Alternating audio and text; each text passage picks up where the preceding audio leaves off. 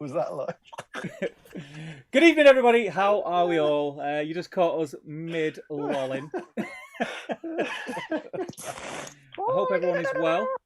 If you could confirm that cameras, microphones, lights, and things are working, that would be absolutely fantastic. But I think we're golden. I've got bars bouncing up and down. At it.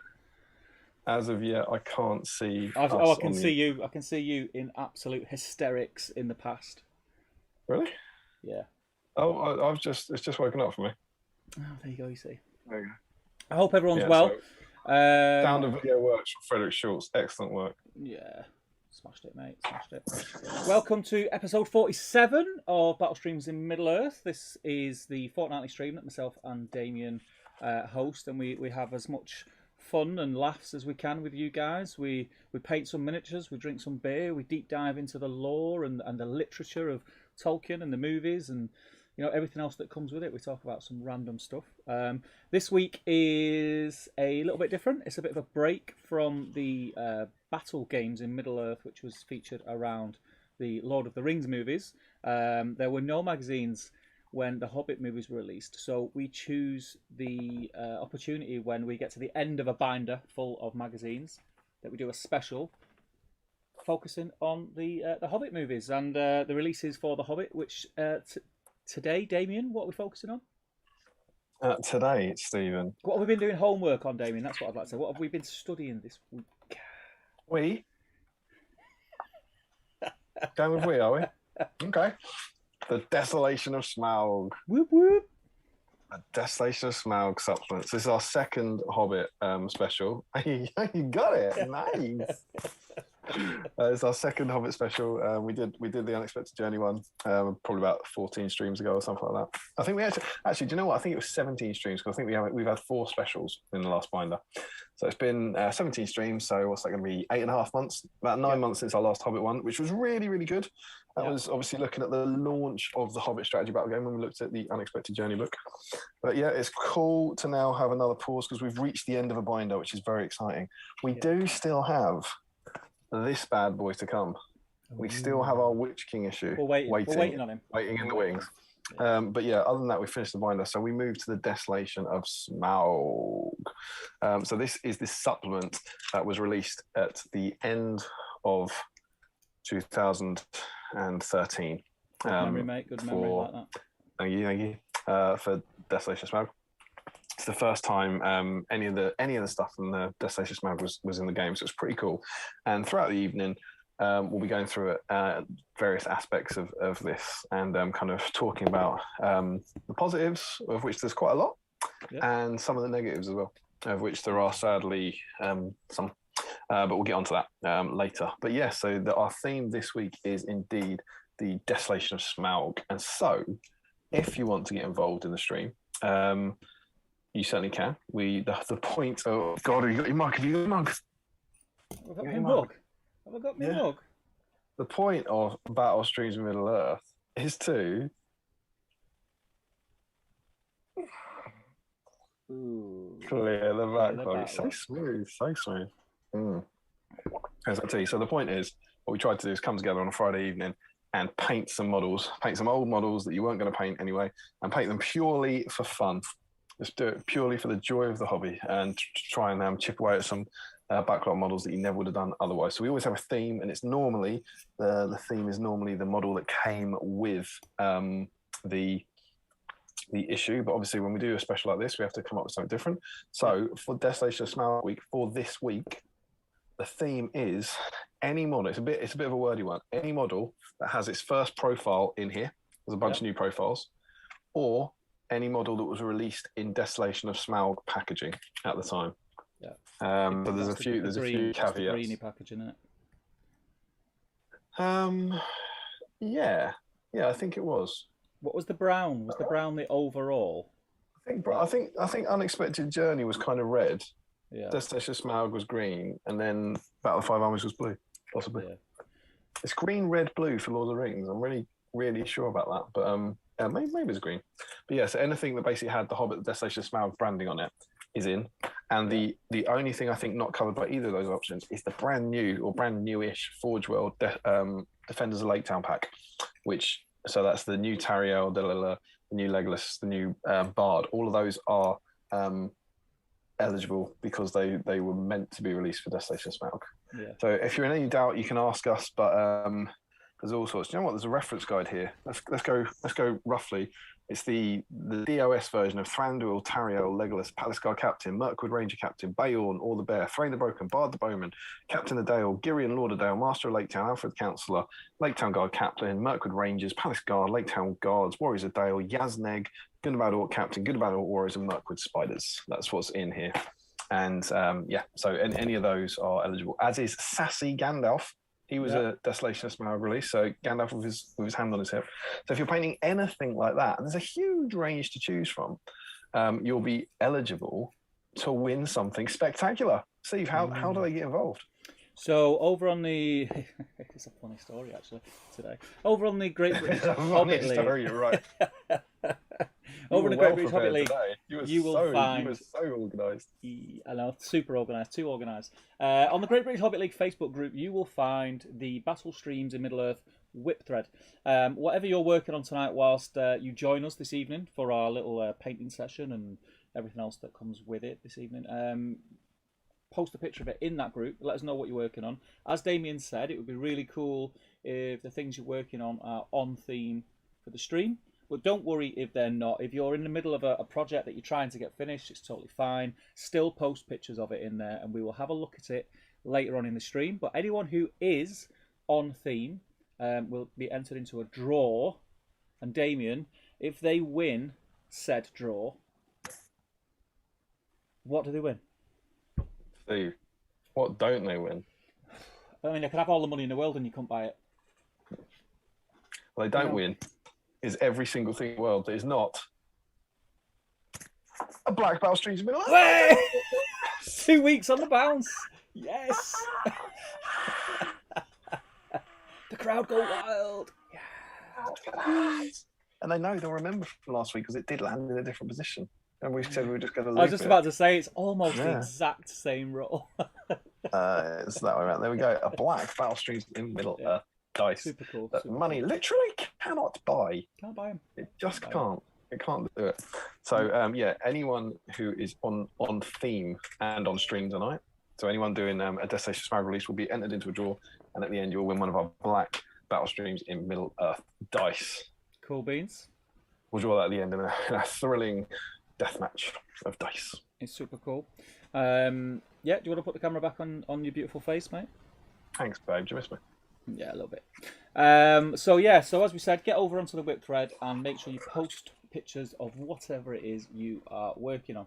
One thing that I noticed, I went back to some of our early streams this week. Oh yeah, great to rewatch. Huge rewatch value. I was in here, and I was working on the other board, which is now gone. And I just started to watch back some of our old stuff. And although the quality, the sort of production quality wasn't great, there's a lot of stuff that we've been a bit lapsed with and we've missed. We've stopped saying, if this is your first time, make sure you let us know this is your first time. We always do it later on in the stream, but we don't sort of say hi to the new people at the beginning. I think you're quite good at saying hi to the new people. Yeah, I'll say hi to the new people, but we don't make a thing of it from the get-go. I'm sorry, we can make a thing of it if you want. Yeah, so what I want to do is, if it is your first time watching the stream, please do make sure you say hello in the chat. We only know you're watching if your name pops up in the chat. We won't embarrass you and drag you into a conversation. We'll just say hello, but it'd be nice to know who's watching, so please do. And also, I did mention this on my stream the other night. It really, really, really, really, really, really, really, really, really does help if you click that subscribe button. Really, really does. I enjoyed your stream the other night, Steve. I was watching along and I got loads of hobbying done to that. Yep. I had a great time. I had a great time streaming the other night. I was a bit nervous because I feel like when I stream now on my own, I feel a little bit lonely. You know what I mean? Yeah. But I had enough people came along to tune in, so that was fantastic. So thank you, everyone, to who popped on. Very well. So Damian, Stephen, do you wanna go through a little bit of an itinerary, or are we just gonna wing it? Or yeah, I've got an idea. I've kind of got three you know how we normally like have a magazine to go through, and maybe we have a deep dive to go through and something like that. There's normally a few things. I think there's kind of 3 bits of the supplement to talk about, and I figure like almost like 1 hour we could talk about a bit and then see what the kiddies think about that, you know, in the chat, and have a catch up on the chat, and then just kind of do that and follow that throughout the evening. Does that sound to you? Yeah, that sounds good. That sounds good. So as we are chatting away, people, make sure that you stick your comments in the chat as well, and we will get to them. We'll try and remember. We kind of sometimes do get a little bit carried away with ourselves and just chat, but we'll try and remember to pop in on a regular occurrence. Steve, dare I suggest that as of right now, the stream's like 10 minutes old and we're both painting? Is that happening? No, because I'm not painting. Is it like painting? I'm building my. Oh yeah, all right. Well, yeah, but hobbying, right? Yeah, we're hobbying. Yeah, that's pretty impressive. 10 minutes in. So why don't we start with that? Why don't we start with that tonight? Like, what are you working on tonight? So tonight I am actually getting banging on theme with what the stream is all about, because the last few weeks, even though I have been hobbying, they've not really been on topic because I've had to get things done. But I am working on yoga pose Thranduil. So I got him out the blister. He's been in the blister since I bought him when he was released. Not touched him because I've got the other original Thranduil, the like very sort of royal looking Thranduil and Thranduil on elk, and the other Finecast one. So I didn't have any reason to build him, and he probably would have just sat there forever. And I thought, yeah, let's get him built. And I mean that's a mega rare model at the moment, right? Yeah. But you just picked him up for like the 12 quid when he was first available. Yeah. And it's a model that I think is a lot of people don't like. It's much maligned, we could call it. You've got it there. You've got it out the spree. You got it in your hand. What do you think? I was one of said people who wasn't overly keen on it. I stand corrected. It's actually a really nice model. I don't know if you remember, a year ago maybe at least, I painted him on stream. I did him for the underrated model, and I thought much the same. I had him squirreled away. I didn't really want him. Got him out, and I thought he was great. It was a wonderful model. Yeah, maybe it is one of those ones that you really only get to appreciate when you've got it in your hand. Yeah, totally agree. It is a really nice model. The detail on the folds on the cloak, really nice. I'd go as far as to say he's probably a better model than the one, like the Regal one, where he stood up, looking very regal. That's a big call from Crow. Yeah, I like it. I think that the first Desolation of Smaug Thranduil is beautiful. Yeah, it's absolutely cool. Beautiful. I'm not sure I'd go so far as to say Yoga one's better than him, but because I think that one is stunning. But yeah, he is good. He is good. I'm liking what I'm seeing. What about yourself? What are you working on tonight? I am working on. I've got 4 of these bad boys. I believe I kind of introduced them when they were white last time, but I've got 4 good and bad orcs. Nice. That's it. Is that all right? Yeah. So these guys, for some reason, they've been in my to paint drawer for literally about 4 years. I painted my Gundabad army in 2016. I think I said in the last stream that I bought right at the end of that. So this is for the doubles tournament. Lots of people have kindly mentioned my Gundabad blogs in the last couple of weeks, but for that, the last thing I did was do a captain and a banner bearer, and so that was bought back when you had to buy. You bought the Gundabads in packs of 3. So I bought 6 more, converted 1 into captain, 1 into the banner bearer, and I had 4 left over.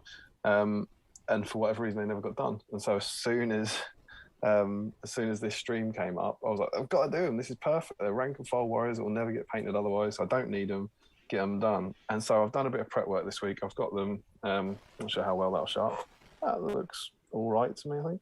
They're based and shaded. And can you see the wonderful Generation Shift bases are finished? Nice. They're painted. So the way I've always done these, because the model has messy base coating and washing, and the base has messy dry brushing, I've always painted these, doing the base coats and the washes on the normal bases, then completely painted Matt's bases. Yeah. And then glued the model onto the base to do the highlights, which won't be messy. That's always the process I've used.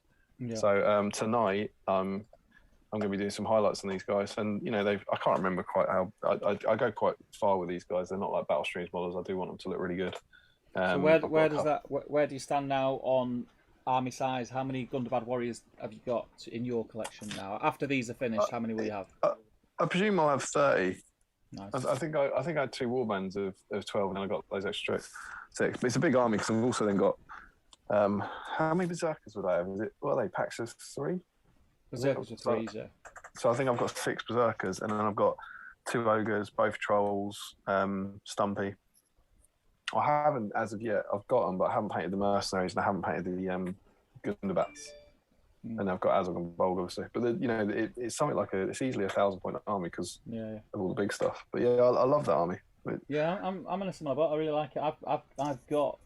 I mean, I'm looking at it now. It's on my shelf. My Gundabad army, I think, barring which I mentioned last time, some berserkers that I want to paint. Everything else is painted. All my warriors, similar. It looks like there's about 30. Stumpy, 4 backs, 2 of the big trolls, 1 with club, 1 with sides, 2 ogres. It's a beautiful army. It's a beautiful army. Great looking army. I think it was on camera on top table. Do you remember when I used it? Can you remember the battle report that I used it? It was one of the only showings when Cole came on the channel. I remember. Yeah, I remember when you played Cole. Yeah, and he kicked my ass. I swear, isn't there a point in that where you tried rancidly cheese him out or something?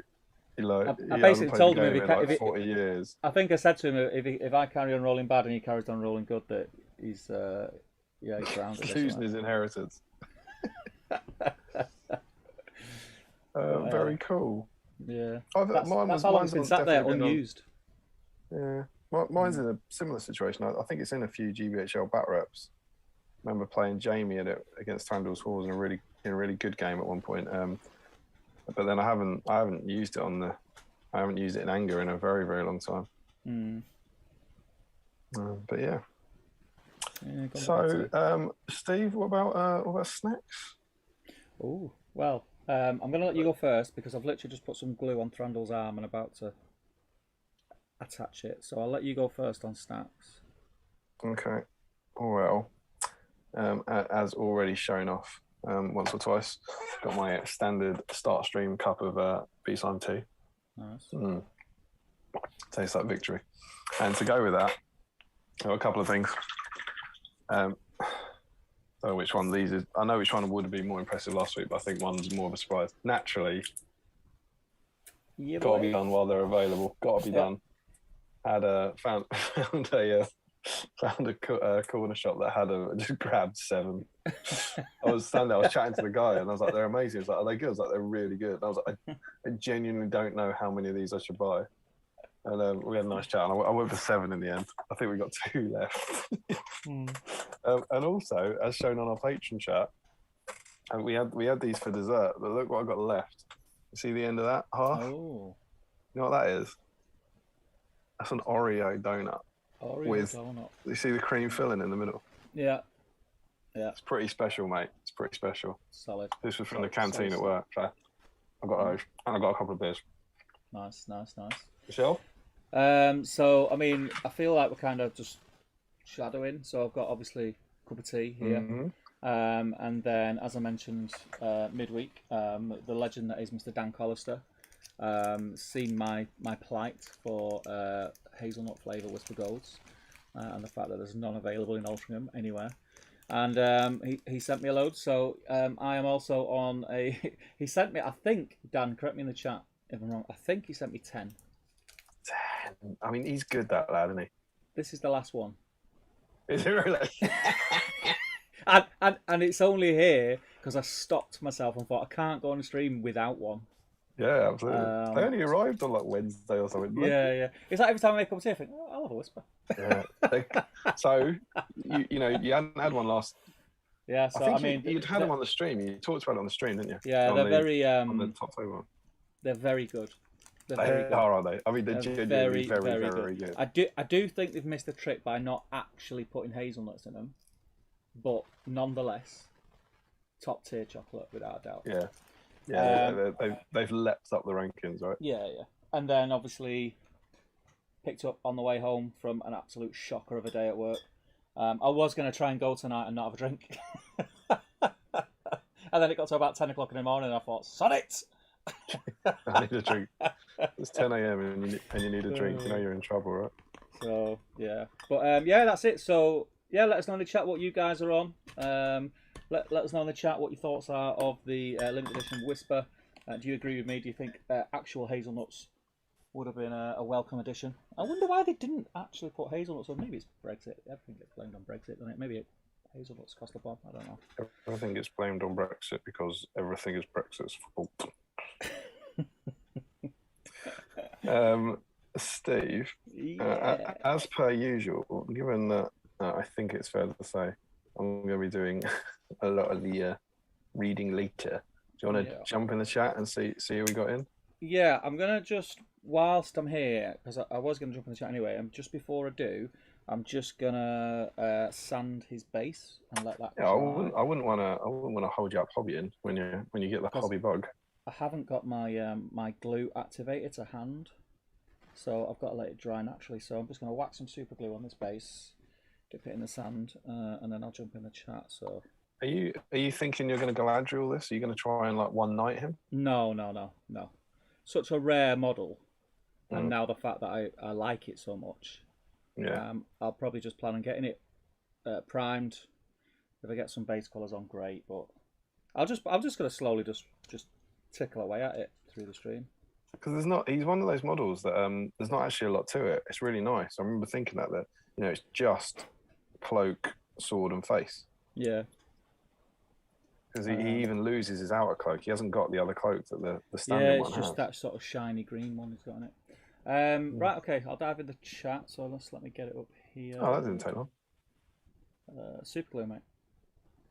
That's the way forward. Click that.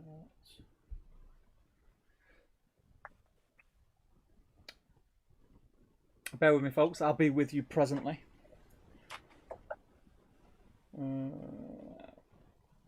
Live stream, live chat. Here we go. Right. I did notice that pre-stream the chat was pretty busy already, which is fantastic to see. I love that. It sort of gets us psyched and in a good frame of mind for when we actually do go live.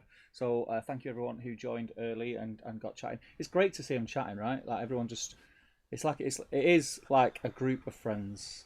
Yeah, there was something else I kind of wanted to say that we don't normally do this sort of thing on here, but it just feels particularly pertinent today that a lot of our international friends won't know this, but today's been a particularly bleak day in the UK. There's a member of parliament was stabbed doing his job essentially, and it's dreadful. And he's a father of 5, I think, and it's irrelevant to your politics. It's just absolutely horrific. It's sickening.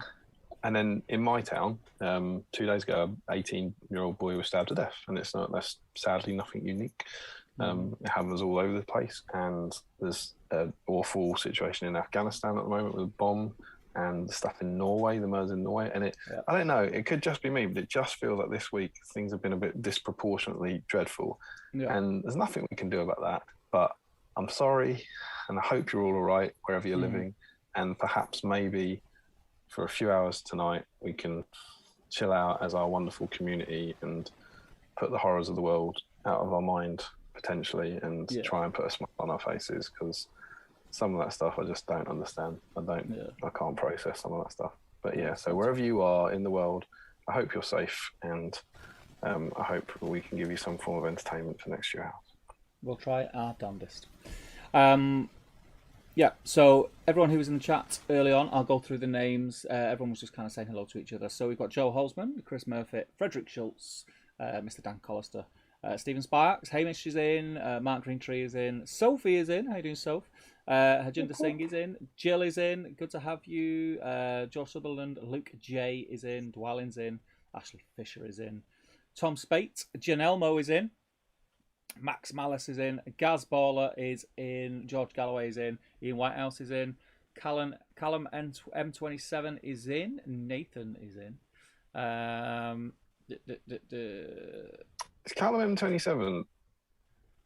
Oh no, is that Callum Rutter? I'm not sure. I can't remember. Yeah, I can't remember. This is the problem with YouTube. Let us know, Callum. Nathan's discussing the hotness of Bryan Adams. The hotness. The hotness. It's pretty hot. He's in my top 7 favourite Canadians. And I include Bryan Adams in that.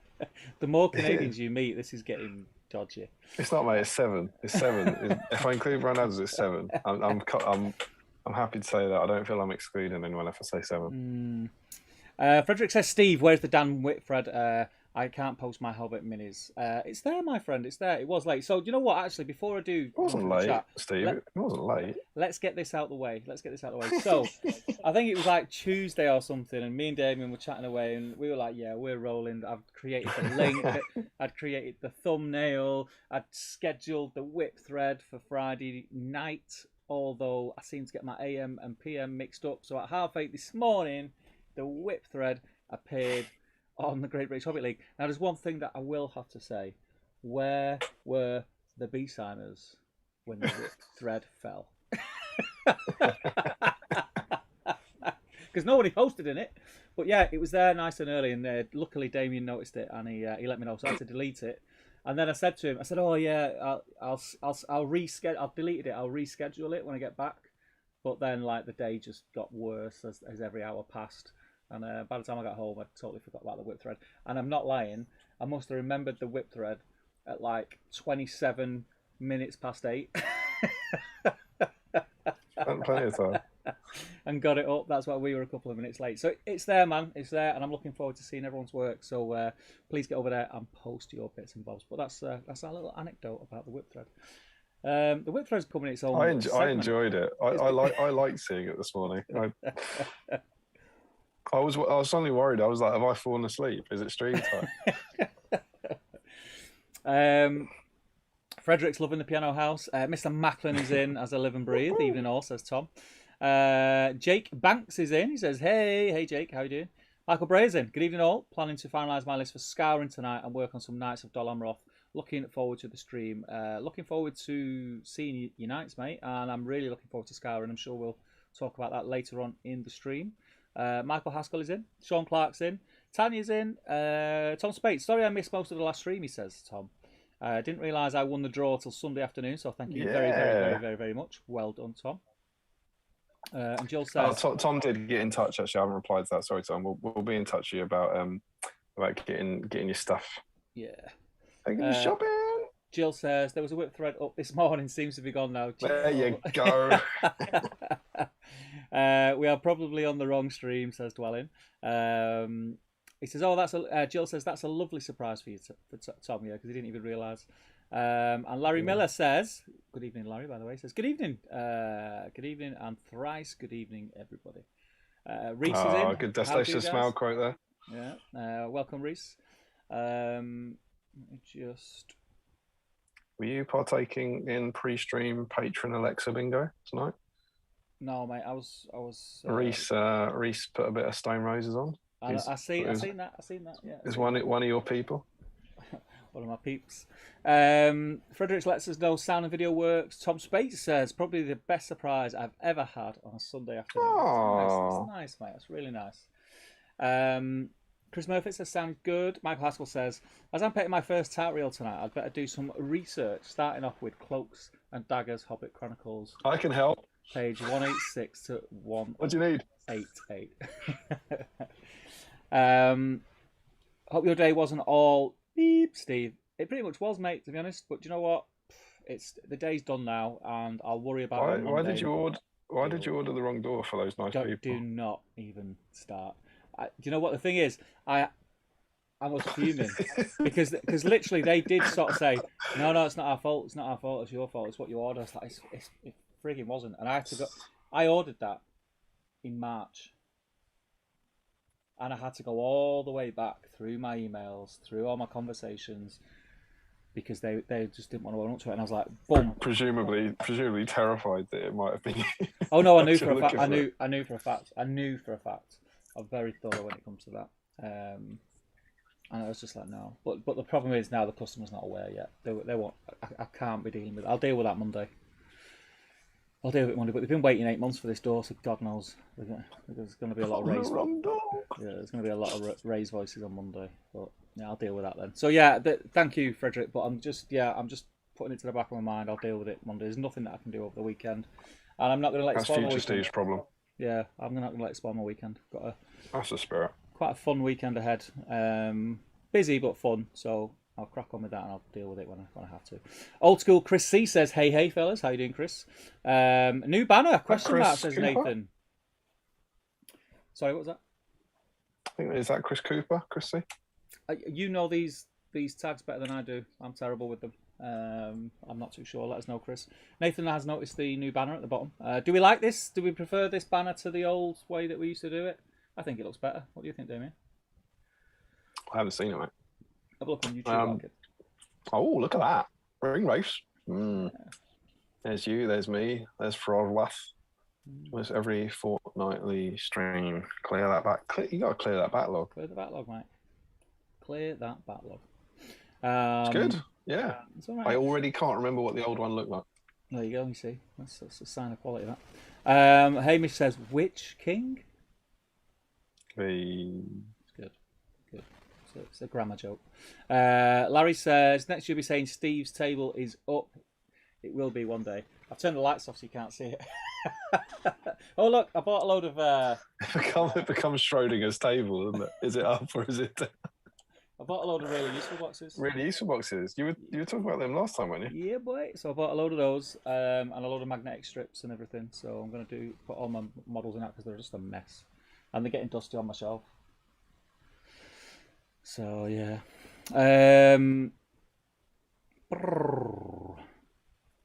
Look stacked, Larry, says Nathan. Mitch says, did anyone else pronounce it as Smaug until they saw the films and heard them as Smaug? I think a lot of people do.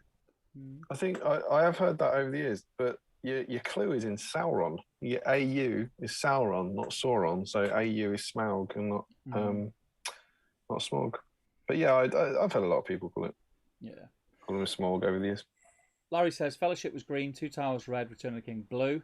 Aaron Noonan's in. How you doing, Aaron? He says, good evening, everyone. How are we all? I'll be painting up Thorin's company, Bilbo and Gandalf tonight. Good man. Joe Osman says, my Bayonne came in yellow brownie DOS packaging. Josh Crosby says, wanted to paint Tauriel this week at last, but realised I actually need her for an army, so that wouldn't fit the bill. Yazneg for October then. Josh Crosby, of course, the second of our 3 winners last week. Yeah. I'm just going to scroll down and hope it doesn't jump to smithereens. Larry says, while Unexpected Journey was brown, Desolation a paler green than Fellowship, and Battle of Five Armies was, I think, a paler blue. Paler blue. Yeah, that's what I went with, a sort of yellowy brown and then green and blue. Yeah. But I think the GW packaging sort of stayed the same. I think it was that pale, like the clan plaques. I don't think they changed like it did for Lord of the Rings. I think it was that pale yellowy brown on all of them. I don't know. So I remember, the Tauriel box. I think it's actually pictured in a white drawer. You know what? We're jumping ahead here, but I've got pictures of the releases from the days I used to do this in white dwarf. This is what I'm talking about. But, see what I mean? Yeah, it's like so brown. They're the same. That's the same as Unexpected Journey, but then the plastics have this. They've got blue here for Desolation on the green, and that was what was different to Unexpected Journey. Yeah, but that's what's confusing people. I think the Desolation of Smaug book is green. Yeah. Who the hell knows? Well, wasn't the I might be mistaken. You might correct me if I'm wrong. Please do. The plastic Tauriel and the plastic Legolas, because they were singular first, weren't they? Weren't they greeny? Oh, I've just shown you. No, I mean, weren't they like that? No, I've really just shown you. Oh, have you? Was that Tauriel thing? Sure. God almighty. What do you say? Correct me if I'm wrong. Literally, I was like, that's Tauriel and Legolas. Oh yeah. Yeah, I've created this image in my head. Yeah, I'm wrong. Let's move on. Paints on a 4-up. He's in. Hello, pal. He says hello. Thing you just held up. Was that changed colour? Maybe it's just up north the green. Camera, there's a live and breathe. Maybe down south the brown, and up north the green, mate. Paints on a 4-up. He says, "Hope you're all good. We're all good, mate. Hope you're good." Frederick says, "Wow, Battlestream 6. Battlestream 6. What does that mean?" Sure that means. SIX? Are we talking about? No, the number 6. Battlestream 6. Oh, Battlestream 6 on the dice. Oh, Battlestream 6, of course. Battlestream 6. Of course. They would have been furious with us if we hadn't got that. Yeah. Hamish says, false advertising, they don't roll that well in game. Mine do. Mine roll pretty well. They do, mate. I think the tide is turning. I think people are coming around to them now, you know. Yeah, I agree. Andrew Pennington's in. He says, evening all. How are you doing, Andrew? I hope evening, well. Andrew. Tom Goff is in. Says, wasn't a fan of Desolation of Smaug. Thought Goblet of Tom Goff? Tom Goff. That's is that your pal? Yeah, it's not not Chris. It was my second doubles partner. That's non-gamer good friend of mine, Tom Goff. Good to have you in, Tom. He's in. Hopefully Julie's watching along as well. He says he wasn't a fan of Desolation of Smaug. Thought Goblet of Fire was a better movie in the trilogy. See, these people are here. They're here to hurt me. Why are your non-nerd friends coming in the chat and taking the mic? Yeah, they're coming in here messing with stuff. Todd Egbertson, he says hello from the USA. How you doing, Todd? Joe Holzman says Steve's quite good at saying hi to less new people.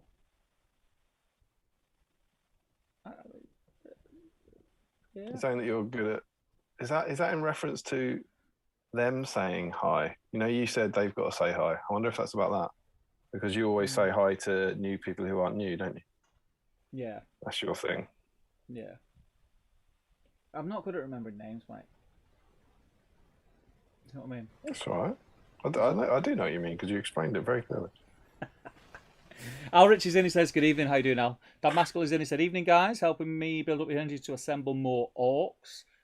More orcs are those, Dan? Tom Goff says, a model in the hand is worth 2 in the bush. Say nothing.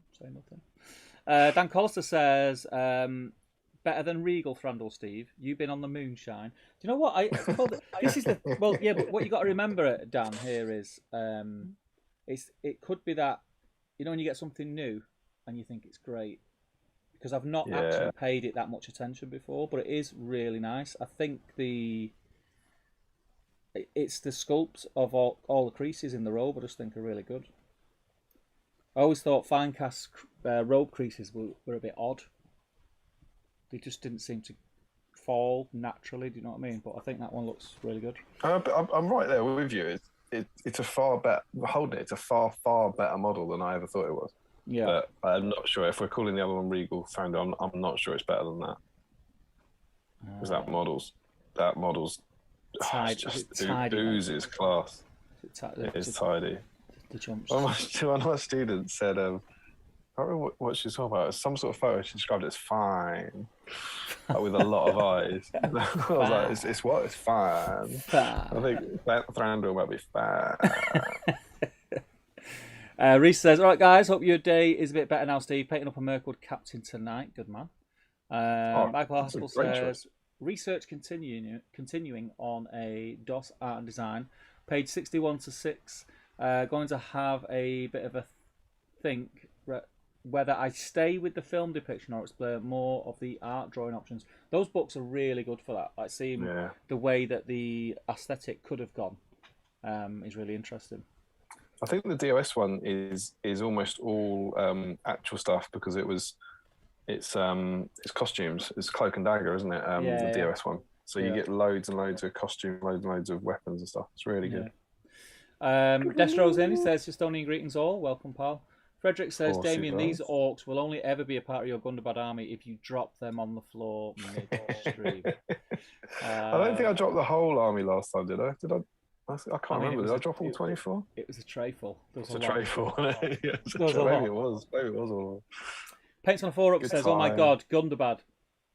Is that from your Gundabad hobby vlogs? Those videos were what decided that I got into Azog's Legion, and I won a 600-point game with them today against Doran's company. Thanks, man. That's lovely. Yeah, I love that army. It was a fun project. It's a super cool army. It looks awesome. Joe Husband says, "What are the odds both Damian and Steve managed to save one of them for stream?" I'm assuming. Yeah, we did it, man. We did it. These bad boys. Good work, Steve. Dan says, "Yeah, 10. Fair's fair. Sent Damian 10 Yorkies." He's very good. Can I say, as Dan Collister is in, and we've reached Dan Collister, I think we should do a bit of a shout out because I don't know if you know this, but Dan and he actually has a podcast. He does have a podcast. He does. I don't know if you've heard of it. It's called Out of the Frying Pan. I've been listening to a lot of his podcasts this week. They're good, aren't they? As motivation, because I've missed. I think I missed the last. How many did I listen to this week? I want to say I listened to 3. That I'd 2.5 of those I've not heard before. Because I tend to put them on. You know, when I'm in here working, I tend to just put them on because it's hobby chat and talk, and it keeps me in that mindset. But they're great podcasts, really good podcasts. And thank you. I think I already thanked you.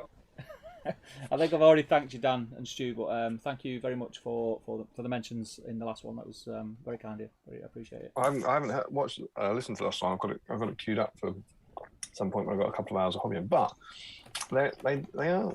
It's a great podcast. Him and Stu that do Out of the Frying Pan. And tomorrow there is an open day called CrackCon. It's not a big drugs party. It's not what you think. I was just about to say it's not what you think. I know. I saw your eyes like, oh, that sounds like my kind of thing. But the plastic crack podcast are doing an open day at Swords and Boards, which is a indie hobby shop, I think, and it's in Derby. And so they're having this big open day, and as I live and breathe, Dan Collister and Stuart Mack will be there in person for real with an Amon Hen board. So they're going to be there as sort of like Out of the Frying Pan, like promoting their podcast and promoting the game and promoting cool. So they've got an Amon Hen table where they can play the scenario. I presume you might be able to join in. And rumor has it, and I can't confirm this, but I've seen pictures. I think they might have stickers. Ooh. I mean, yeah. I'll recheck the box, but I'm pretty sure there was no stickers in with my whispers, Dan, just saying. I didn't get any stickers. No, I didn't get any stickers. Nightmare. You know what I mean? I think they might have stickers. And I'm sure if you are about and you are available, they'd appreciate it if any B-simers popped in. Yeah. And made themselves known. But that would be super cool. If I could, I'm having a guy over tomorrow doing some building work for us. If I could go and just, look at Dan Collister and Stuart Mack all day, I'd do that. Yeah. Where is it, Derby? Yeah. Yeah, so if you're in around Derby over the weekend, then yes, that's it. Go on, pop. Go on, go ahead. If you're not in or around Derby, it's probably not for you. So yeah, Swords and Boards, the hobby shop. They're going to be there. I presume for all day tomorrow. But go and help them out. Go say hi and go and go. Woo, woo, we love you. Oh, yeah, insist that they only play with B-Sign dice. That's the thing. Yeah, absolutely. I hope so. But yeah. Good luck with it all, Dan. Off chance you've been living in a cave and not listened to Out of the Frying Pan, which I'm sure isn't true of any of our watchers, go and check it out because it's super awesome. Yeah, it's cool. Tom Gott, go and listen to Out of the Frying Pan podcast. You'll love it. It's right up your street. Right up your street, mate. Mr. Gazballer says, try the Nopper Nut Bar, Steve. I've had about 8 this week. I've had them, mate. They're nice. They're really nice.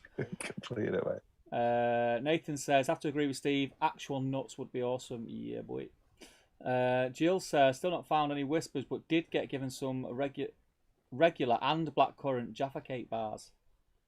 Not into Jaffa Cakes. Oh, they're the she put a post on that in the Patreon chat. They're the ones I had them for Halloween last year. I was going to say, is it like a Halloween thing? Yeah. Yeah. Frederick says, doing some green stuff work during the stream. Haven't done that for a while. Yeah, it's been a while since I've seen some of your conversions, mate.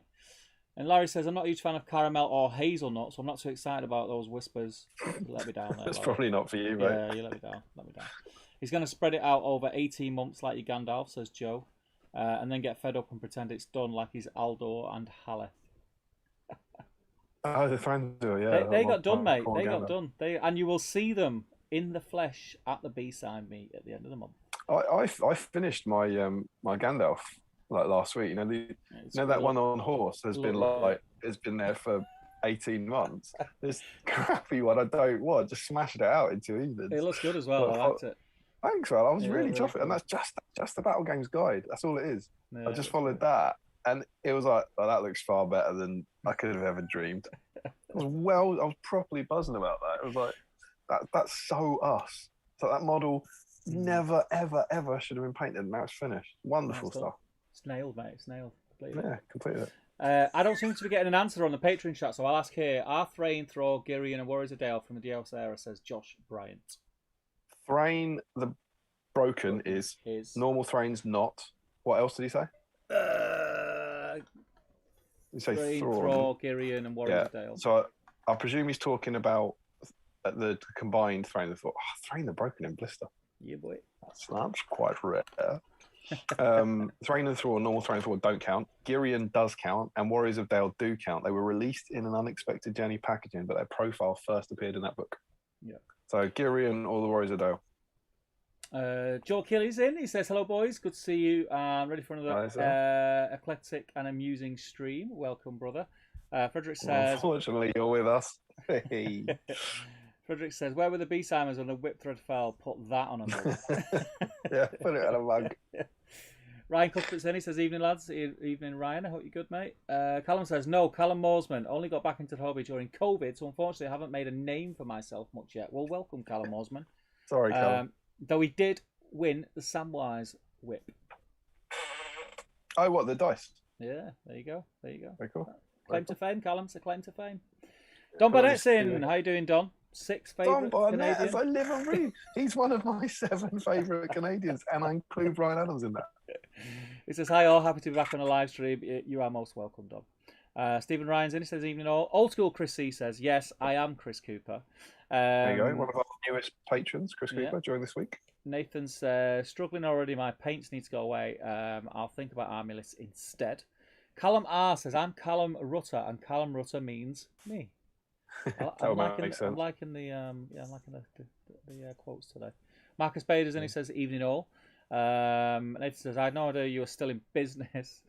It's going to be the theme of the night. It's good. It's funny. It's like what they say in the film.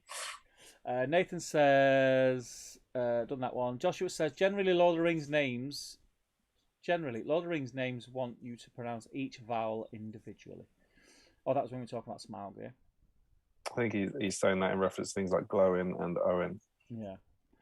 Frederick says, always pronounce Sauron and Smaug the right way, as that's the way you'd pronounce it in German, funnily enough. And Gaz says, I've also been magnetising my models and putting them into really useful boxes. 2 Steve bought 14 boxes. Well, I got, how many's there? It was Ryman have got an offer on the office stationers people. 1, 2, 3, 4, 5, 6, 7, 9. I got 9, I think, for 34 quid. One of a useful number. 1 of 9. What's that from, Matrix? Yeah, it's Captain Picard, I think. Ryan Cuthbert says, Tario for me tonight. I'm expecting Damian will be happy with my decision.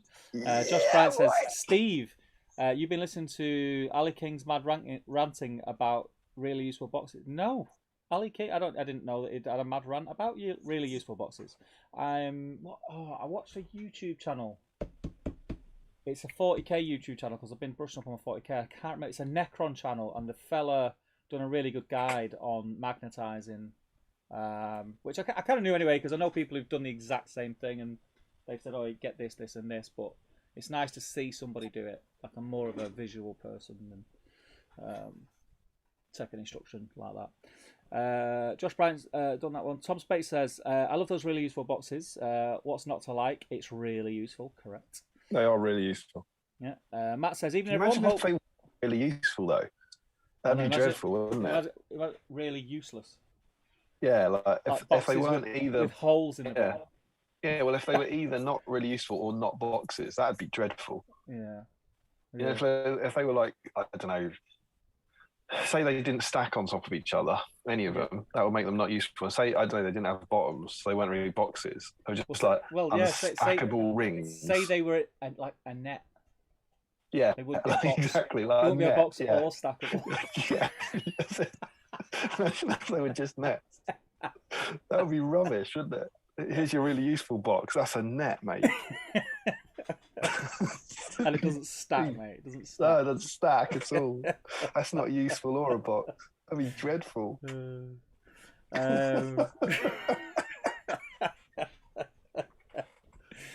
Matt says, "Evening, everyone. Hope everyone is getting lots painted. I'm trying. Well, I'm not painting. Well, I will be painting. He's dry now, so in a moment, I'm gonna finish this, get through the chat, and then I'm gonna prime him." Old school Chris says, "Crack con, no belts allowed." Reese says, that's a shame. Oh, you don't want to see that at this level. Stu and Dan's podcast is really good. Enjoy listening to it whilst painting, says Reese. Same. Swords and Boards is such a good name for a hobby shop, says Callum. It is, isn't it? I thought that. Yeah. This week's guest star on At the Frying Pan was particularly top tier. Oh, yeah, so Nathan was on. He did the death match thing with his troll. The troll versus Arrow.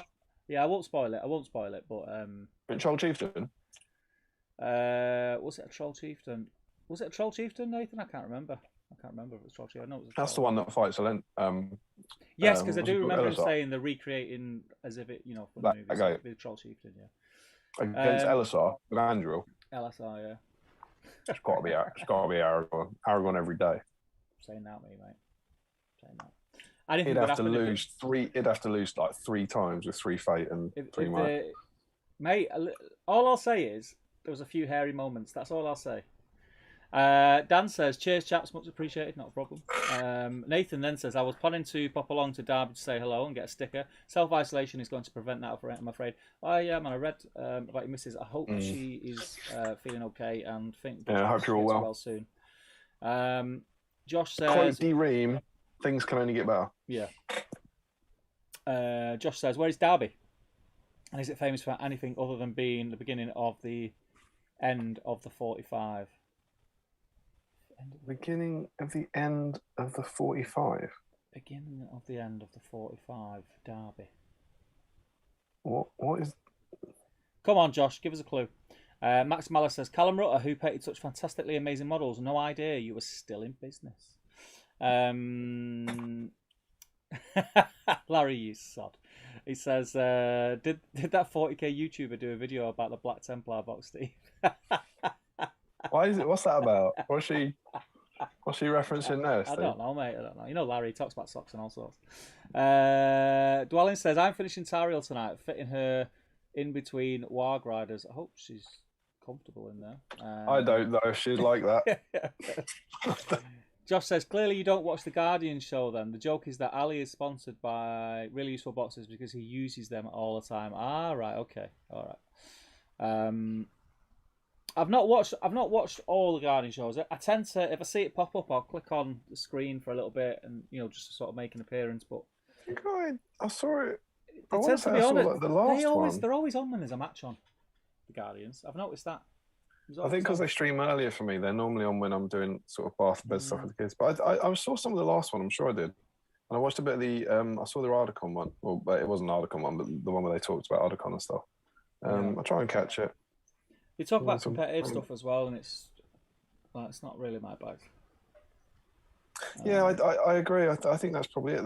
It's a show that's focused on the kind of competitive side of things, and that's not really what I'm into at the moment. So, but it's nice, I've got a lot of time for doing Ali and Gethin and all those guys. So Dewey was my doubles partner at the last Dewi at the last Seven Stones that I attended. Very cool. Yeah, it's cool. Larry says, "Also, I wonder who Damien's 7th favourite Canadian is if he doesn't include Brian Adams." Well, I don't think I'd know. I think that's the point. I think I've got 6 good Canadian pals in the nerd community, and then obviously Brian Adams. So it's more the case that I don't feel comfortable saying any of those 6 don't make the list. But then after it, I don't know who I'd add on after that. Yeah, it is tough. It's a tough one. I feel like I'm forgetting one now. I feel like I've only... Is it top 6? That's hurtful, isn't it? Yeah. You have a ponder. I've got my 4. I've got my 1. That's 5.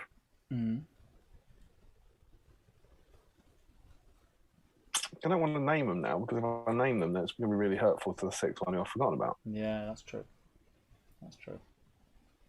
You have a think, mate. You have a think. Josh Bryant says Tamriel, Elder Scrolls fan, dwelling. I think I've got a feeling I missed a comment here. YouTube, clearly. Nope. Frederick says, sounds like the worst YouTube sketch ever. Here's your useful stackable box, mate. That's a net. That'd be hilarious. Callum said, I'm pleased to find you remember something about me, Max, even if it's only models someone else painted. Nathan says, I'm still waiting on Poundland to release not as useful as really useful boxes. And Dwelling says the A45 ? Oh, are we on motorways? Are we there yet? Oh, is that the Derby thing he's talking about? Is it the beginning of the A45? Must be. Oh, that's grim. Stephen, you have 85 new notifications. That was popular. Oh no! Terrible. Oh, look how many notifications I got. Oh, my diamond shoes are so tight. Oh, it's awful-ing me. Just saying, you know. Geez, the English need to brush up on their history curriculum. What happened in 1745? Mate, I can't remember what happened on Tuesday. Damian, 1745? I don't even know what that's in reference to. Don't know. Horace Level 3 says, late to the stream tonight. Have to write out 2 1,000-point army lists for tomorrow. Return of the King Legendary Legion and Black Riders Legendary Legion. Black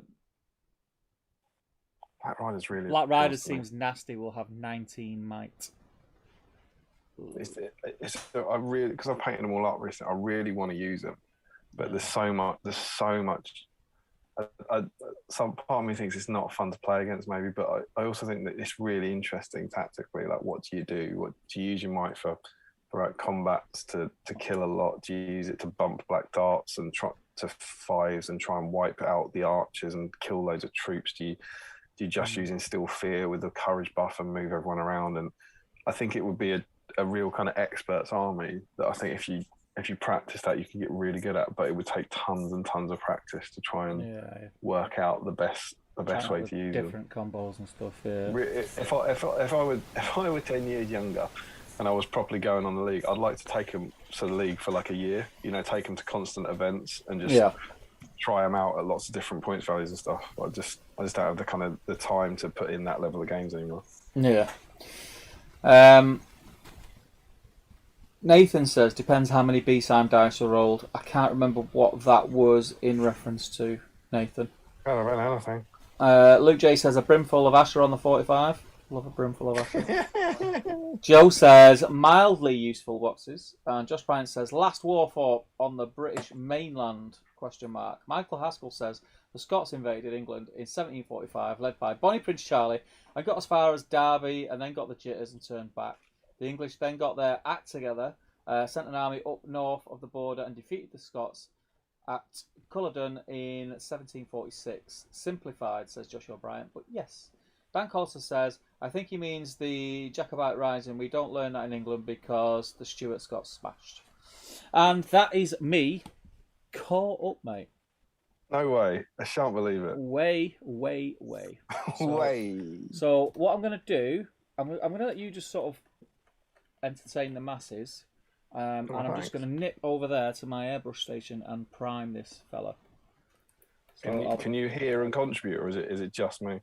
It'll just be you. I can unplug, but if I unplug, because you're coming through the speakers, I'll tell you what I'll do. I'll mute my mic and unplug so I can hear, and I'll give you thumbs up and thumbs down to stuff. Why do you give me thumbs down? Boo, rubbish idea. So, this is strange then.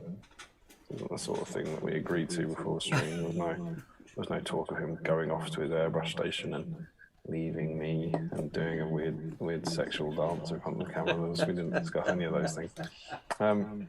But I suppose with no one to talk to, it would be a good place to start. Setting the scene for Desolation of Smaug week. That let's kind of recap where we were for Unexpected Journey. That we went through the Unexpected Journey release some 17 streams ago, and for the first Hobbit film, GW went really big. People commonly say, oh, they didn't put a lot of support into the Hobbit. They did. They put tons of support into it. And we went through that in the last stream. They released loads of plastic kits. They did a huge release for An Unexpected Journey, including that wonderful hardback book that we looked through last time. Loads of new kits, and there were months and months of releases. I want to say it's about April or May in 2013. They were releasing stuff for An Unexpected Journey. So that was really good. But then something happened, and I don't think anyone really knows what, to be fair. But clearly it didn't catch fire in the way they were hoping it to. And I think that's true of The Hobbit in general. I think you saw this in a lot of merchandising. I think it was hurt by the split to 3 films. I think you saw like Lego kind of got hurt by that sort of thing and dropped the license kind of quick. And the action figures, the Bridge Direct action figures, they gave up the ghost and all these sorts of things. So I think GW were hit in that kind of area. But what we started to see is through the course of that year, so this is 2013, we were coming up to Desolation of Smaug, there was then no more coverage of The Hobbit. So as memory serves, you had that great launch issue of White Dwarf that had tons of stuff in. And then after that, I think I'm right in saying the next 11 issues had no Hobbit content in them whatsoever beyond showing the new releases. So every month you get shown the kind of cool new models, lots of new models, but there was never anything to support it. No battle reports, no articles, no Hobbit articles, anything like that. And it all became a bit weird. And I remember everyone sort of saying, well, you know, in that year, in the first half of that year, there was very much a feeling of kind of, well, this has been really good, but it's a bit annoying that they're not supporting it. They're not kind of promoting it or anything like that. And the thing that kept coming up throughout the course of the year was that the limited edition Escape from Goblin Town box didn't seem to be so limited, and it never in. Where did it go? It probably went for Battle of Penfields, wasn't it? So 2018. So 6 years later, the limited edition box was still on sale, and we don't know. No one's ever. It's never been formally addressed at a seminar. But were the numbers ordered massively wrong, or well, I suppose either way the numbers are wrong. But were they wrong because it was a mistake of how many they ordered, or were they wrong because just far less people bought it than they thought they would? The rumor I've heard, and I really don't know, I'm not going to say this is the case, but was that they prepared for it to do as well as Return of the King at the height of the Return of the King sales, and that's kind of how many they went in with. And but for whatever reason, clearly, at some point in 2013, GW management would have been getting a message that The Hobbit wasn't doing very well. It would seem that this box wasn't selling out, and we're not going to promote it further in White Dwarf. And it all got a little bit ominous, I think it's fair to say. Steve, is that you back with us? Yeah. How did your priming go? All primed, mate. All primed. Yeah, all primed. Did you? I saw some nodding along. Do you think that's a fair summary? Yes. Yeah. There was all sorts of rumours, weren't there, about someone mistakenly adding a 0 on the end of the print run order and things like that. And yeah. I really find that hard to believe. First off, in such a big company and the amount of checks that things would go through before they go to print and press, and yeah, it is probably more like the fact that when The Hobbit was released, like you said, the what's the word I'm looking for? The desire for the game wasn't as high as it was at its height of the Lord of the Rings movies, which was very high. Like everybody was playing it. There was always games of Lord of the Rings going on in Games Workshops when you walked past or went in. And that just wasn't But the also, case it with the grew. You know, it wasn't like that when Fellowship came out, and it grew as Two Towers came out, and then it became really big when Return of the King came out. And so it would, in a way, it would make sense that you would have to grow the Hobbit in the same way. But supposedly, and again, it's anecdotal, and I don't know it's the case, but it seems as though they kind of almost forecast it as if it was the kind of third year rather than the first year again. Which it, you know, obviously kind of was, wasn't it? Because the game had been out for, you know, it was the whatever it was, 10th year, but they kind of forecast it as an existing game rather than a new game. But who knows? But the kind of little bit of context that I think is important is that throughout 2013, given how well they supported the launch, things were a bit weird in the game. I remember, you know, on the One Ring forums, like, why isn't there any more content? Why aren't they doing anything with this game they just launched? Yeah. And all we got later was, I want to say around August or September, they released Azog and the Three Young Dwarfs. Because Azog hadn't been designed, obviously he was the new Azog. So quite late in the year, about somewhere in the summer, I seem to remember it was, we got the Three Young Dwarfs, which I'm guessing they didn't know were going to be in a prologue, and Azog. So it felt like they'd sculpted these 5 models new. Yeah. That was the kind of assumption, that everything else was planned, and then these 5 models weren't available at the start of the launch because they hadn't known they were going to be in the thing. I think that's fair. Yeah. Yeah. So, as was their wont at the time, there was absolutely no promotion for the Desolation of Smaug. There was nothing, just like there wasn't for Unexpected Journey, to be fair. There was no advance, there was no next month in White Dwarf, there was no previews at all. I saw a post up today, sort of saying, you know, I wish GW would engage with us more. And it's like, they engage so much with us, I think, like now, through seminars and through previews and all that. You know, during the Hobbit era, there was absolutely nothing. You didn't know anything whatsoever until the stuff was released.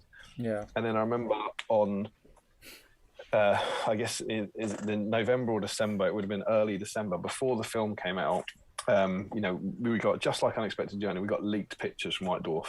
And everyone was literally going, you're waiting for the December White Dwarf and hoping it had Hobbit stuff in it. It might seem mad now to think, but that was the genuine thing. We didn't know if there was going to be Desolation of Smaug releases at all. Yeah. You know, we assumed there would be, but there was no advance warning, no build up to it, and literally we're just waiting for that White Dwarf to come out and hoping it had a ton of Unexpected Journey stuff in. And that White Dwarf that launched Unexpected Journey had Thorin, Bilbo, and Gandalf on the front cover. Yeah. And it was a really good issue with loads of Hobbit stuff. And when the December 2013 issue of White Dwarf came out, this was on the cover. And I genuinely remember, and you could probably go and find this on the one. Yeah, it was like, hang on. Yeah. With respect to Escalation, where the hell's the Hobbit? And it is up there, look, the Hobbit, the Desolation of Smaug. Yeah. Now, there'll be a few bits on this throughout this, but I think I'm going to say I'm the Hobbit game for this. I think I'm offended by this. It's like, I can't have the cover on the 1 month that we're launching the new edition of the game, or but it could have been new edition at that point. Remember this? There was loads of speculation in the year that the big rule book, was called The Hobbit: An Unexpected Journey, and it was like, so think about what they did with Fellowship, 2000, Return of the King being 3 new editions of the game. So there was a lot of chatter of, what are we getting for Desolation of Smaug? Will it be another one of these? There's no reason to think that it won't be, you know, the Hobbit, the Desolation of Smaug version, or are we going to get a supplement book? Whichever we're getting, you'd hope you might get on the cover for once, one month a year. I remember. I can like almost remember exactly how I felt, and I remember kind of convincing myself, oh, they're just holding out for Battle of Five Armies, this little supplement. Don't worry about it. They've obviously got something in the works. We're gonna get another big blue rule book for the Hobbit. Blah blah blah. We're gonna get loads of stuff. Yeah, I mean, more spectacular release for Battle of the Five Armies in 8 months, eh? Suffice to say, it doesn't get better. But I remember this, and do you know what? This is my dedication to Outstreams Middle Earth. I got this for this. I've ordered this off eBay. I for some reason I must have bought. I can't work out. I would have bought this issue, and I wonder it was a time when I was getting digital versions on my iPad, and I wonder if I got it on that. Yeah. But I couldn't find this issue, so I've ordered this. Is fresh. This was posted to me in the last couple of weeks. My physical copy of it, and so you open it up. And they with your opening salvo or whatever, they bang on about escalation and 40k is huge to them. I get it. And then he says there's also a raft of gorgeous new miniatures for the Hobbit, the Desolation of Smaug, and a fantastic new expansion book out in December. Legolas, Greenleaf, and Tario in particular are two of the most exquisite plastic characters you've ever seen. You can wet these and more marvelous Middle Earth new releases from page 4 onwards. And then, to be fair, as we go in, check this out. New releases, look at that. Whoa. Double page. And then, get this. Remember this sort of thing? Look at that. Look at that, bro. Look at that. That's pretty cool. Yeah. Obviously, loads of new stuff. It's this weird bit where the Goblin King attacks Merc or whatever. Then look. New releases. New releases. Bring it back. Bring it back. New releases. New releases. Or else out of Bond. New releases. New releases. Right at the front of the magazine. And they got there's 20 pages. 22 pages of new releases all about the Hobbit. So actually inside that was pretty good. It was like I cannot understand. By all means, anyone got the complete collection of White Dwarf, feel free to prove me wrong with this. Can you imagine another issue of the magazine where there is 22 pages of new releases for something that doesn't make the cover? It is weird. I think that's weird. It is weird. But and I think it speaks volumes to, I don't know what GW's message was at the time, that they do Warhammer, they do 40k and whatever. But so inside they do loads of that, and so you're reading through that, and they're pretty good. They're even if you look at the Mirkwood Captains, right? That's what you get for Mirkwood Captains. 2 full pages, massive, really nice pictures, and a fair bit of detail in them from a White Dwarf writer with the initials AT. I can't imagine who that might be. Some young chap who might have been involved in the writing of the rules. But yeah, Adam's waxing lyrical about all his favourite different of the new releases, and it's kind of wonderful. So there's loads of it, and I'm trying to pretend like what I felt there, trying to put myself back there. But I was like, 22 pages of new releases. This is going to be brilliant. Do you know what's inside here in total for The Hobbit? Go on. 31 pages of Hobbit content. Now, 22 of those are new releases, right? So then after that, you get 22 pages at the front, right? And then honestly, you get nothing.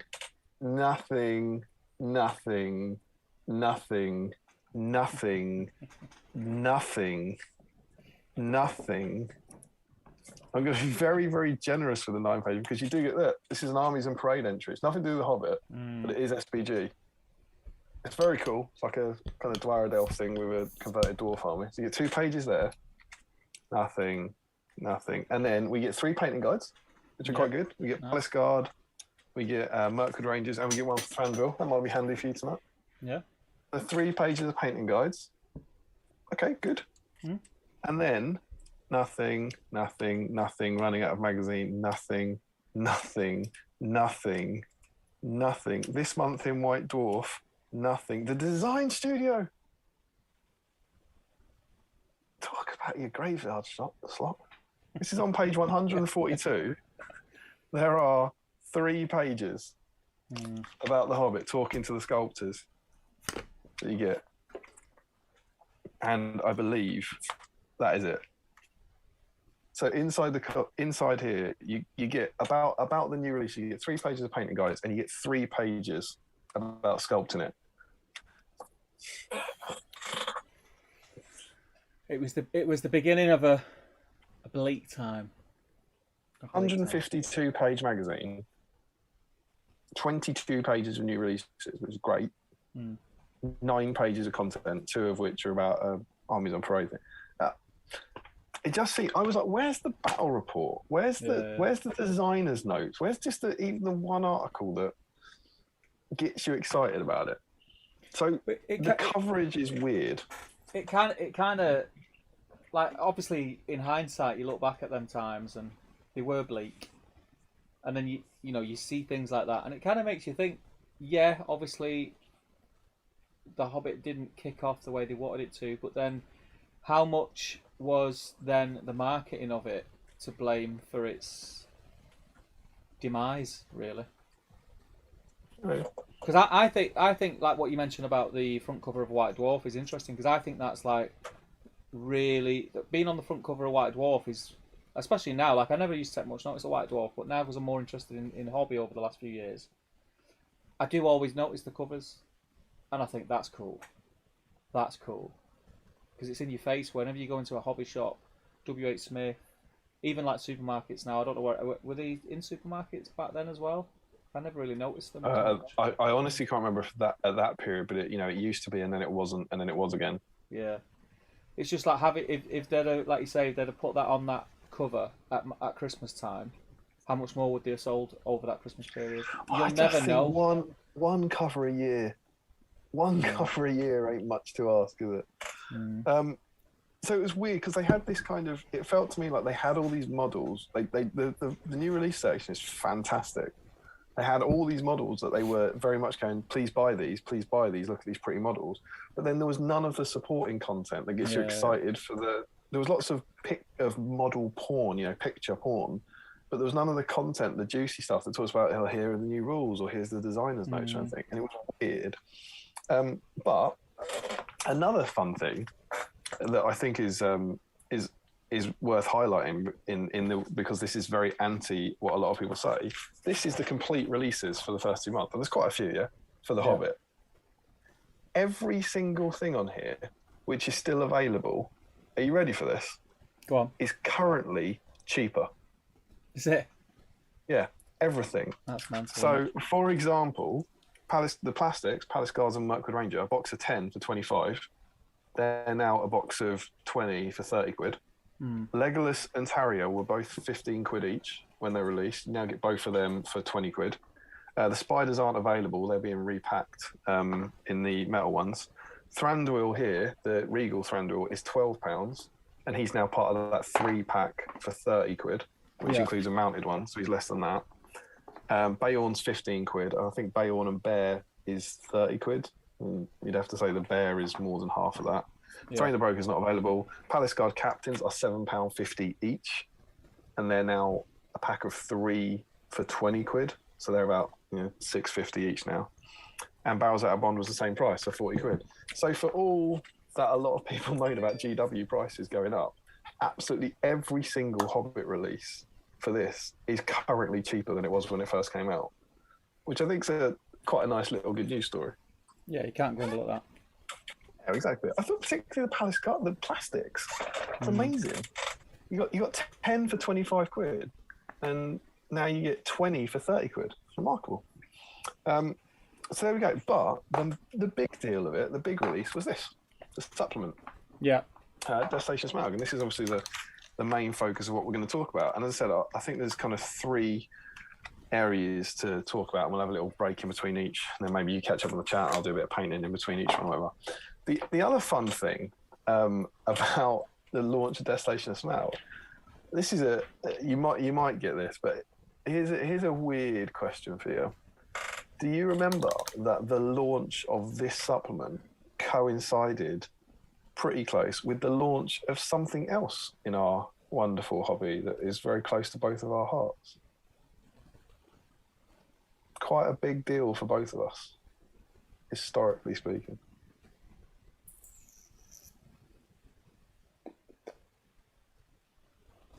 GBHR podcast. So we're talking about, yeah, absolutely. Good, solid work too. So the GBHR podcast, originally launched by Jamie, launches in September 2013. So, 2 months before this comes out. And what's quite remarkable is I remember their coverage, because obviously I think Jamie did it on his own for about, I don't know, a month or something. He did a few of those interviews, and then James joined him. And I remember being a fan of it and watching it when this launched. Yeah. And they had really good coverage, for lack of a better word, of Desolation of Smaug. Yeah. And so what I did over the last few weeks, I went and looked at the GBHL podcast. And, I got a visitor. Does she come bearing beer? No, she's got a bottle of orange squash for herself. You made a card? That's good. Do you want to show the internet? Yeah, show him. This is the card that Emma's made tonight. Right. Solid work. Lots of happy for joy, is that right? For you. Lots of happy for you. Lots of happy for you. Oh, okay. Well, there you go. There you go, internet. Lots of happy, courtesy of Moira. That was on your card and cocktail night. Very nice. Very cool. Very cool. You want to hear? Yeah, that'd be great. Both girls are down by core 2. I've done the same as before that I'm here. Love it. What a ledge. My card is in the Yeah. Any thoughts on the release of Desolation of Smaug? Better than Two Towers. That'll upset them. Tom Goff's in, you know. Tom Goff, as I live and breathe. I don't know if he's still in. Hi, Steve. Yeah. Hi. So there we go. So yeah, the channel, GBHL channel, launches, and I was a fan of it at that point, and they had lots of coverage of this. And so I went back, and I was expecting this to be right at the start. And I just want to give them credit, because, do you know, I thought these must, you know, if this was in November, it must be near the start.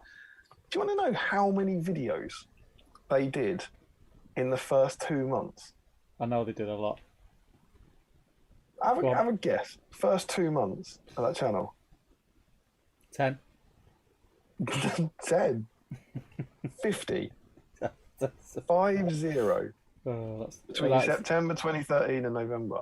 Yeah, that's insane. And I just feel like we've got to give those guys a shout. You know, me and you obviously both got involved in that channel a bit later and, you know, contributed to it. But they've sort of said informally that the community and that channel and that Facebook page are part of the reason the game came back.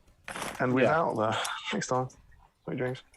Without the work that James and Jamie did, it's possible we might not be here. It really is. And they were doing daily content. If you can go back and look at it, and I'd forgotten. It was crazy, the amount. And it's mad. And no one, even the biggest YouTube channels, you know, the people doing it professionally, like, you know, Lockie and, you know, even the people like, you got Ben who's like kind of pouring everything into it, and, you know, TTG and stuff. No one on Middle Earth is close to doing daily content. No. And Jamie and James, that's absolutely what they were doing. They're knocking it out. You know, some videos obviously much longer than others, but they were putting out a video every day. And I remember kind of, you know, eating it up and going, this is great.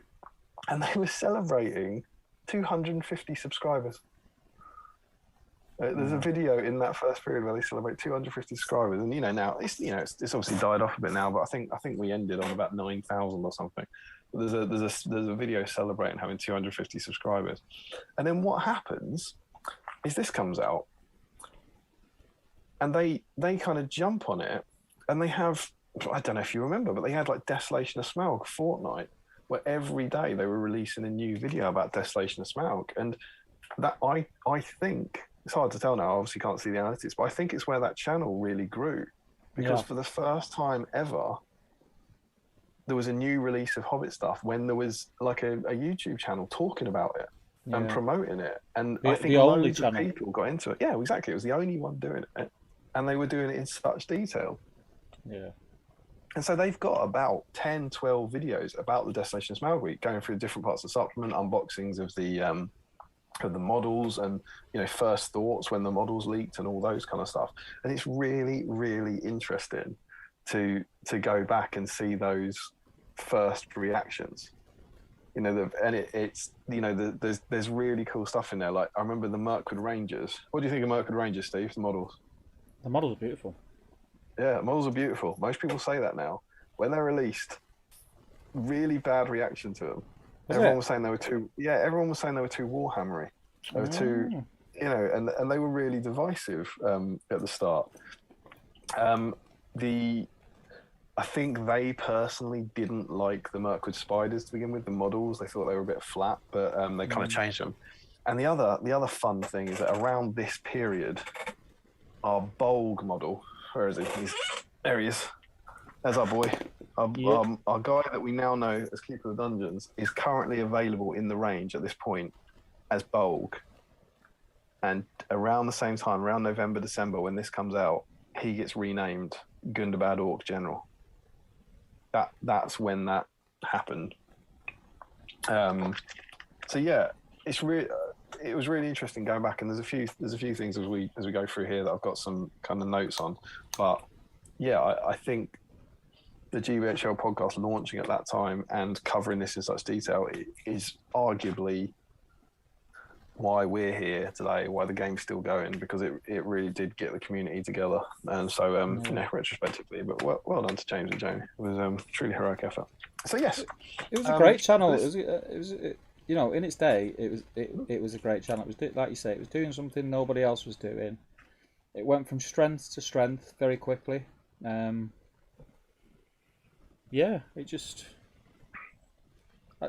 started me on my YouTube journey, and look at me now, I've got about 500 channels. And change. So the big question was what we're going to get: a Starbucks set, a new rulebook, or whatever. And we got this. We got a supplement, which is fine, and it is 68 pages long, so it's pretty chunky. So, as I said, there's 3 aspects to talk about this, and the first one is just the kind of like the overall contents and the first impressions of the supplement, right? So, for one, it starts off, as you might expect, with a load of narrative scenarios, and we're going to come back to those a bit later. It's got the linked campaign for it. We then get some exciting points match stuff, some kind of points match scenarios and that kind of thing. And you then get a cool hobby section called Mustering the Hosts. You then get some brand new profiles, and then you get army lists.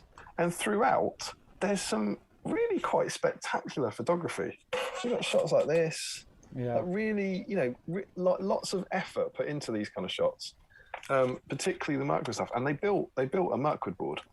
It's quite clear they've kind of, you can see it sort of here. They made this kind of Realm of Battle board, woods, and kind of put them on the floor and made them into gnarled roots. And they clearly had a dedicated Mirkwood board, which is cool. And then just throughout it, you get all this like wonderful photos of all these new models. Big armies of them, like collectors armies and stuff. And even the graphics are lovely. Look, there she is. Oh, yeah. Like really, really nicely laid out. It looks very different to the Unexpected Journey. You see, like we've got like Dol Guldur up here, and you've got these lovely trees going around the edge and everything. It feels like a Mirkwood book, and I think that is important. It doesn't necessarily feel like Desolation of Smaug. It feels like Mirkwood. And bear in mind, what's really important is when this comes out before the film. You don't know what's in Desolation of Smaug. So this is like a kind of teaser for the film. But it's lovely to look through and to flick through. It's really, really nice. So this I guess this hobby section in the middle, and what you get is it says like kind of collections gallery, and then this is Stu Black, Stu Black's now like head of 40k or something, isn't he? I've seen him on like various streams and stuff, but he's collecting a Mirkwood army, so that's all stuff about Stu's Mirkwood army. And then over the page, this is all stuff about Stu's Mirkwood army. So it talks about, he gets 3 pages just to talk about his army, kind of close-up pictures of how he painted like his rangers in an autumnal scheme, those kind of things, stuff about how he made his woods, like using the Citadel wood kit, and even a sort of example like army of what he's got, which is quite nice. Then we get he gets another 2 pages, more pages of Stu's army. So that's it's fairly in depth. Then we get Simon Grant, who was the Middle Earth kind of writer or our rules guru for a few years, and his kind of kick-ass Rivendell army. So this has a slightly more Lord of the Rings vibe to it than Hobbit, but he's added Rivendell Knights to it and the Great Eagles. So there's a lot in that. And again, 2 pages and 4 pages. He gets all this, and then there's a nice bit about expanding his collection, and there's pictures on here where he's got Galadriel and stuff, and he's got some Galathrim in there. So genuinely useful. This isn't just marketing stuff. This is they're doing this in the new books at the moment, where you see different people's fantasy fellowships and stuff, but really in-depth interviews with people about their own armies, which I think is really nice. And then the last one is Mr. Duncan Rhodes himself. Of Two Thin Coats fame, of course. But Duncan does a Hunter Orc army. So then very, very similar. He gets a lot of time to talk about it. There's a thing about making kind of cobwebby Mirkwood forests, again, using the Citadel wood kit, which is quite nice. And, just loads and loads of pages. So that's all. I've reread this over the last few weeks. I reread the whole supplement. It's really good. You can still get a lot of value out of it now. You then get a Hobbit-themed Golden Demon entry. So these are all things that obviously must have been entered in the last year. So you get some really, really nice stuff, really nice examples of some of those Hobbit models. I love that little bag end set with the silhouette shot from the back. Does it say whose they are? Nice. Yeah. I didn't recognise any names. We got Alex Ackers, Christian Hardy, Fausto Palumbo, Gus Kearns, Johan Leduc, Matty Zander, and Martin Foote. It's a GW painter, I think, isn't he? But I didn't recognise any of us.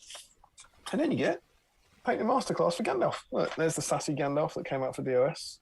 And you get a 3-page Painting Masterclass, which is detailed and, again, really kind of good at showing you, you've got 4 different types of grey. Here's how you differentiate between them. And, it makes a really, really good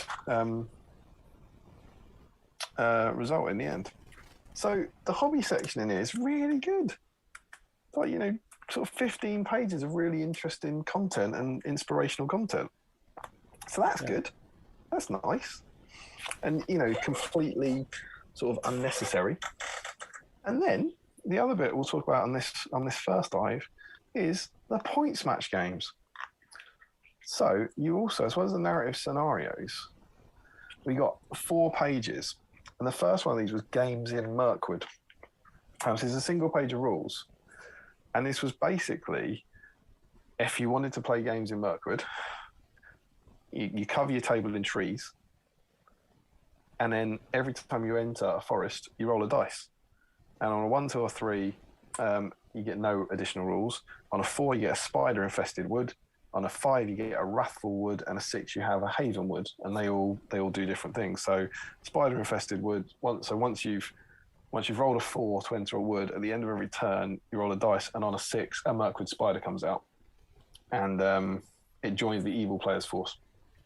A wrathful wood, which is if you go into one and roll a 5, any model who starts their move phase in it must roll a dice, and on a 1 or 2, they take a strength 6 hit, which is fun, but will obviously never, ever happen. Nope. Because as soon as a model moves in and you roll a 5, no other model will ever go into that for the rest of the game. And then the last one is a Haven Wood. In a Haven Wood, evil models suffer a -1 penalty to their courage value while even partially within a Haven Wood. Good models with their woodland creature special rule. Good models with the woodland creature special rule receive a +1 bonus to their defense value. And have defense and have the resistance magic special rule whilst even partially within a Haven Wood. So if you go into a wood and you roll a 6, then that happens. Yeah, it's like the woodland creature defending there too. Yeah. So it's giving the scenery on your boards rules. Yeah. Steve, you were playing back then. The answer's no. Never played in Mirkwood. No. Did you? No. No. No. I don't think anyone did. No. I will caveat because I did once when they did a Throne of Skulls, presumably that year, and it's the one, my Battle of 5 Armies board. Yeah. The one that's got the house and the Erebor. That game, they said, because it must have been the Throne of Skulls after Desolation of Smaug was released, and they used the Mirkwood rules. Right. Okay. And I remember them saying you need to bring Mirkwood spiders in case you roll a spider-infested wood. Right. So they were using the Mirkwood rules. Now, and that's why, do you remember my 2 spiders that are in trees? Yeah.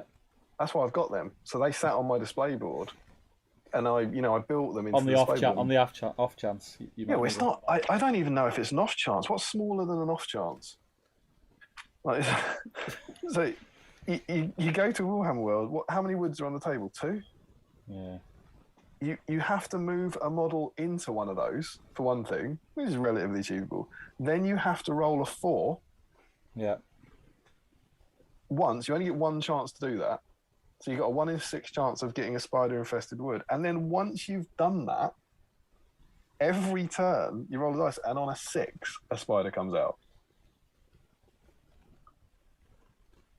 It's a very small chance of a spider coming out. Slim. But at that tournament, do you know what I did? I had my 2 along, and every single game I played, my opponents agreed to this. We said right from the start, all of the woods on the table were spider-infested woods. And so I had these 2 models, and I said, but I'll share them with you, essentially.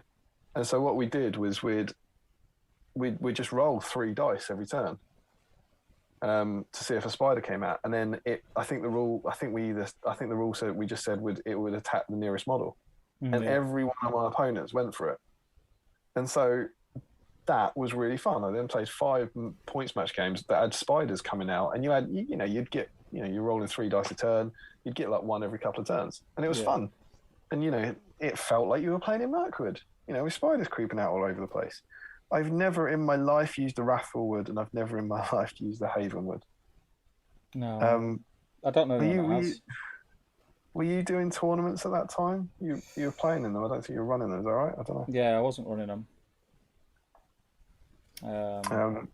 Yeah. But I'm not sure. I'm not sure if they used them. You just wouldn't use the Wrathful Wood, would you? But yeah, so it was a cool idea to make your games feel like they're in Mirkwood, but just like 3 woods on the table. Walk into them, just roll 1s to 3s and go, no rules. It's just a bit... if you want to go down that kind of narrative play, I think you have to ramp the rules up. Spider every turn, and if you go past a forest within 6 inches of a forest, you take a strength 6 hit or something. The idea to make the rules actually have an impact. But yeah, it was nice. It was a fun page. Games of Mirkwood. It was good fun. And then we also got 3 new points match scenarios. So in these heady days of 18 scenarios, this might not seem like a big deal. But at this point, we only had 6. We had the days of 6. The days of 6. What was it? To the Death, Reconnoiter, Lords of Battle, Hold Ground, High Ground, and Domination. As your 6. And then they introduced 3 new ones in here called Rescue, called Blockade, and called Seize the Prize. So... Steve, there you go, good lad, get in the book. We probably would have played this, but if we just have a look at these and see what your memories of them are, if we have done these are points match scenarios. You could play these now if you wanted to. Yeah. But the first one is Rescue. Yeah. Look at that for a deployment map. Try and get your head around that. Yeah. What basically happens is is this your leader's warband one? Yeah. Your leaders, you roll a dice to start randomly. One of you becomes the attacker, one of you becomes the defender. The attacker deploys their leader's warband in the middle, which is 6 inches from the center. The defender then plays their entire army there, which is at least 6 inches away from the leader's warband, but 12 inches from the center. And then the attacker places the rest of their army. I think is it touching the board edge, or is it? But 6 inches. 6 inches of the board edge. Yeah. So if you roll the defender on that, or whichever way around it is, I think it's the defender. If you roll the defender, your leader's warband is stuck in the middle, fighting the entire enemy army. I remember one of my earliest tournaments, and I brought I used to bring all the time, just play it all the time on the channel. My Gondor led by mid-tier Faramir, and I drew this scenario. I was the defender against Ed Ball and his Fellbeast's Wraiths. Got absolute. Did you get turn past one, turn mate. one? Turn one. Faramir dead. Yeah. Just. Because this is also. And you couldn't do anything about it. No, of course you could. Because the point is here as well. A lot of people will be used to this idea of 12 VPs. The VPs for this game are the attacker. So this is the guy who's not stuck in the middle. Scores 1 victory point for causing 1 or more wounds on the enemy leader. If the attacker slays the enemy leader, he instead scores 3 victory points. Yeah. the end. That's it. Yeah. And the defender scores 1 victory point if the attacking force is broken at the end of the game. If the defending force is unbroken, you get 3 VPs. The end. Yeah. So this can be 0-0, 1-0, 1-1, 3-1, or 3-all. That was it. Mm. And so if Ed just black darts Faramir in turn 1, he's 3-0 up. Yeah. And then you could break him. Yeah. It would be tough. Yeah. You could then break him and get a 3-all draw. But that was the only option if you didn't break. So I don't know what you guys did. I don't know if you called it there and just say, I think my leaderless Gondor are unlikely to wipe out half you. I think I just said, should we go and get a drink? Because I was very, not only even if I played that scenario with those forces against Ed again, I don't think there's much that I could do. But even now, I don't think I go, right, okay, well, I might be able to salvage something from this. But then I was even less familiar with, I was a very sort of green player. Like, I was very new. Yeah. And I just seen, well, that's my biggest killing machine gone. Now I've got Warriors and Ministerial. What am I going to do? He's got monsters and magic. You must have been, I'm guessing, was this at Stockport? Stockport, yeah. Because I'm sure James and Jamie, again, I didn't go too far onwards after this Desolation of Smaug stuff, but they're talking about hosting a tournament. Yeah. And I think they hosted a tournament using this book. Yeah, so I think they played, because I've played them at Stockport. I've played these scenarios. Yeah. A lot of other places, but I've definitely played them there. Yeah. And so I reckon that was it. And it was probably that tournament. Yeah, it was good. And it might have been the one where we played. If you're talking about having Faramir as your leader, because we played Seize the Prize. Probably was. Yeah. So when you were looking at me saying, "What are you doing?" What was that? Like, what are you doing? Well, I don't know. I remember that. It's a good game. I remember it being a good game. So it's a cool scenario because it splits your army. I like scenarios that split armies up. I do. I think it makes it more interesting. But the victory conditions are so tough. That's not the problem with it for me. Okay. It's the fact that it's so different and can be so one-sided, depending which side of the coin you get. Yeah. I think it's not an even scenario. This would lend itself more to being a narrative scenario. Yeah. Or battle companies or something. Yeah. Where you're reenacting a scene of something's happened. You've got to protect your leader. He's been trapped out in the wild. Whatever. Yeah. For me, this is not a match play scenario. What's great is that to draw on our live first reactions from Jamie and James, what they immediately talk about doing, they say that you'd have to, if this was fair, you'd have to play it both ways. So their answer is that you play it twice at a tournament. And I was trying to remember, but I think that's what they did. Yeah. I feel like I played it twice, and you had to play it once as the attacker, once as the defender. Now you say that does ring a bell. That does ring a bell. Where I remember going, I couldn't tell you what happened in the next game, but I can remember playing against someone going, well, I was defender last time, so you must be. I think which is cool. It was a cool idea for a tournament. But also all it meant was if you if you weren't rolling for it, if you knew this was on the pool, you had to plan for it. So you had to plan for your leader to have a decent warband to stick in the middle. I feel like maybe I played Sam Page at one of them on there. I've got a memory of a game where he beat me in that kind of setup, and it might have been one of these. So yeah, that's Rescue. It's fun. It'd be great. It's still a good scenario now, I think, to play. You might want to adjust the victory conditions. It might be fun to play like at home with mates, but yeah, definitely a wacky tournament variant. Yeah, I agree. I think definitely if you've never played it before, go around to your mate's house or meet up at your local hobby club, play it a couple of times, play defender and attacker, and see what you think. But if I went to an event now and that scenario was on the list of possible scenarios, I'd be, oh, for God's sake. That's what I'd be. You know what I mean? When your leader is like a vanilla ring wraith without a warband. Wow. This was a mistake. Denethor. Yeah, exactly. No Alfred. Dreadful scenes. But do you know what's super fun? Go on. When I was reading through this, I looked at it, I was like, what does this remind me of? This reminds me of something recently. This scenario, Rescue, is basically now in the match play guide. I think I've got it here. I've got it. And everyone says, say what? And if you were to go into the doubles scenarios, All right. And go to scenario 5, cornered, look at the deployment there. Yeah. And it's basically the same scenario, except the difference is one person's army's in the middle and the other army's around the outside. And I remember that why this was in my head was because me and Tom played it at Ardacon Doubles. See, that sounds a lot more fair than Rescue. Yeah, but I mean, it's scaled up because it's still... Yeah, it is better because you get half your army in the middle. You basically get two. You probably get 2 warbands in the middle instead of 1 against the entire opposing army. But yeah, and it was one of the things like, oh, rescue is in this edition. It's just a double scenario called cornered, and the deployment is slightly different, but it's basically the same scenario. So rescue lives on. And I will say again, me and Tom we enjoyed that game. It was good fun. It was an interesting tactical one.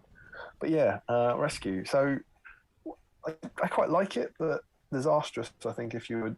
Yeah. Disastrous in terms of balance for a tournament, I think. Yeah, it's lopsided. If the gods are with you and you've got the right army and role to be the attacker, yeah, it's a bit one-sided.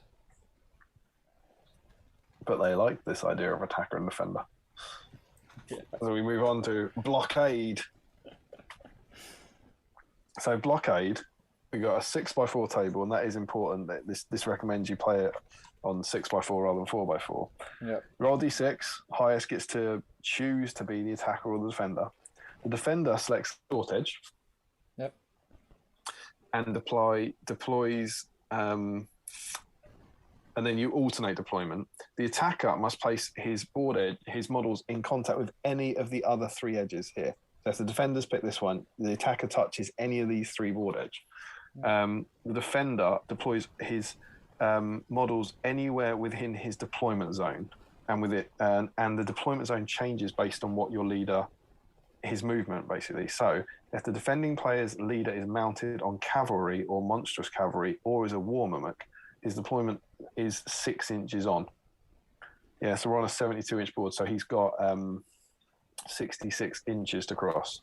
If he's on foot, he can deploy 24 inches on. So basically, they're talking about speed. So if you're on foot, you've got to cross 48 inches. If you're faster than on foot, you've got to cross 66, which is it's nice to see them sort of recognise that.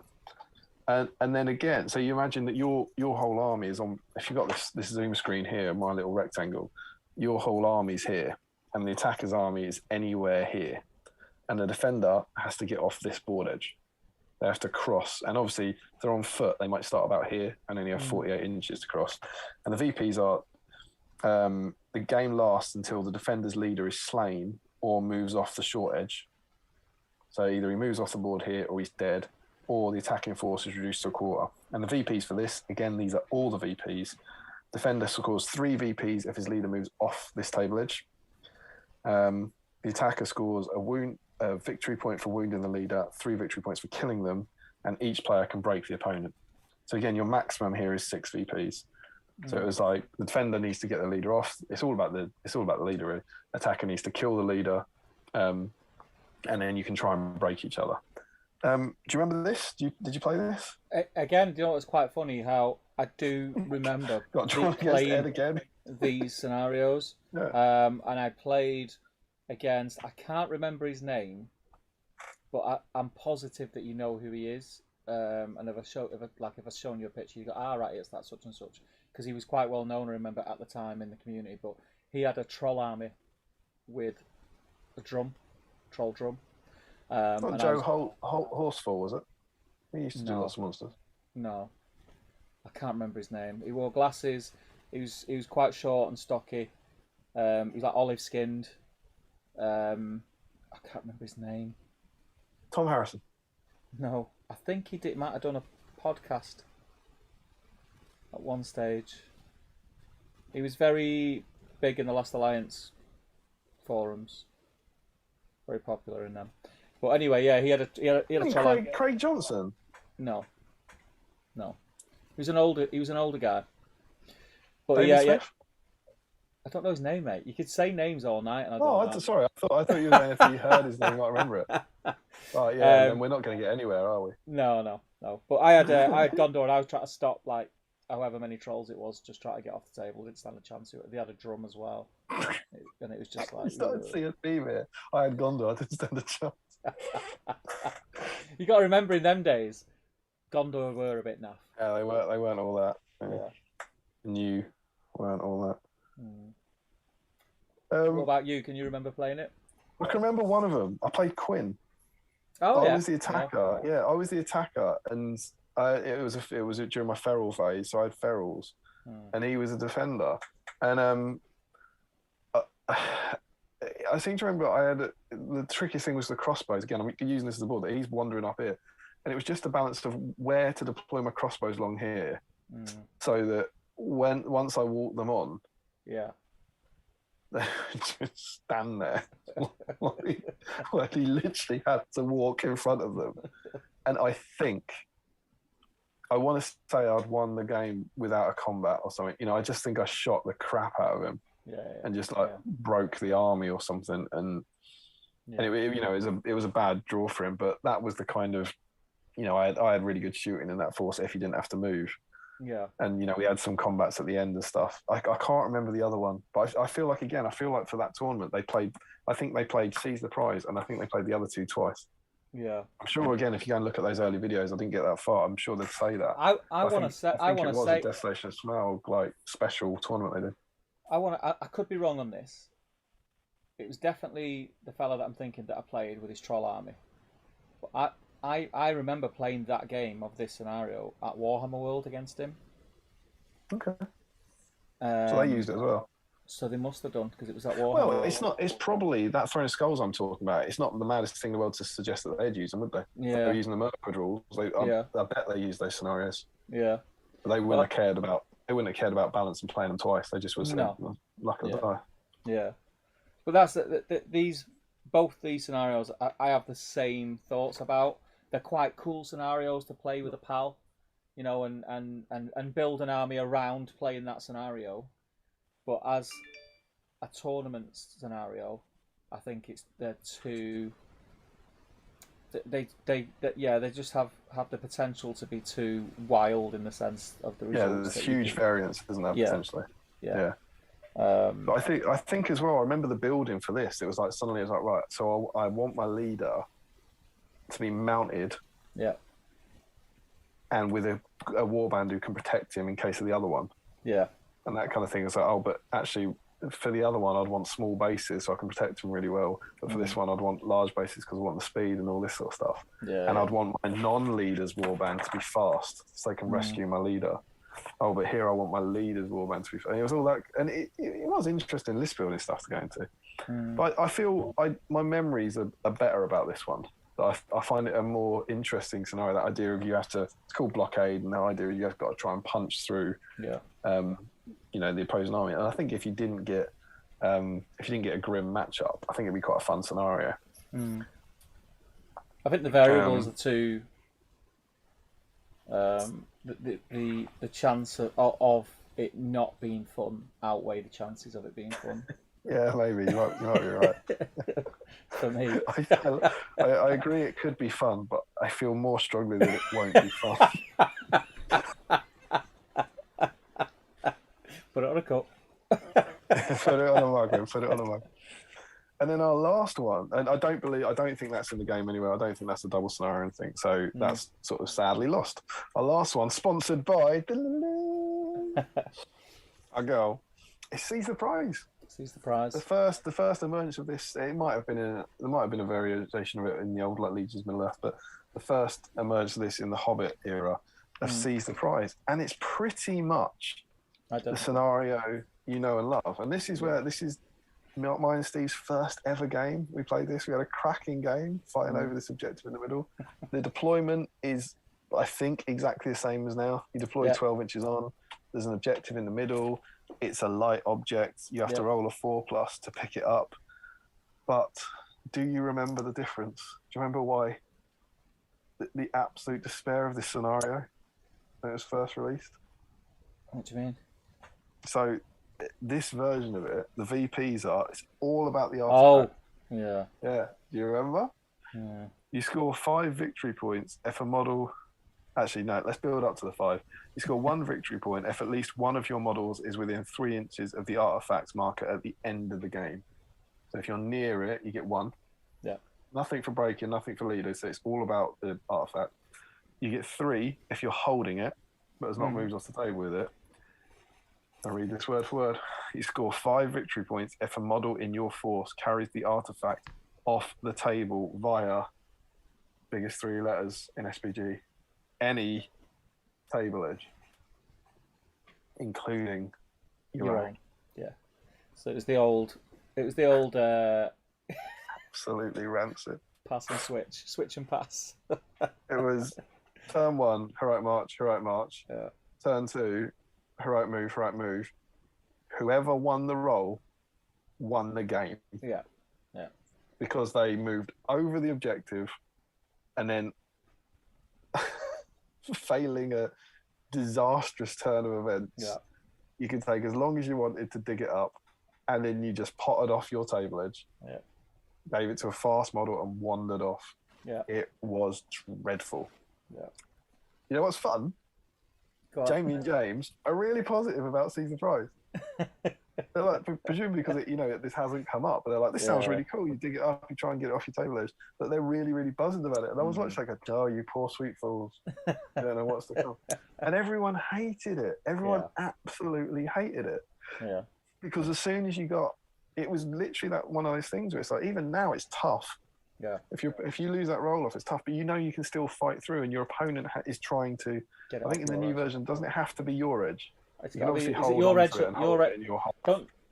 The main key is to get it off the opposing edge, but you get extra points for being in the opposing half as well, don't you? Yeah, you get points if you're holding it in the opposing half. If only someone had the match play guide and could look at it. It is 3 points if you're carrying it in your own half, 5 if you're carrying it in your opponent's half, and 7 if you carry it off your opponent's edge. Yeah. But also, crucially, you can also score points for breaking the enemy and killing the leader. Yeah. So, even if you don't have the artifact, you can win that. Yeah. In this one, nah, mate. No. And as soon as your opponent had a bat swarm or anything fast, gone. Yeah. And it was absolutely wretched. Yeah. Absolutely wretched. It's the better of the 3 for me, as far as the worst of the 3 in every possible way. At least you've got a chance. It comes down to a roll-off rather than, oh, well, that's the scenario. I'm the defender. I've lost. It's a bit like the choice between a giant douche and turd sandwich, isn't it? So this one's disastrous, but it can be disastrous for either player. And you find out on turn 2. The other 2 are disastrous before the game begins. Yeah. It's like... But yeah, that was just... Whenever that came up, and people... I feel like people stopped playing it. And my only question was, I just wonder, and I truly can't remember that, I wonder if it got FAQ'd. I wonder if they changed that, because that was the time when we were using like the community FAQ. And I just feel like that's the sort of thing that we would have changed that to like opponent's edge maybe, or Simon might have changed it, I'm not saying it didn't. I don't remember that. I just feel like it was fixed prior to the new edition of the game. I could be wrong, but you like to think so. Yeah, but yeah. So those are the scenarios in it, and those are the kind of new bits for points match. So obviously, I said there were 3 things to talk about. That's the first one. We've got profiles and scenarios, but that's the kind of supplement as a whole. 68 pages, loads of scenarios, loads of profiles, and some interesting new scenarios that would be fun to play with a mate, definitely. But yeah, I think Seize the Prize was fundamentally flawed. Yes. In terms of a balance, whereas I think the other ones were a little unfair on one side. Yeah. I think Seize the Prize almost just had it written wrong. It was like, this is just stupid. The idea that you can walk it off, whereas at least if you're playing a one-off game and you're playing that rescue, you could fight out a heroic defense of trying to keep your leader alive while the rest of your army rushes to his help or something. There was something in that, whereas Seize the Prize was just dull. And what's wonderful is I can't remember the details of our game, but we had a brilliant game of it because whoever it was, we couldn't dig the damn thing up. Do you remember?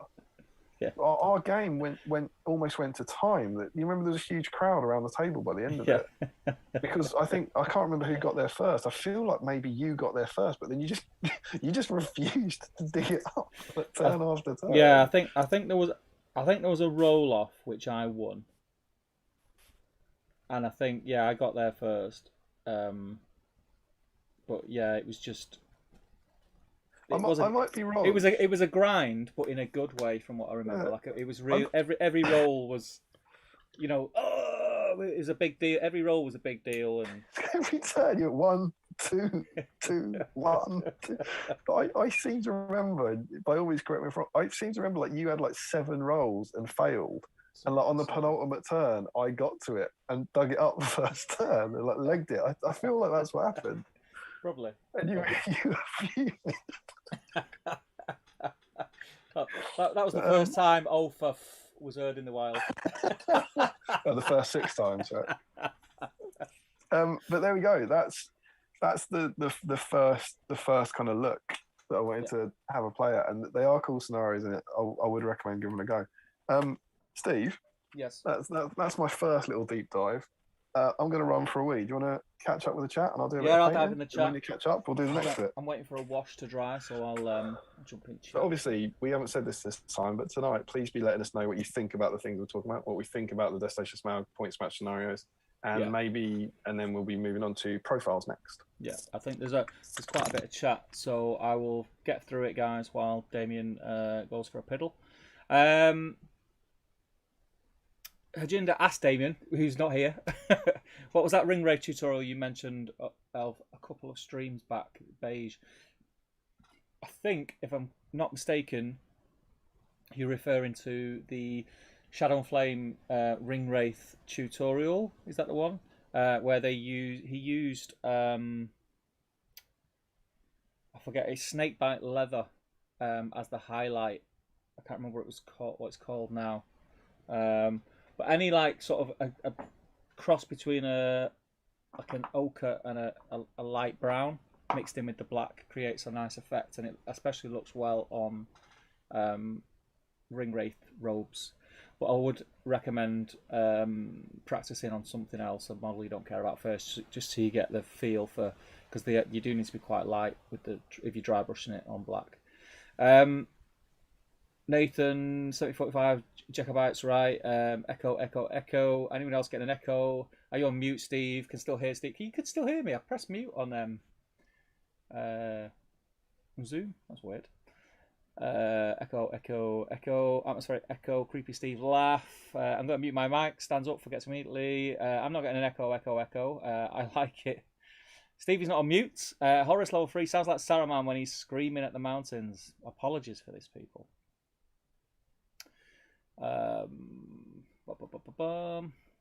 Calamar, Steve's thoughtful. He's not here, so he's making sure we get to hit everything Damian says twice to make up for it. Testing 1 2 says Ryan. Frederick says this will be great when they catch up with the chat. Sound has gone nuts. Echo. I'm bracing myself for Steve loudly breaking wind. Apparently, when I thought I muted myself, Damian, I didn't mute myself. I just unplugged my mic, so they were getting that echo. They were picking up through my mic, you talking through my speakers. You know you're still on mute, right? I do know that now.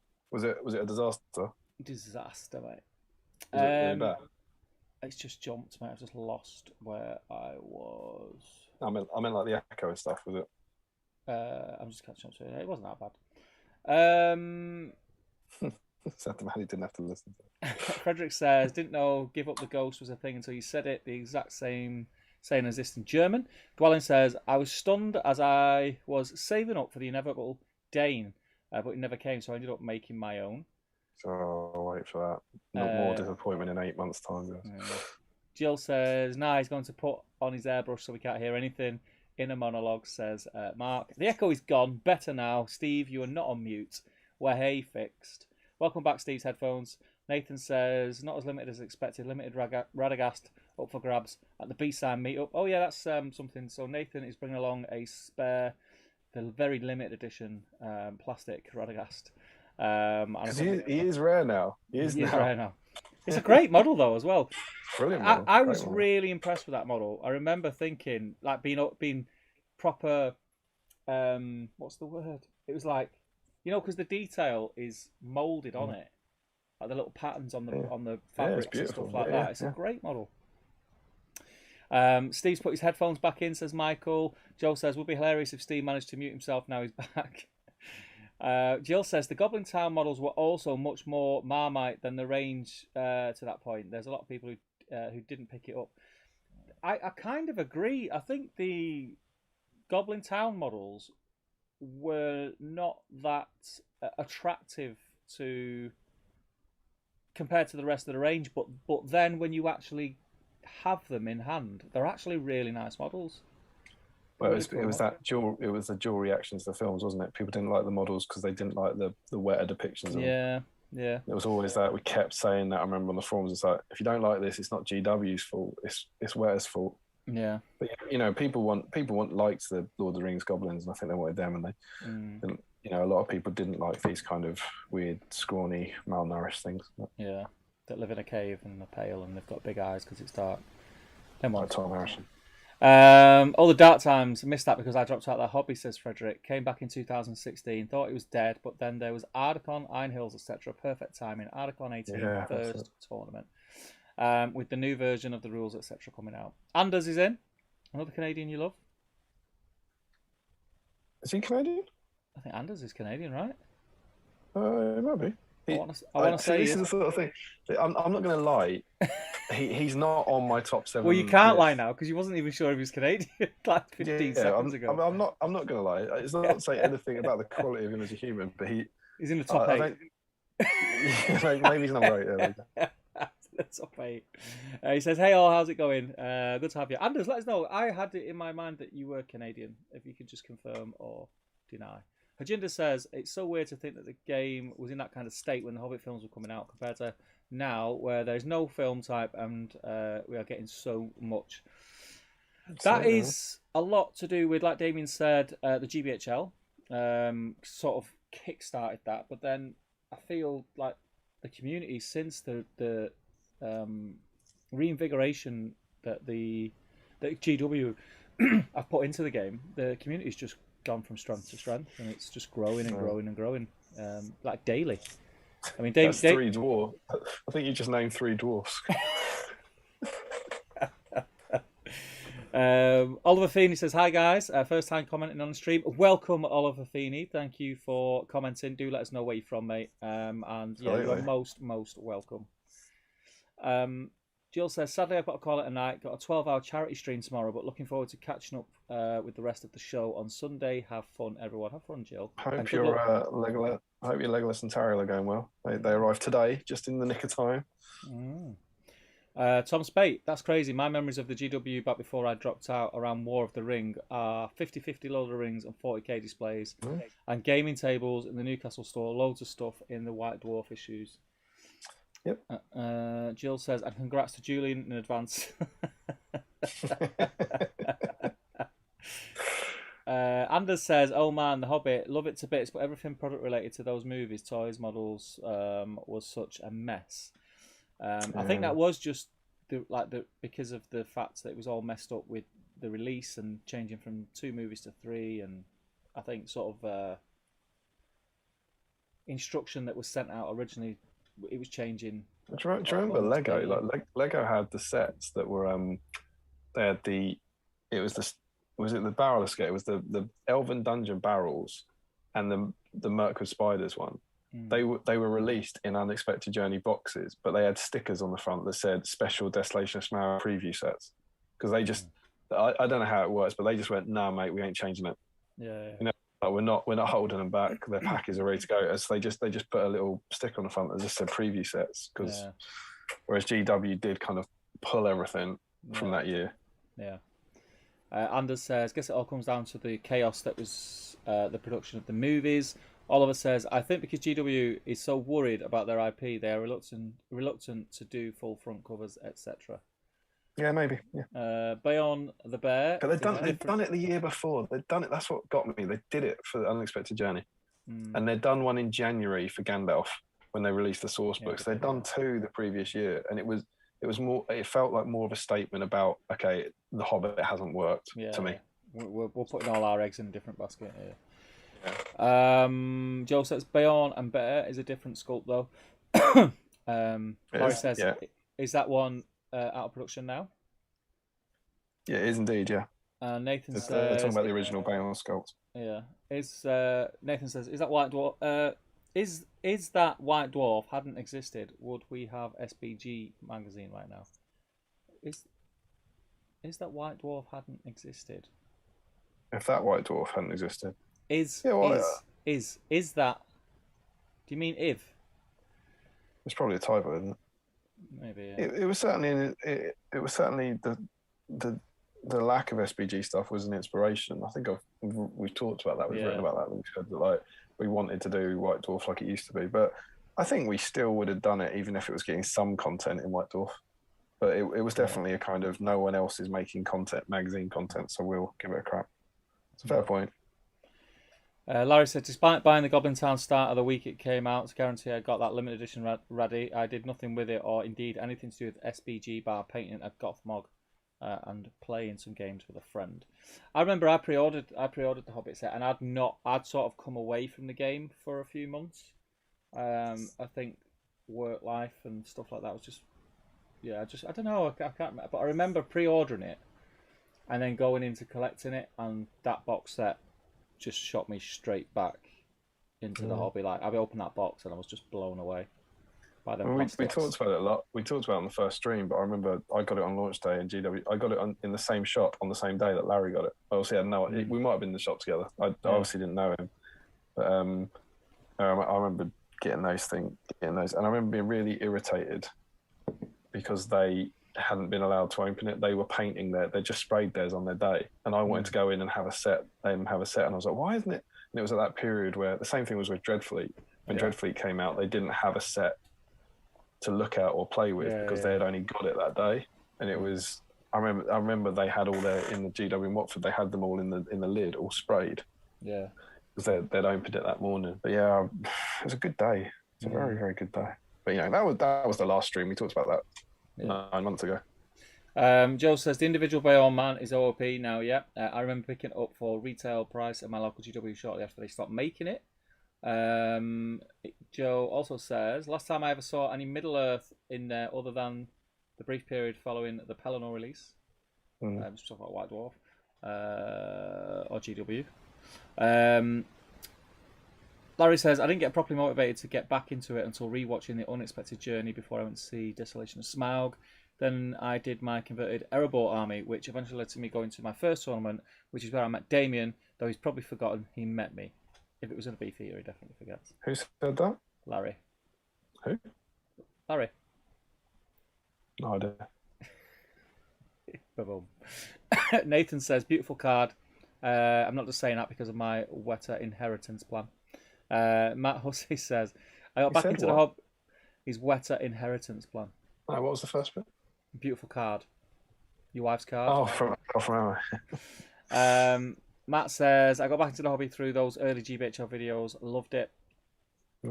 Oliver says, yeah, for sure. I began watching the GBHL podcast then and bought the Escape from Goblin Town shortly after the Battle of Five Armies came out. Due to me being in my early 20s, the extent of hype around the initial Lord of the Rings film is only a legend for me. Matt says, the Battle Company series were great. And Nathan says, it's crazy to think James and Jamie were doing that still when Guild Ball was taking off. It's not the same now, obviously. Guild Ball was a little bit after all that. Yeah, it was much later. It was a little bit after. I think they'd both sort of given up on the GBHL by the time Guild Ball launched. Yeah. I think there might have been a brief crossover, but there was never any talk of. We occasionally did different things on the channel, but there was no Guild Ball content on our channel. I think it postdates all that. Yeah. Tom says, did the sculptures change for the Hobbit? The Hunter Orcs have a very different style to all the Lord of the Rings Orcs and don't look very movie accurate. It was the Perry brothers did most of the thing. Were they the vast majority of it's the Perry. Is it? It wasn't all of them, but the vast majority of them. And I was funny feeling that this is in the era where they would still credit them. Give me 2 secs. Yeah, so Palace Guard, Mirkwood Rangers, Mirkwood Spiders, Legolas, Tariel, Bayorn, the Mirkwood Captains, and Barrels Out of Bond are all the Perrys. All right. And then Thranduil's Edgar Ramos, and Thrain is Israel Laborda. So yeah, they definitely did the majority of the Hobbit range. Where are we? They did change around that time. I believe sculpting methods did too, given more reliance on CAD than properly hand sculpting. I remember that tournament, Damien, says Larry. Oh God, this is the origin of Seize the Prize, isn't it? Joe says, sounds like the... Is that Larry saying Larry, yeah. Joe says, sounds like the precursor to the Battle Company scenarios where you have to rescue your leader. And Nathan says, very generous of you to say Faramir is mid-tier, Steve. He is mid-tier. If you max him out, he's mid-tier. He's cool. He's good. Faramir's good. Yeah. Good for his points, definitely. Joe Garman, good evening, everyone. What are we painting this evening? I am... I've actually got... on stream, this is getting crazy now. I'm going in. I've built, primed, based, and base colours on Thranduil Yoga. I've mixed a little bit of Caliban green with lead belcher to get a little bit of a sheen on the green. I don't know how it's showing up. Nice idea. Yeah. Just to do that, that's the base coat will do.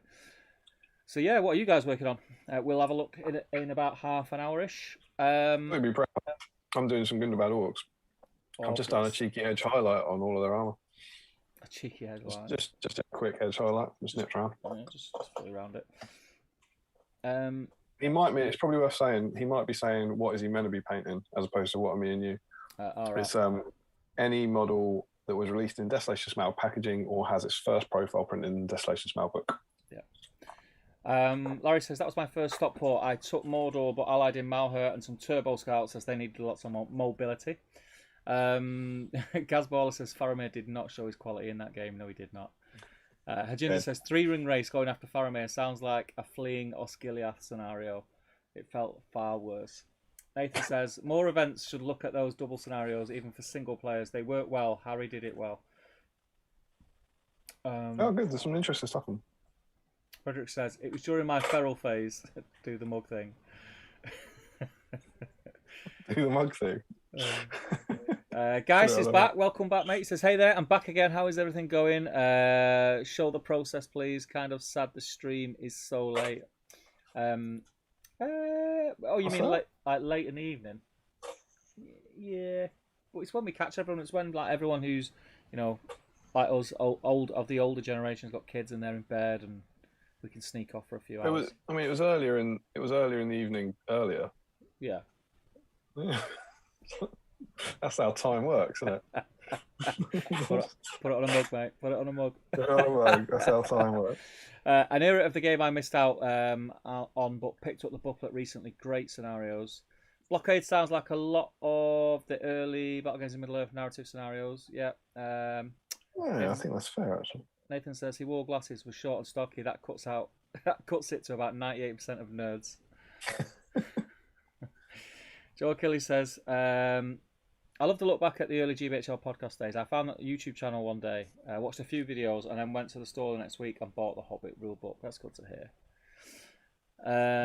There's a reason you're all having name badges at the meetup. Am I the reason? Is that Sophie? Am I the reason? Is that Sophie? Yeah. I didn't know we were getting name badges. That's incredibly useful. For us. Joe says, I'd never painted a model before, never played a miniature game of any kind, and 7 years later I own 1,000 models, painted about 600 of them, played dozens of games, attended several tournaments, and even met Damian O'Byrne once at Nova. That was Damian O'Brien. I think you're fine. He's confused. Damian O'Brien. Who's that? Joe Kelly. All from a couple of unboxing videos with two British guys I didn't even know. Says we've met. Funny how life works, he says. It is. It's a very, very surreal chapter in my life, that for sure. I feel very fortunate to have been a part of that. Yeah. Joe and this, is Steve, and this. Yeah. Tau like ochre mixed with black, says Joe. We were talking. I think Hajinder was asking about Ring Wraith tutorial. Was it the Shadow and Flame one you were talking about? Yeah, he's spot on. Tau like ochre. Yeah. It's the old That's snake. Kev, that's the magic Kev touch. Yeah. It might be the current equivalent. It's yellower than snakebite. You think? Yeah, but yeah, it might be that's the closest. You know. Yeah. Joe says dry brush it over the black base coat. Johnny's in. He says evening gents, just tune in to say hello. We're watching full tomorrow whilst having some Kitchen Island top games with a friend tomorrow afternoon. Good stuff. Sounds good. That Mr. Right. It is. Yeah. That's how I live and breathe. Mark says, I have an unopened escape from Goblin Town. I don't want to open it, but really want the Radagast. Old school Chris C says, painted plastic Legolas tonight. Going for a shadow and bright contrast. Not happy with my colours, but happy with the effect. Good man. I'm good, me. Anders says, lol, I am Canadian. Maybe I'll make it on the list if I ever get over to the UK for a game. You're on my list, Anders. No. You're on my list, brother. I think to be on my top Canadian. Oh God, I'm setting myself up here. I really am, but I'm going to go with it. I think to be on my top Canadian list, I have to have met you. Don't think I've met him. I went to know for a few times and drank a lot. There's a lot of beef eaters in the world. Thank the Lord. Reese says, Damian, do you have a list of top 6 Manx as well? And is Steve number 1? I'm going to say yes and yes. You'd be number 1 on my top list, mate. Yeah, boy. You'd have to be, wouldn't you? Come on. Yeah. I mean, this series would end if not. What would I be top of? Would it be Twickenham-based people, or could I get London, or could I get the South? I'd probably go south of England, mate. South of England. Yeah, I'll go south of England. Yeah. I appreciate that, mate. You're all right. Thanks, mate. Take that, Macklin. Andrew Grayling, do you ever wish GW would let go of Middle Earth and let a more passionate company take over? Just feel like it always falls short to their other games. I've kind of got to disagree, I think. I think they're doing a great job. I think you've got to bear in mind, with GW, it's the longevity of it, I think. I'd worry that if it went to a smaller game publisher, that they're more likely to let something go as soon as it stops being as profitable as they want it to be. Whereas GW, it wasn't profitable for them, or it would seem it wasn't as profitable for them as they would have liked, and they stuck with it and listened to the community, and then it has now sort of re-emerged from the ashes, if you like. So, whatever you think about them and their business practice, they saved it. They let it die. Don't get me wrong. The Hobbit era was dreadful, and this stream will end badly, and then the one in 8 months' time about Battle of Five Armies will be worse. But then in 2016, they took a punt, and they went, you know what? Let's just completely reinvest in it. And now I think it's wonderful. Now it's I like the rate of releases at the moment, and we get good stuff, and we get passionate stuff written by passionate people, and I think it's great. And I think you've also got to put it in comparison to like you mentioned that there are other systems.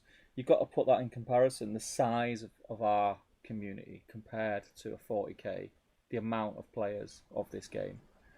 And I mean, GW have got to play their role in getting it out there and marketing it for sure, but 40k is absolutely huge and is a massive, for want of a better word, a cash cow for them. And why would you not put a lot of effort into something that is basically paying the bills? I mean, a business sense, it makes, why would you not? Why would you not? Obviously, 40k is going to come first. Age of Sigmar's doing very well for them, and it just so happens that we are not in the top 2 or 3 game systems that GW do. But considering that we're not, I think it's doing all right. I think the community's great.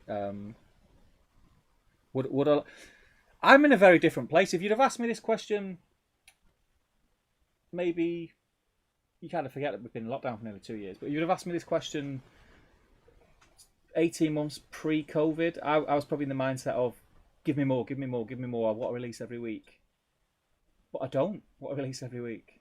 I think it would get stale very quick.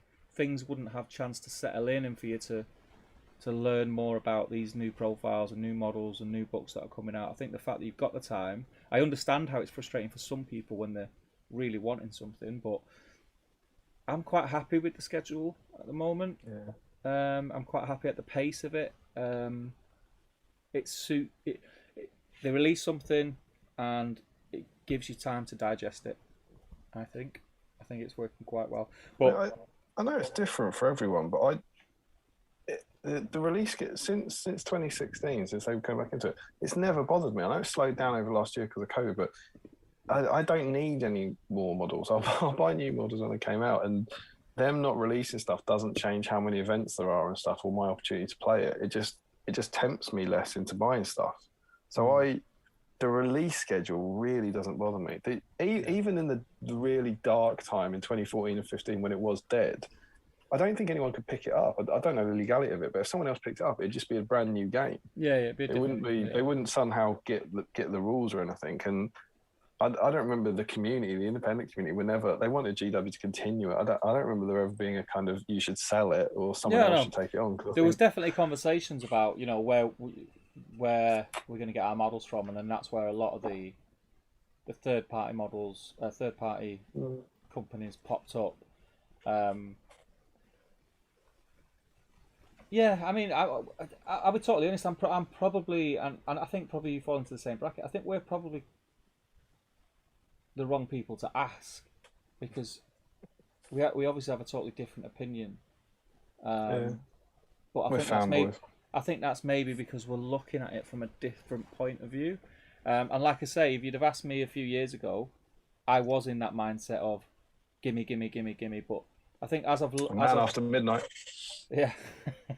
as I've matured and as sort of learnt more about how this industry works and trends, and I would rather have longevity and bigger spaces between releases than a release every week and the game not be here in 2 years. That's where I'm at. There's enough out there for me to get my teeth stuck into. It's about to be, I reckon, a fairly huge year. Yes, you're gonna get this cheeky little release. You're gonna get a new Amon Hen. You're gonna get the Dog Order Train and full of Necromancer, and that's gonna get excited one time about. And then Defense of the North is gonna come out, and I think Defense of the North is gonna be big. I think there's gonna be a lot of stuff in that. Yeah, and I think the community itself is, like, numbers wise, is bigger than it's been in a while. And we've also got to remember we've got this Amazon series to come, and whether or not there's any link or any license talk or anything, whether that let's just say there's like GW are not going to get a license to be incorporated with that. Let's just go with that because it's easier. It's still going to create a massive buzz around Middle Earth, and nerds and gamers are going to be watching it and they're going to want to play it.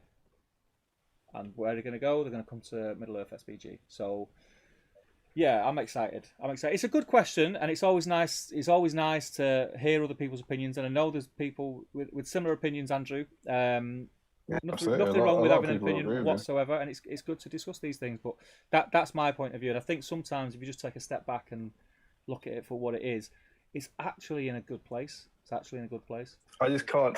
I will never. I don't think I'll ever get past 2014 and 2015.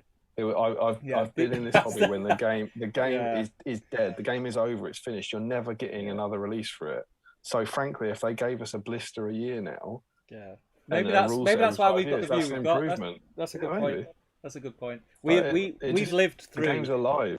Yeah, we've lived through pretty much what was like, We lived through the end times, man. It was like the Black Death. It was like people who lived through the Black Death in them days. It was a similar time. That will be the cheery stream in 8 months' time. That ain't going to be a happy stream. Okay, Gaz says, going to shoot, guys. Work in the morning. Thanks for the stream. Okay, mate. Don't work too hard, buddy. It's good to have you. Al says, evening all. Just finished work a bit later than I wanted, but I'm here now. Good to have you, man. Didn't the Perrys sculpt Smaug as well? Says Joe. I think they did sculpt Smaug. Yeah, it's one. Yeah, they did. It's one. It's one of them. It's not both of them. Yeah. It was the. I want to say it's the first digital model. I can't remember if it's Alan Wake. It's the first digital model he ever did for him, and it's the last model he ever did for GW. Stephen Sparks says, it's been fun, folks. I'm done with work, heading home. See you all next time. Take care, brother. Okay, Nathan says, if there wasn't any Guild Ball content, you missed a trick with GBHL as the title. Yeah. You know what the problem with Guild? Did you play any Guild Ball, Damian? I don't want to talk about Guild Ball too much. Did you play? I played it. I played a few games of it. Come away from it. Tried to come back to it, but the space that I'd been away from it, too much had happened, and it was very. It felt every release there was just a massive stat creep on the new teams that come out. You know, making them really desirable to own because they were so good, kind of thing.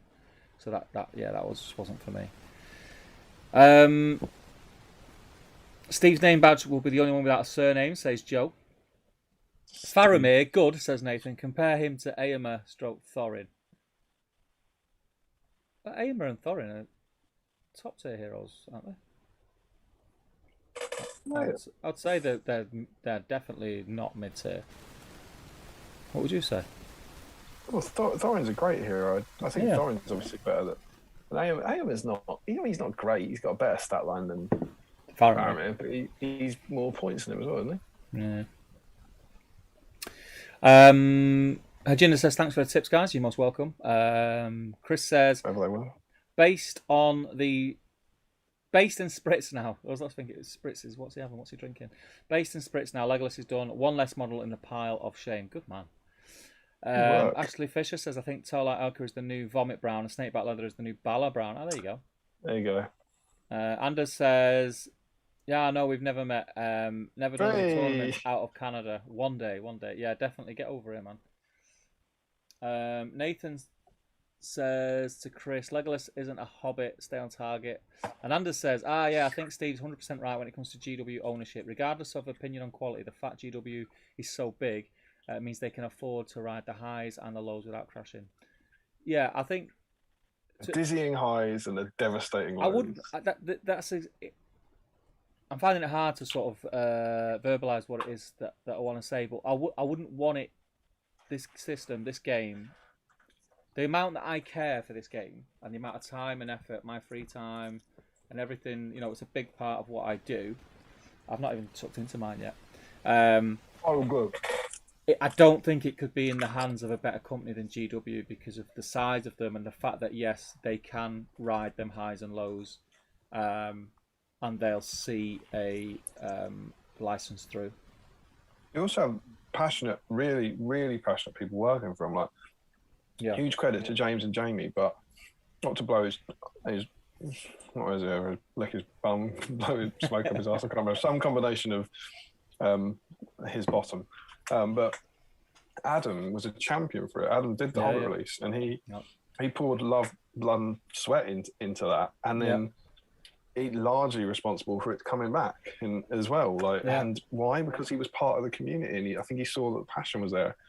So I think he was a large part in that, you know. And so another company might not have had that person who was so passionate about Middle Earth to kind of drive it. And now you've got, you know, Jay and Rob and Dan and Gav. And I think you're right. I think we forget there was, like you say, we've got a lot of the Middle Earth team attend events, independent events, on a regular occurrence now. But I remember when I seen Adam Troke at events, it was like, oh my God, there's someone here from GW. Do you know what I mean? And it's like they're just sort of keeping the finger on the pulse, knowing what's going. You could see that he was like uber passionate about it. It was. It seems like so long ago, doesn't it? Them days. So long absolutely. Ago. Where was he up to? You caught up on the chat. I felt like that was a last comment or something. I've got a handful more. I'll fly through them. Josh says. We're not in the top few game system GW makes, and that's the saving grace of this game. Could be. Sophie says, it's quite soul-destroying to have people think that GW lets SBG fall short when I know how much passion, love and care goes into the game, the releases, etc. by the MACBG scene. Yeah, I think that's the other thing. If you're not aware, or, you know, if you're not aware of that and you're not privy to conversations with, not that members of the team give anything away, but it's fairly obvious when you're talking to them, the passion that's there. And I think if you're not at the events where they're doing seminars, or you're not at events where some of them are gaming and you're not getting a chance to actually speak to them, that can easily be missed. I think people just confuse a lack of releases with a lack of interest. Yeah. I think it's purely quantity. They look at, 40K had 40K every week. 40 things released this week. Gets one. Sorry, and it's purely a quantity thing. And like you said, that's their rent money. That's their powerhouse. But if you took away 40K, if Games Workshop only made Middle Earth, the amount of releases is pretty good. You know what I mean? If they had nothing else, like a supplement, a brand new supplement every year with a model range supporting it, it suffers by comparison. Yeah, it's been compared to a huge. Yeah, it's like they have far more resources. They have far bigger teams. They have far more people. It reminds me of that meme, about the guy that your missus told you not to worry about. That's 40K. Yeah. But I think that's actually a good analogy. Imagine it was just one company making the game on their own, and all they released this. Last year was Quest of the Ring Bearer and all the new models for that. You'd probably be quite happy with it. Yeah. And then this year, all they do is Fallen Necromancer and Defense of the North. So you'd be quite pleased with that as a release. But when it almost looks, like in that White Dwarf, or when you look in White Dwarf and you just don't see your game appearing. The other thing is as well, I think where that comes from. I think what a lot of people, I think GW, it's always that thing. I'll use a football analogy. You're a United fan, I'm a United fan. We know that we had a golden period for a good number of years. Most of my life, from being a young lad to getting into early adulthood, we were spoilt, and due to that, United were severely hated by most of the fans and teams and pundits, and just because of that, they were so successful. And I think GW get a bit of that. If you take GW out of the equation, and look at every other gaming company, I do sort of dip in and out of different groups and forums and Facebook groups for different systems. Star Wars being one of them. I look at the Guild Ball community that literally blew up in smoke and flames by the end. There's a lot of hoo-ha. A Song of Ice and Fire, look at that. people are screaming for releases. They're not getting them. And that's one of Simon's biggest games. And people forget that. People forget that nobody else could do what GW are doing with Middle Earth and do it better. I don't think. And that's not me being a fanboy. That's me saying, this is what I see, and I don't see a problem with what they're doing. But again, opinions are opinions, and they're your own, and that's everyone's right to have them, and it's totally cool to have them. Now, of course, to continue your football analogy, you might say that the age of Man U is over. The time of Newcastle has come. But wait, that is. I mean. There's so many different conversations to be had about that one headline. I mean, there's the funny side of it, and then there's the actually. Hang on a minute. Yeah, you realise very, very dodgy side. Yeah, you do realise who these are, right? Anyway. Yeah, let's move on. Let's we'll try and do happy stuff. Yeah. So Andrew Pennington says, I much prefer the slow release schedule. It helps budget purchases and keep my head from spinning with constant new rulebooks editions. Yeah. I'm kind of on the same page. Middle Earth gets more releases than some GW's other specialist games, and it could have easily been like Curse City, says Hajinder. Sophie says, and all of the people that surround the system in terms of general employees. Yes, she's still singing the praises of the staff. I think the staff do a great job. I think that's the thing. I think because we are sort of in touch, we sort of have that insight and can understand things a lot more And I think Well, sometimes that's what I mean. If you've got no knowledge of the system and you just pick up White Dwarf every month, you'd think no one cared about the game. I get that. correct, But yeah. I hopefully that's where the community comes in and where going to the event can come in and stuff. Yeah. Plus, we've been through a very, very tricky period globally.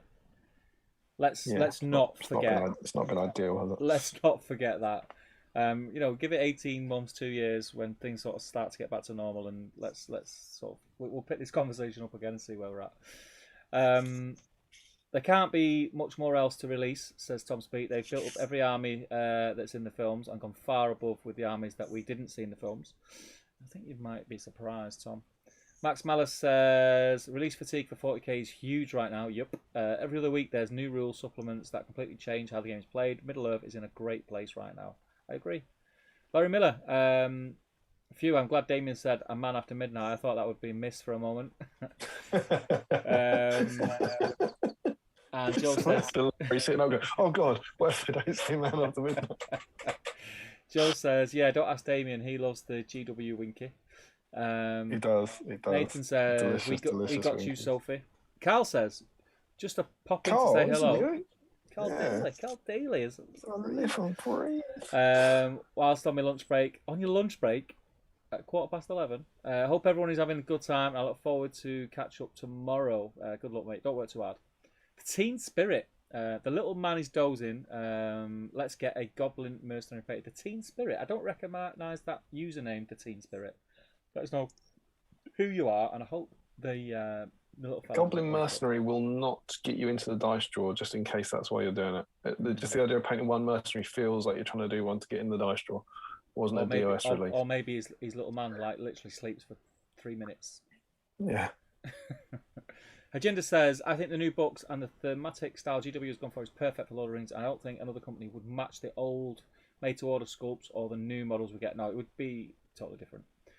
I'm glad we're in a position that the question about GW support can be asked and argued against rather than a point when it was asked and nobody argued. I wouldn't argue with anyone. What I would do is I'd give my opinion, and the person can either listen to that opinion or agree with it or disagree with it, and I'm fine either way. One thing I don't need to argue anyone's. It's not an argument for me to have. It's just an opinion. So yeah, it's I know what you mean though, Nathan. I think that is down to, it's like what Sophie said. Sophie is a GW staff member, and she has been a huge supporter, especially of me and Damian, pretty much from the start. And I think that's massive. And staff members attending events, staff members getting involved in Facebook groups. Even in the end times, Nick Baton and Simon Grant were really involved in the community. They really, unnecessarily so. They reached out, and Simon would do FAQs. I used to run the community FAQ, and I used to talk to him, and he would give us kind of on the spot answers and stuff. And Nick was hugely involved with keeping those events running when the game wasn't really there. And that's been there right from the start. The people have always been there who care about the game. It's just maybe the higher up message from the wasn't, that's where we want to divert our resources. I mean, that's the other thing as well. Pretty much echoing what you've just said. I think people forget that it is a business, and there is someone that makes a decision that may not always go down well, not just with the consumers, that doesn't go down well with the staff, but it's a business. It's got to be run like a business. If it's not run like a business, it'll go down the drain, and then we won't have it, and then that's the last thing we want. Yes, that one there where no Hobbits available for this stream, says Chris to Nathan. I'm back to working on the biggest ever Hobbit base now, though. Andrew Penton, after the almost death of the game, to be here now with the stream and amazing community, new release, etc., is party popper worthy. It certainly is. Absolutely, yeah. Nathan says, AMS Faramir, Thorin are similar points. I've not played any of those models for probably 4 years. So, yeah. The other argument is, of course, the classic argument that Faramir is in a better army list. It's the army balance as well. It's not just the profile balance. So Faramir is in a much better army list, I think, in terms of what you can do with him, what you can surround him with, than the other two. Yeah. Andrew Grayling says, "Is there anything you guys hope to see if GW gets the license for the new Amazon show? I want to see Keller Brimbo. I am again. I'm probably like the most boring person to ask, and I'm a different person to what I was if you'd have asked me like a few years pre-COVID. Like I was kind of, I want this. I'm quite happy just to sit back and see what happens, and I'm sure I'd be over the moon. Well, I will be over the moon if you know it comes out that they have got the license to add to our existing system with characters and profiles from the new Amazon series, and they're able to sort of work together with what we've got already. That'd be amazing. But what you've accidentally given the wrong answer, Steve. I'm working to it. I'm working up to it. The right answer is quite clearly Lenny Henry as a Hobbit. That's what. Do you know what the weird? I can't get out of my head. Do you know what I can't get out of my head? Every time I think of Lenny Henry as a Hobbit, I see him as a little version of. Remember the character he used to do, where he was like the old Jamaican dad and go with a pipe. You imagine that? You know, it's quite cool. Oh, I've got a Richard Armitage model. I've got my Ken Stott model. I've got Jimmy Nesbitt model. You're gonna have Lenny Henry as a Hobbit. If we take the casting out, I think I would say Sauron as Anatar. Yeah. Sauron, and he's not an elf. You know what I mean? Pointy-eared. Sauron in his fair guise. That could be. I'd love. I mean, I want to see how the show does that. But then, presuming it's really cool, I'd love to see that as a model.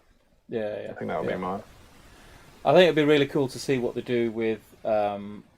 Like the first men, like the Númenóreans, where they'll go with that. That'll be really interesting.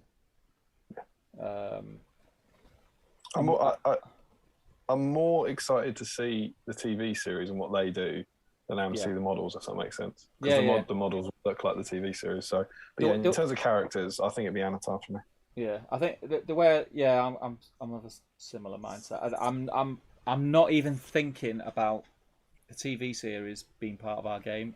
And if it turns out that it is, that's just going to be a huge bonus. Yeah. Glad you're back on track, Chris, says Nathan. Scott Newman says, all right, lads, just popping in to say hi, not painting tonight at a Halloween party for have a good stream, lads. Halloween. Halloween. 2 weeks early, Scott. 2 weeks early. Ashley Fisher says, I've just realised that last weekend was my 1 year SBG anniversary, looking for something to fill COVID boredom.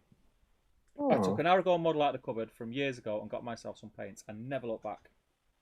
Amazing. Happy anniversary. He says, found B-Sam shortly after. Part of the family now, Ashley. Absolutely. Yeah. Doing anything nice for the anniversary?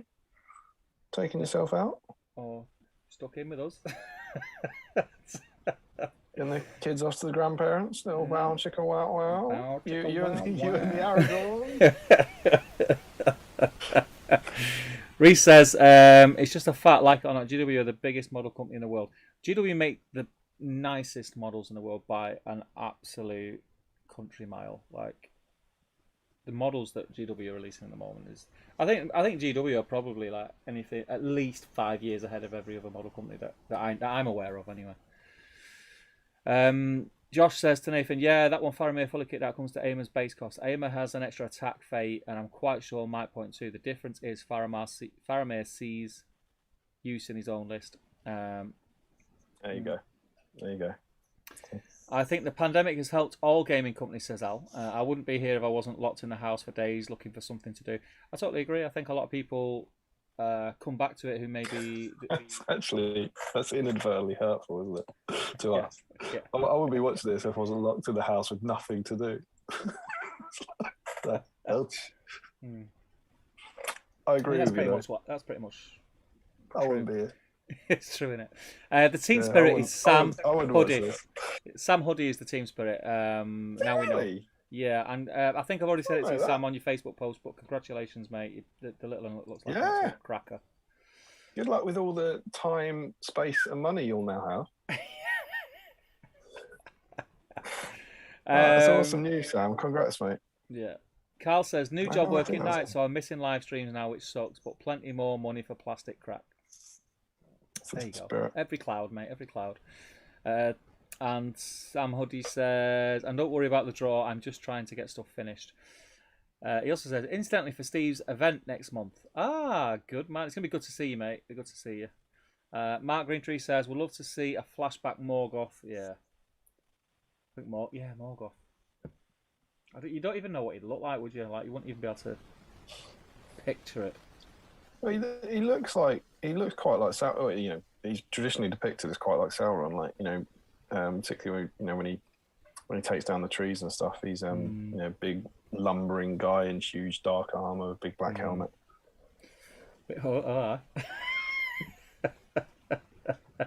Stop it. Nathan says Faramir is in a better list. There are better options than taking Faramir in Minister. Lenny Henry is an underrated actor. I'm actually confident he won't be the weak link in the cast. I'm totally. I don't think he's going to be the weak link for a second. No. There was nothing derogatory about Lenny Henry. I think it's wonderful, and I think he really suits it as a halfer, as a hobbit. I just want a mini Lenny Henry. That'd be amazing. Bernie and the Genie is my favourite Christmas film. I'm caught up with the chat. Profiles. Let's what time? It's 25 past 11. What have we got? What have we got? Profiles. Profiles and the scenarios. And the scenario. Let's do profiles. Yeah, his profiles is relatively happy. So, obviously now, as always, we'll say direct your chat to your memories or your favourite profiles of these. We'll have a little scan through. They're obviously still in the game, but it's more about the sort of points of interest when they entered the game, essentially. So the first page that we get in here is the three elves. We get Thranduil, Tariel, and Legolas, and those were the original sculpts that we got from. Yeah, beautiful.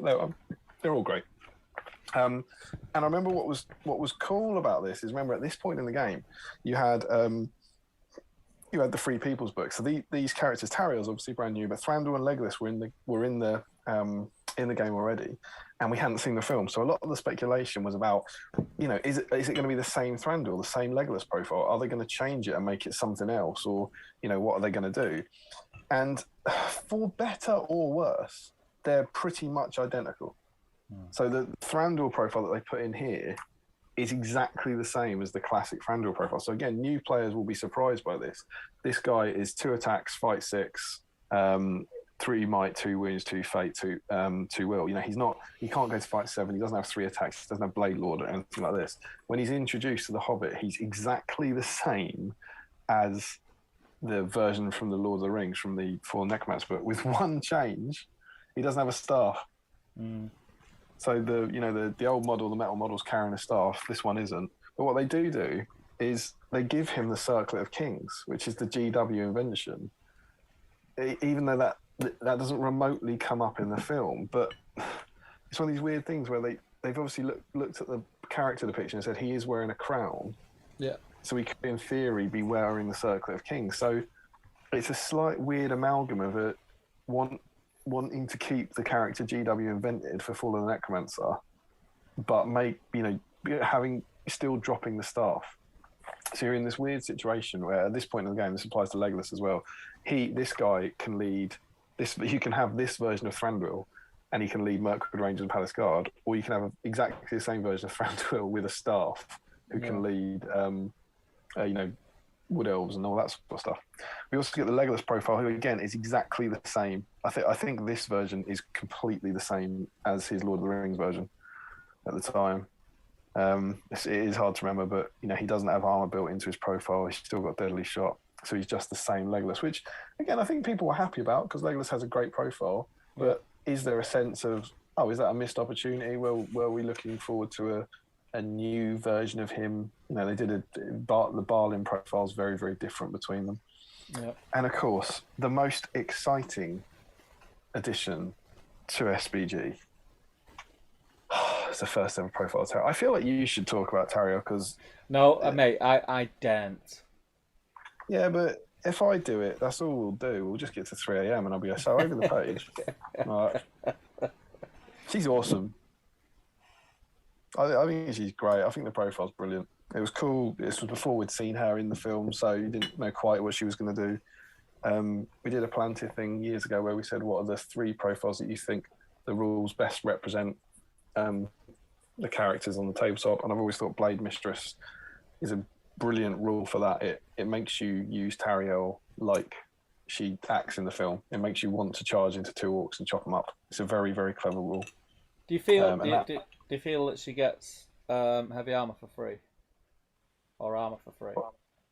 What points? What do I feel it? What do you mean? Well, I always wondered why she was a higher defense than Legolas. I think it's just because they want. I think it's because in this version, Legolas is it's copied and pasted from the Lord of the Rings. Because I'm pretty sure in Armies of the Hobbit now he comes with armor. You can't take it off in the Hobbit version anymore. But this one's literally just copied and pasted. Yeah. Whereas Tariel, they're like, well, she always has the armor. Yeah. But Defense 5 was good. Yeah.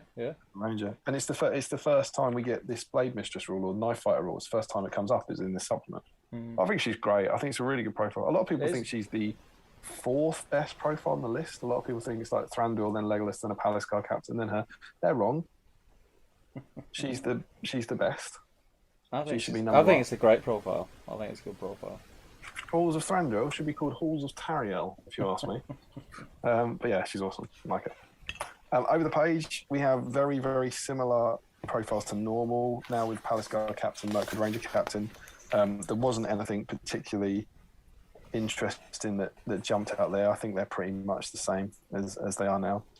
We get Thrain the Broken for the first time ever, which is so cool. You've got the blister there, right? You just dug it out of your mega rare Thrain the Broken box. Yeah. He's awesome. Banged on enough about how much I love Dol Guldur, and I was so excited for this. And we get this cool profile. Again, it's very, very similar to the Thrain the Broken we know now. But I remember this. This is his Shattered Spirit rule. Are you ready for this? Yeah. At the start of every priority phase, before rolling for priority, Thrain must take a courage test. If it's passed, he acts normally. If it's passed on a double, he gets +2 strength, attacks, courage, yada yada yada. So if it's passed, we're fine. Either passes and he acts normally, or passes on a double and he becomes Super Thrain. If the courage test is failed with a score of +1, Thrain is controlled by the evil player as if he was one of his models. The only difference between him and other evil models is that good models cannot target Thrain with missile fire or magical powers that cause damage and cannot make strikes against him. Full stop. The end. Yep. Stephen Crow. Question I put to you: what happens to Thrain if he fails his courage test but doesn't roll a +1? Nothing.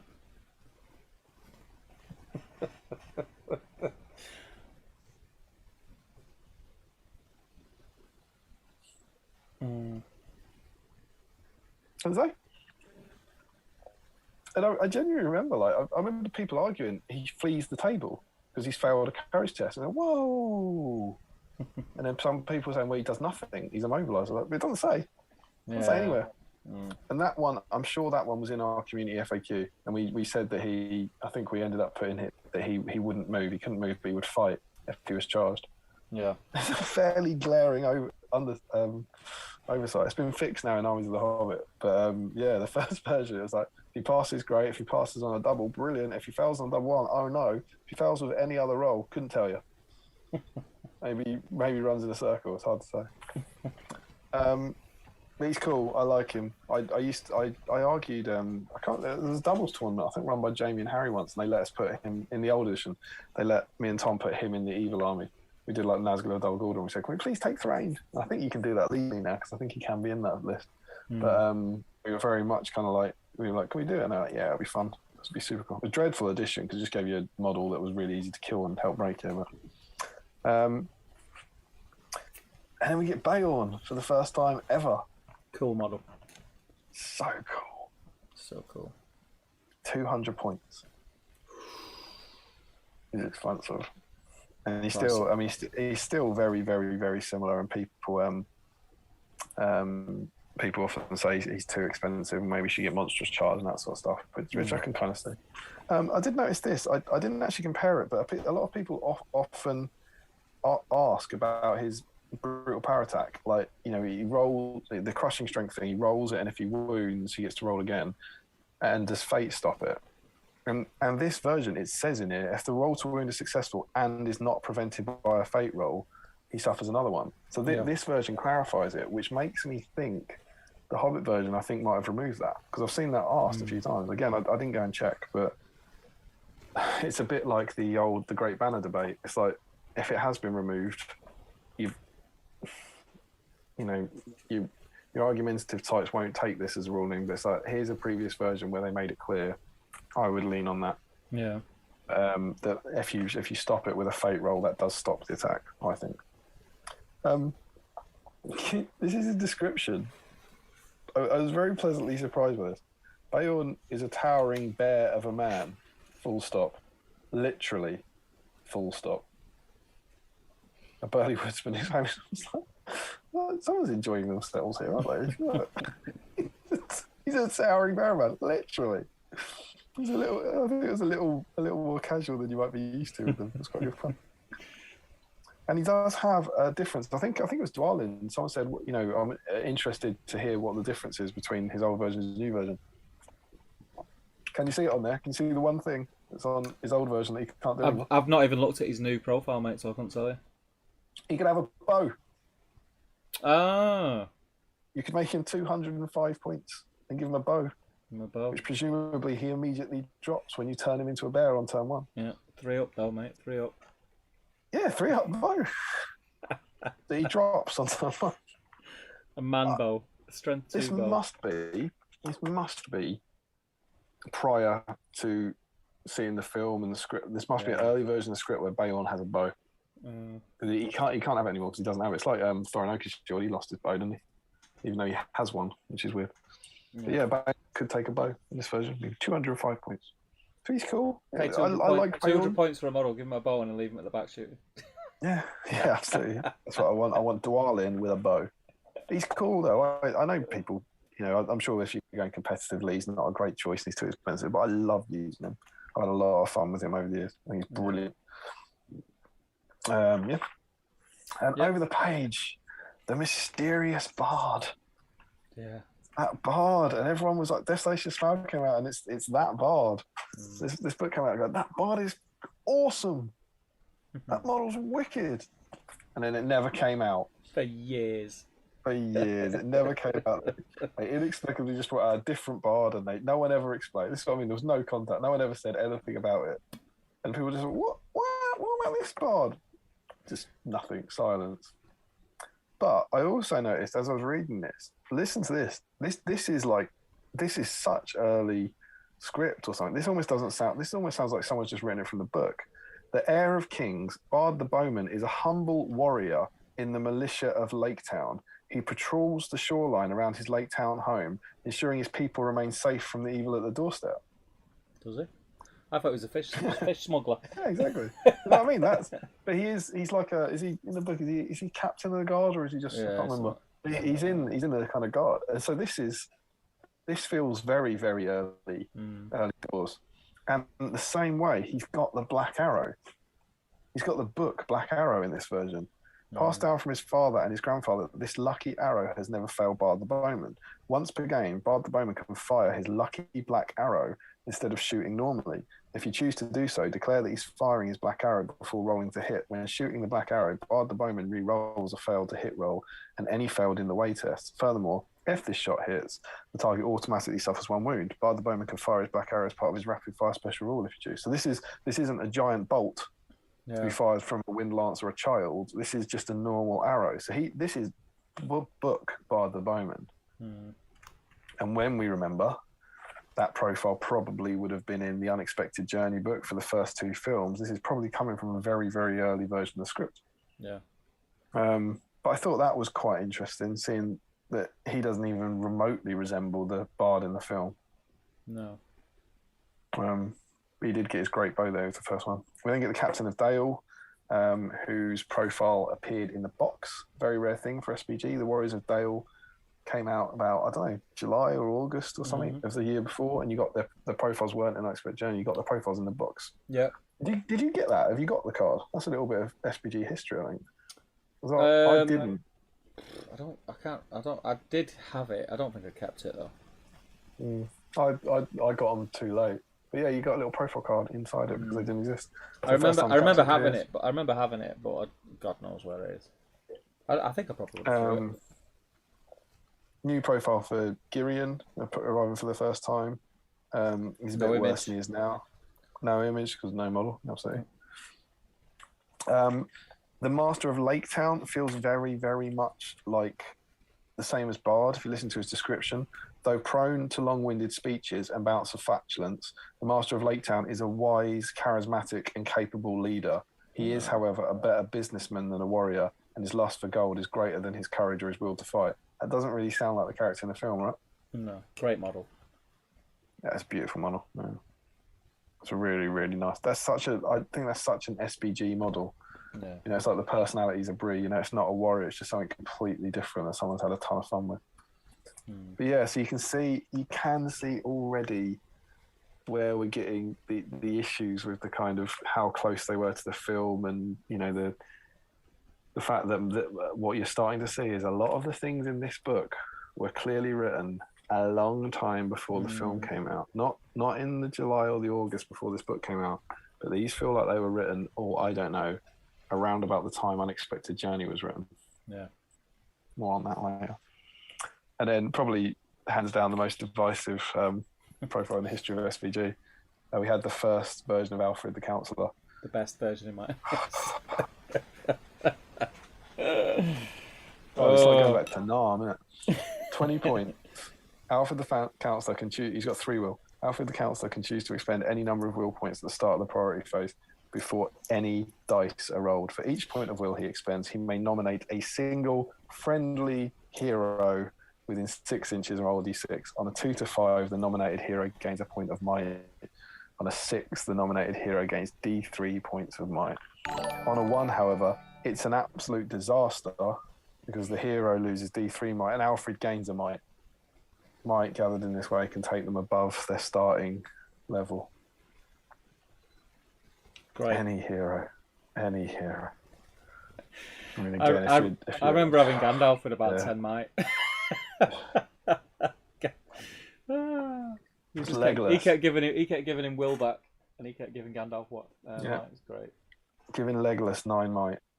What's that? A ring wraith? This is his old version. I hit that. Roll to wound it. 2. 4 might. It's dead now. I mean, it was absolutely rank. And yeah, like you said, Gandalf or Bomba were always seen with him, giving him his will back. And in them days, you could put him in any army. Yeah, absolutely. He's just an independent hero, so you could have him in Minas Tirith, you could have him in an elf army. Anyone could. There was no alliance matrix, so you could just you took him, you could give him a bunch of Lake Town Guard, cheap spears, and whack him into any. It was dreadful. Yeah. I remember playing. Was it? It wasn't. It was one of the Scots. Maybe it was Worcester. Playing someone like a bit like Recon. It might have even been Blockade with a 12 might Gimli walking towards me. 12 might Gimli. I was like, and it is better now. I still think it's too good, if I'm honest. You know, I think it was only Lake Town heroes, and he only gives them 1 might or something. But I still think it's too good. Do you reckon? But yeah, because it's I can't remember the exact word now, but there's no skill in it. There's no variance. There should be a risk factor in it. It's also called Dubious Counsel. He tricks Bard again and again. He lies to him. How in any possible situation can he give Bard might? It doesn't make any thematic sense.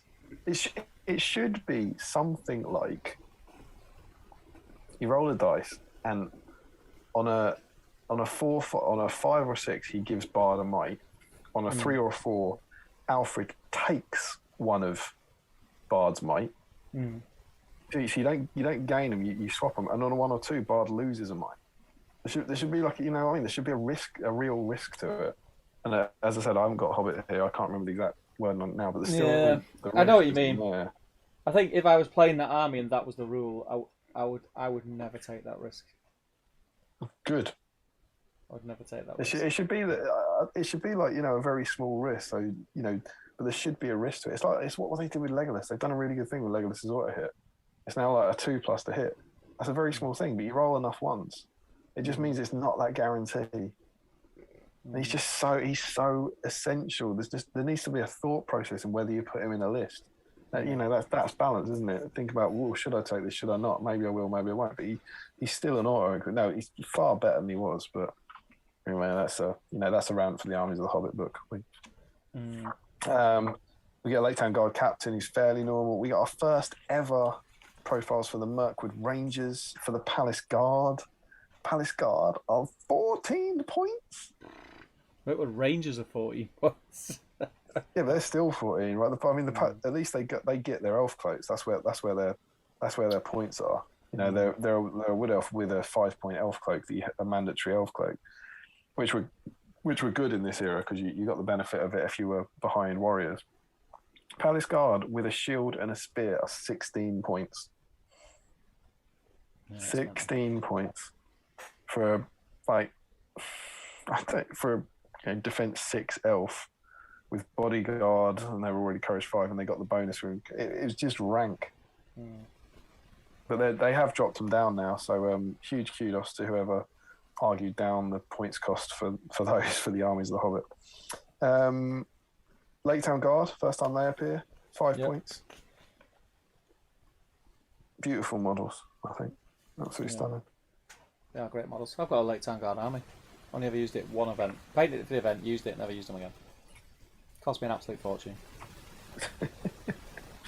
I've got about 12 of them. I paint, that army I told you about the 5 armies one. I painted up 5 for that, and the other 4 have never been done. They should have been done today. They've got kind of battle streams written all over them. Yeah. We then get the Warriors of Dale in there for the first time again. We knew those profile, but it's the first time they're in a supplement. And then we get the Exhausted Evil section. We get Yazneg. First time Yazneg gets appraised dead by Desolation of Smaug. It's the first time he appeared in a supplement. Because of all the Azog shenanigans, this guy was released. I think he was released in about April, the year before. And I remember he did get a rule in FAQ because people were like, what the hell do I use this model for? You could buy Yazneg, but there was no profile for him. And there was an FAQ that said, use him as a hunter orc captain with the option to buy a lance. That was in the official FAQ. And it said, and look out for his profile in an upcoming publication. And so this is it. And it's a cool profile and introduces the kind of like Azog can kill him rule.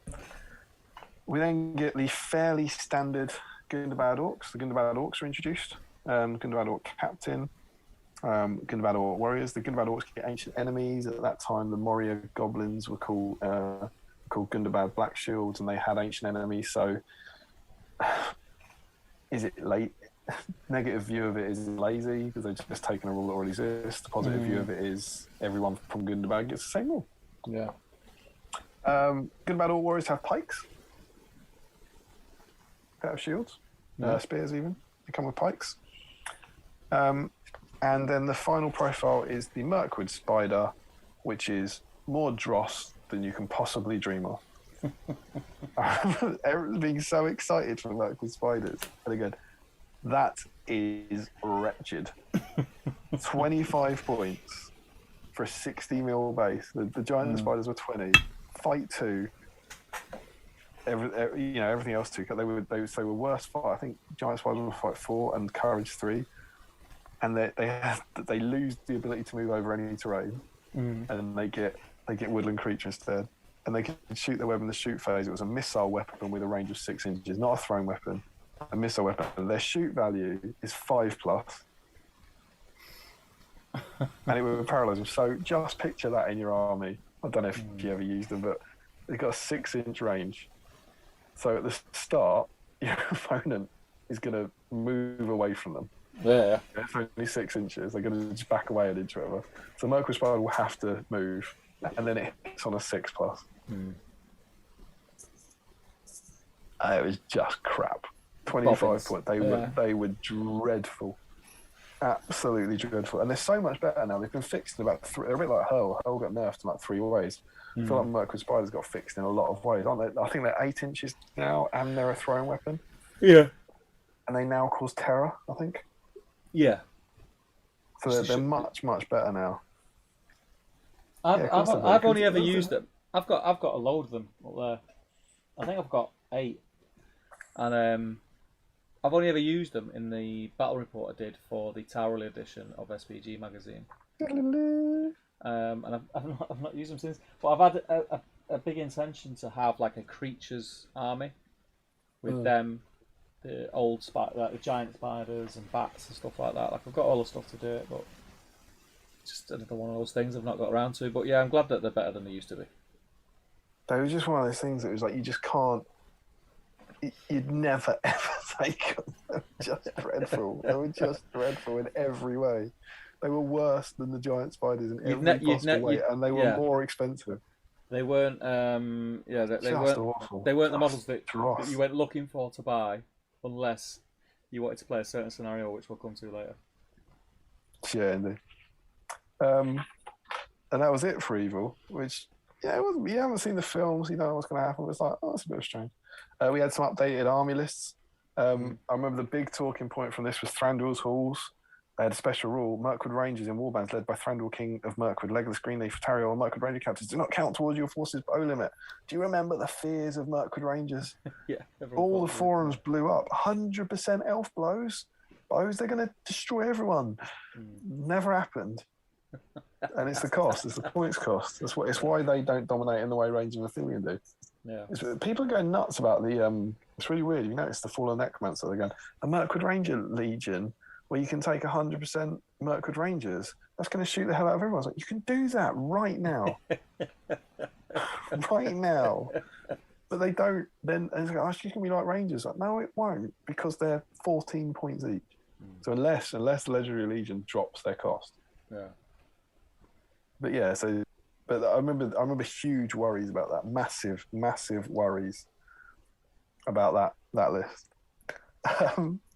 We get Radagast's Alliance. Do you know who can be in Radagast's Alliance? Bayon.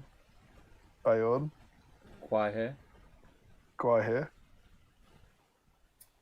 Is there a random one? There is a random. You're absolutely right. Who else? I mean, surely you can remember. No, surely you must be able to think of one more person who can be in Radagast's Alliance, as well as Bayon and Gwaihir. I don't know. You do know, Steve. It's one of the two words that's in the title. Title of what? It's the title of the army list. What's the army list called? Radagast Alliance. Radagast. Radagast, very good. Jesus. Obviously. Hey, you can also have Great Eagles. Great Eagles, Gwaihir. That makes loads of sense, right? Yeah, Bayor, Gwaihir, Eagles, Radagast makes loads of sense. Do you remember the random? I remember thinking, I remember there being talk that it's why is it there, but I can't remember who it is. No. Bard the Bowman. Obviously. Radagast the Brown. Obviously. Bard the Bowman. Bayon, Gwaihir, and Great Eagle. Radagast the Brown is seen as a master of birds and beasts. His kindly nature and gentle wisdom have garnered much loyalty amongst the creatures of the wild. Fine. The others may include Radagast the Brown, Bard the Bowman, Bayon, Gwaihir, and Great Eagle. What in God's name? Did they ever meet? It must be a typo, right? It must be a mistake. It's an odd one. It is Just an odd one. Nuts. Maybe they thought, what does this army need? I know. Someone with a black arrow that doesn't exist. Absolute madness. It was one of those things I reread it and went, oh yeah, you can have Bard leading a warband of eagles. That was cool.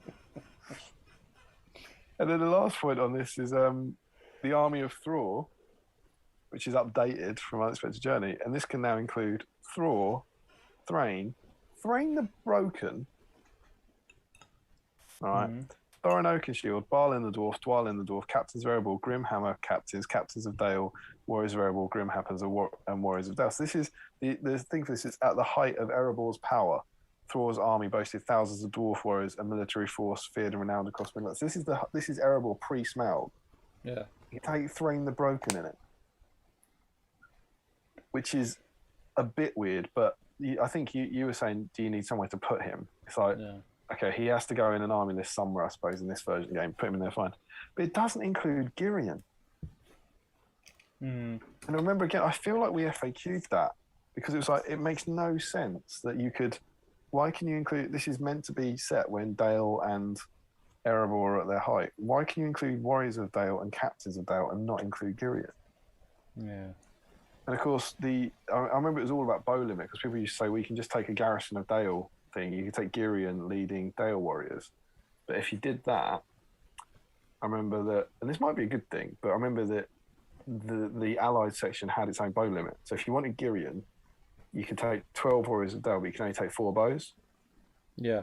Whereas if Girion was in this army list over here, you could have 12 Dale bows led by Girion and 24 dwarfs. See what I mean? Because you get your bow limit that way.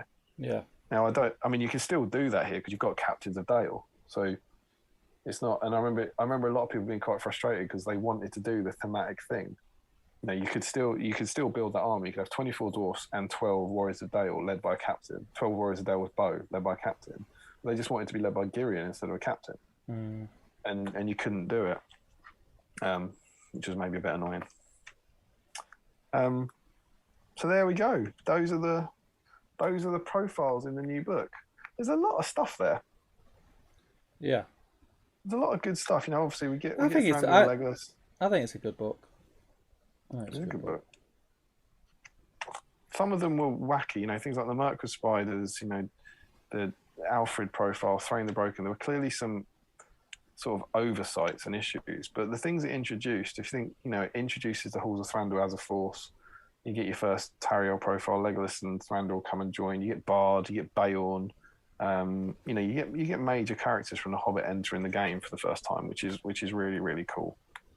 But yeah, there's not apart from those like niggles, there didn't feel necessarily like there was too much missing at this point. Certainly not before you'd seen the film. But yeah, those are the profiles. Do you want to? I'll tell you what. Just because you've got your brush out, just as an update from that White Dwarf, I will mention that. And I think this is important for White Dwarf. The coverage of this, it went on, and here, look at this bad boy. Remember this? What is it? What is it? White Dwarf. Who blocks this period out? Yeah. Different. This is White. Different time of my life, that mate. This is White Dwarf Weekly. Weekly, eh? You don't remember it? No. So this issue. What is that? Just smaller issues. This issue, which is the one we looked at. I want to say there was one more. This is December 2013. I feel like there might have been a January 2013 because I don't mention it here. And then after that, White Dwarf went to weekly issues for a couple of years. So it becomes a sort of 36-page magazine. It was £2.40. So this one's 150 pages for £5.50. So. Yep. For the same cost, we're talking about that's 60. We're talking about half the pages, or twice the cost, depends how you look at it, over the course of a month for the same page count. And it was released weekly. This is when it went from supermarkets. It was only available in Games Workshop. I think it'd be interesting what people say in the chat. I think it was generally thought of as a bad thing, that some people liked it. Yeah. But the reason I picked this one up is because what you would occasionally get, remember this is in 2014, you get this on the cover, look, you get I think this was a legal thing, they've got the logo, and whenever they included content from The Hobbit, they would have to put the logo on the front. It says Hobbit, Desolation of Smaug, Strategy Battle Game, New Adventures, Battle Report. And inside this one, inside this issue, this week's issue, we get some big, pretty buildings for 40k. I seem to remember that reminds me of something that like sold out in 3 minutes and caused a big hoo-ha or something. But look at these. This this is a bit like our launch issue. You get Bayon and Bear, new Bayon. Everyone's like, what? New Bayon? I just paid for the old Bayon. It's cheeky. The Girion model, which we haven't seen before. Again, lovely big pictures of them. Yeah. Gundabad Swordsman, Gundabad Spearman. More on the outrage of how they were sold in a minute. So, a fair few pages of new releases. And then look, Barrels Out of Bond. Yeah. Look at that guy. Great kit. There he is. And this is a battle report for the Barrels Out of Bond scenario. It's only 4 pages, but it's pretty good. You can see there's actually quite a lot of text on it. Then, a bit later, double-page tactics from Adam Choke about using Bayon. Mm-hmm. And then, a bit later, a double-page spread about Hobbit rules. Nice. About building the Barrels Out of Bond page, including a rules update. And I mean, this is good coverage, but if you were in any doubt about the contempt they had for the Hobbit, it's a weekly issue of White Dwarf. Keen-eyed hobbyists might have noticed the Gundabad Orcs list in the Hobbit and Desolation of Smaug supplement have the option for pikes in their war gear, while the new models released this week described as Gundabad Orc Spearmen. Design studio rules writer Simon Grant shares his wisdom. Even though it says pikes in the book, treat them as spears. The point cost remains unchanged. He says, you might want to note the correction in your copy of the Hobbit Desolation of Smaug to help jog your memory and avoid confusion in the future. As long as you picked up this issue of White Dwarf. Yeah. It was never FAQ'd. I don't know why they did it. I don't know why they couldn't have pikes. I know maybe they're not as physically long, but does it really matter? But that you got the Desolation of Smaug and go, oh, they have pikes, and then some people picked up this. But no, they now have spears. And then other people go, no, they got pikes. And there was an issue of White Dwarf that came out 6 months ago that you haven't got. Is it in the FAQ? No. I promise it was. I read it once. I read it once, mate. I read it once. Yeah, I read it in a magazine. So that's weird. But this has got 14 and a half, so say 15 pages of Hobbit content out of like 32. Nice. So this issue is actually pretty good and is arguably a better launch issue than the launch issue. Yeah. There's actually some decent content in here. I think we missed that page. There's Yoga Thranduil being released. Mm-hmm. And so it's this weird sort of thing where, Weekly White Dwarf, I don't think it was worth, what you got to do is it was worth getting if it was a week where the theme interested you. Yeah. So in this, I'd argue, something like this, normally, I saw someone talking about today, you get, the new White Dwarf, you've got, whatever it is, you've got a Witch King Tactica and a 150-page magazine. Is that worth £6?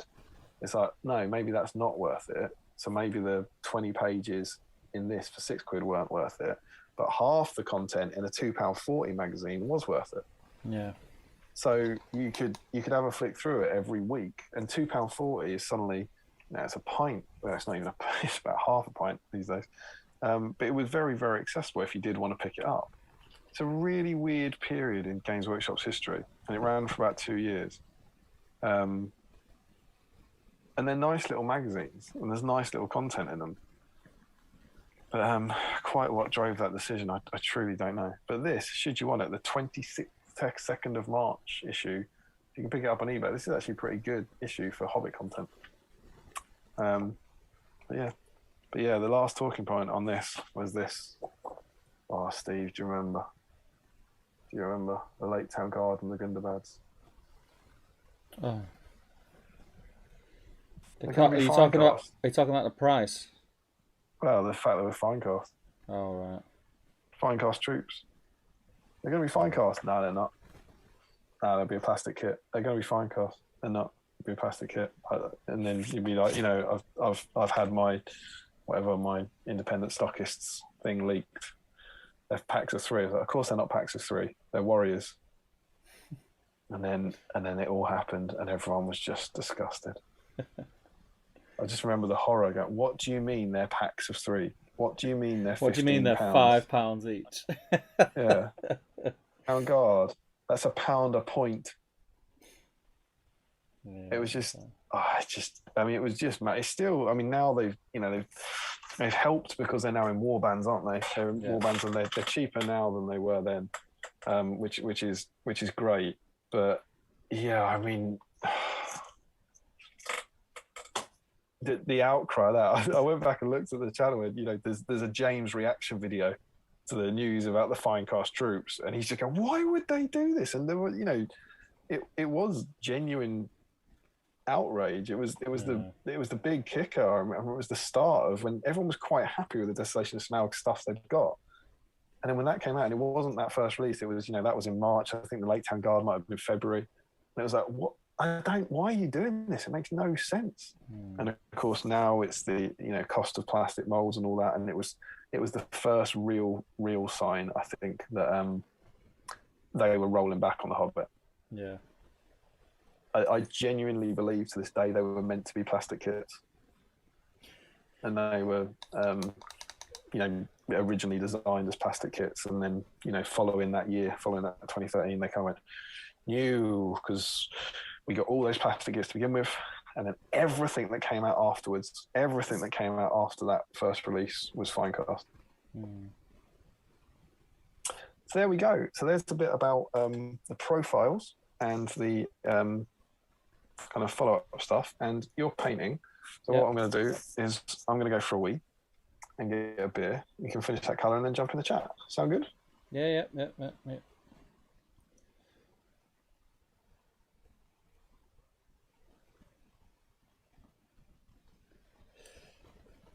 There we go.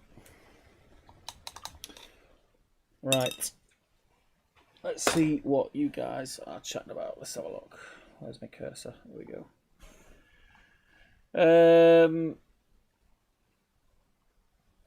Nathan says, excuse me, Steve's got the best mindset. Assume there's nothing coming from the TV show besides interest, but take any releases as a massive bonus. I think it's the only way to set yourself up so you're not like majorly disappointed. I'm if you back me into a corner, I'm quietly confident that GW wouldn't let an opportunity like this pass. But yeah, I'm just gonna try and stay in the mindset that we're not gonna get anything for it, and then I'm just gonna enjoy the TV series for its own merit. And if we do get something from it for the game, then fantastic. Josh says Aimer is a dead choice in his own list. Too expensive for not enough effect. Better to take smaller heroes and more troops. I agree. Faramir doesn't do that in the ministerial list. Pretty sure you should be angry though, says Nathan. Angry. Oh, he's talking about a TV show and models. I'm not sure. Sam says time, space, money. They're quickly becoming memories. Cheers, guys. For now, sir, is letting me have a short break. Good man. And Tom Marshall is in. Welcome, mate. Says, evening, chaps. I have a query. Is this a legal army? 2 fully loaded mummoks with chieftains, 8 Harad with bow, and 16 with spear. Comes to 998 points. Off the top of my head, not got a clue. I'm sure Larry or someone in the chat will be able to let you know later on down as I get down the chat. Reese says, if Tyrell gets Legendary Legion in the new book, Damian is never going to play another list again. That is correct. Josh confirms to Tom, yeah, that is fine. Could even bump that to 12 bow, 12 spears due to Serpent Sting. And Larry says, but doesn't he keep his axe as a bear? I'm not too sure. Larry's just saying, does Bayon keep his axe as a bear? I think that I remember. Do you remember that? Yeah. Someone was arguing for that one. Thorin loses a bow in Armies of the Hobbit, where the profile where he loses the bow is the page after a screenshot of him using a bow. Joe Holzman, to be fired from a wind lance or a child proper made me chuckle. Josh says, we see Gambling use a bow even in the theatrical cut of Return of the King, and yet the profile is never an option. Aomer lost his bow option somewhere too. And Josh also says, and the master is Stephen Fry too, but don't own one, but the box art is definitely distinguishable as Fry. Larry says that was Armies of the Lord of the Rings 2, well not 2, but same-ish points as Thorin lost his. Michael Haskell says likely to be going into shutdown mode soon. Being a great stream in part because of the community history lesson. Thanks, man. I'm not going to be far behind you, Michael, to be honest. I'm starting to flag a little. Laurie says, I'd 9 might Boromir once. He used 3 might to actually get to combat, then used 5 might to resist being transfixed. And his last might to win the fight so he could kill 3 wood elves. He died next turn. Classic Miller. That's how you play the game, Larry. That's how you play the game. That is outstanding. 5 might to resist being transfixed. Terrible. Michael says, with the range of DOS models on offer this evening, who'll appear most? Laurie says, asks, should I say, Thrain the Broken. Alliance, says Joe Holzman. Alliance. I think that's because. Oh right, that's when you said it's in the name. I said it's one of the 2 times. The 2 names. Josh says, Ent ? Could it be because of the bird that speaks to Bard in the books? A very tenuous bird friend link. Gaetan says, hi, quite late tonight. I had my mother's birthday. Did I miss something special? No, mate, we've just been chattering on. Happy birthday to... Happy birthday, Mrs. Joliet. Don Bannett says, have to run. Thanks for the stream, guys. I managed to get some paint on my Tario. Good man. The weekly advert catalogue, says Larry. Joe Holzman says, magazine, my memory is it being more of a catalogue that you were charged for. The 40k Shield things sold out in record time, says Nathan. I still work for GW when weeklies came in. Overall, customers hated them. I don't want to panic anyone, but Damien's cupboard is closed. Do you know what else? Not only is the cupboard closed, the box. This is so tricky to do this. There. The box, which keeps it open, ain't even in there anymore. That cupboard will now it'll be closed forever. I'm gonna go for a piddle myself now. Are you caught up? Caught up with the chat. Okay. So I'm gonna put myself on mute. Mm-hmm. Am I on mute? Can you hear me?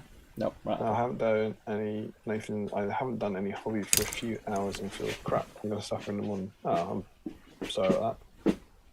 He says good night. Oh, good night, Nathan. So there we go. We've got 38 of you. That's wonderful news.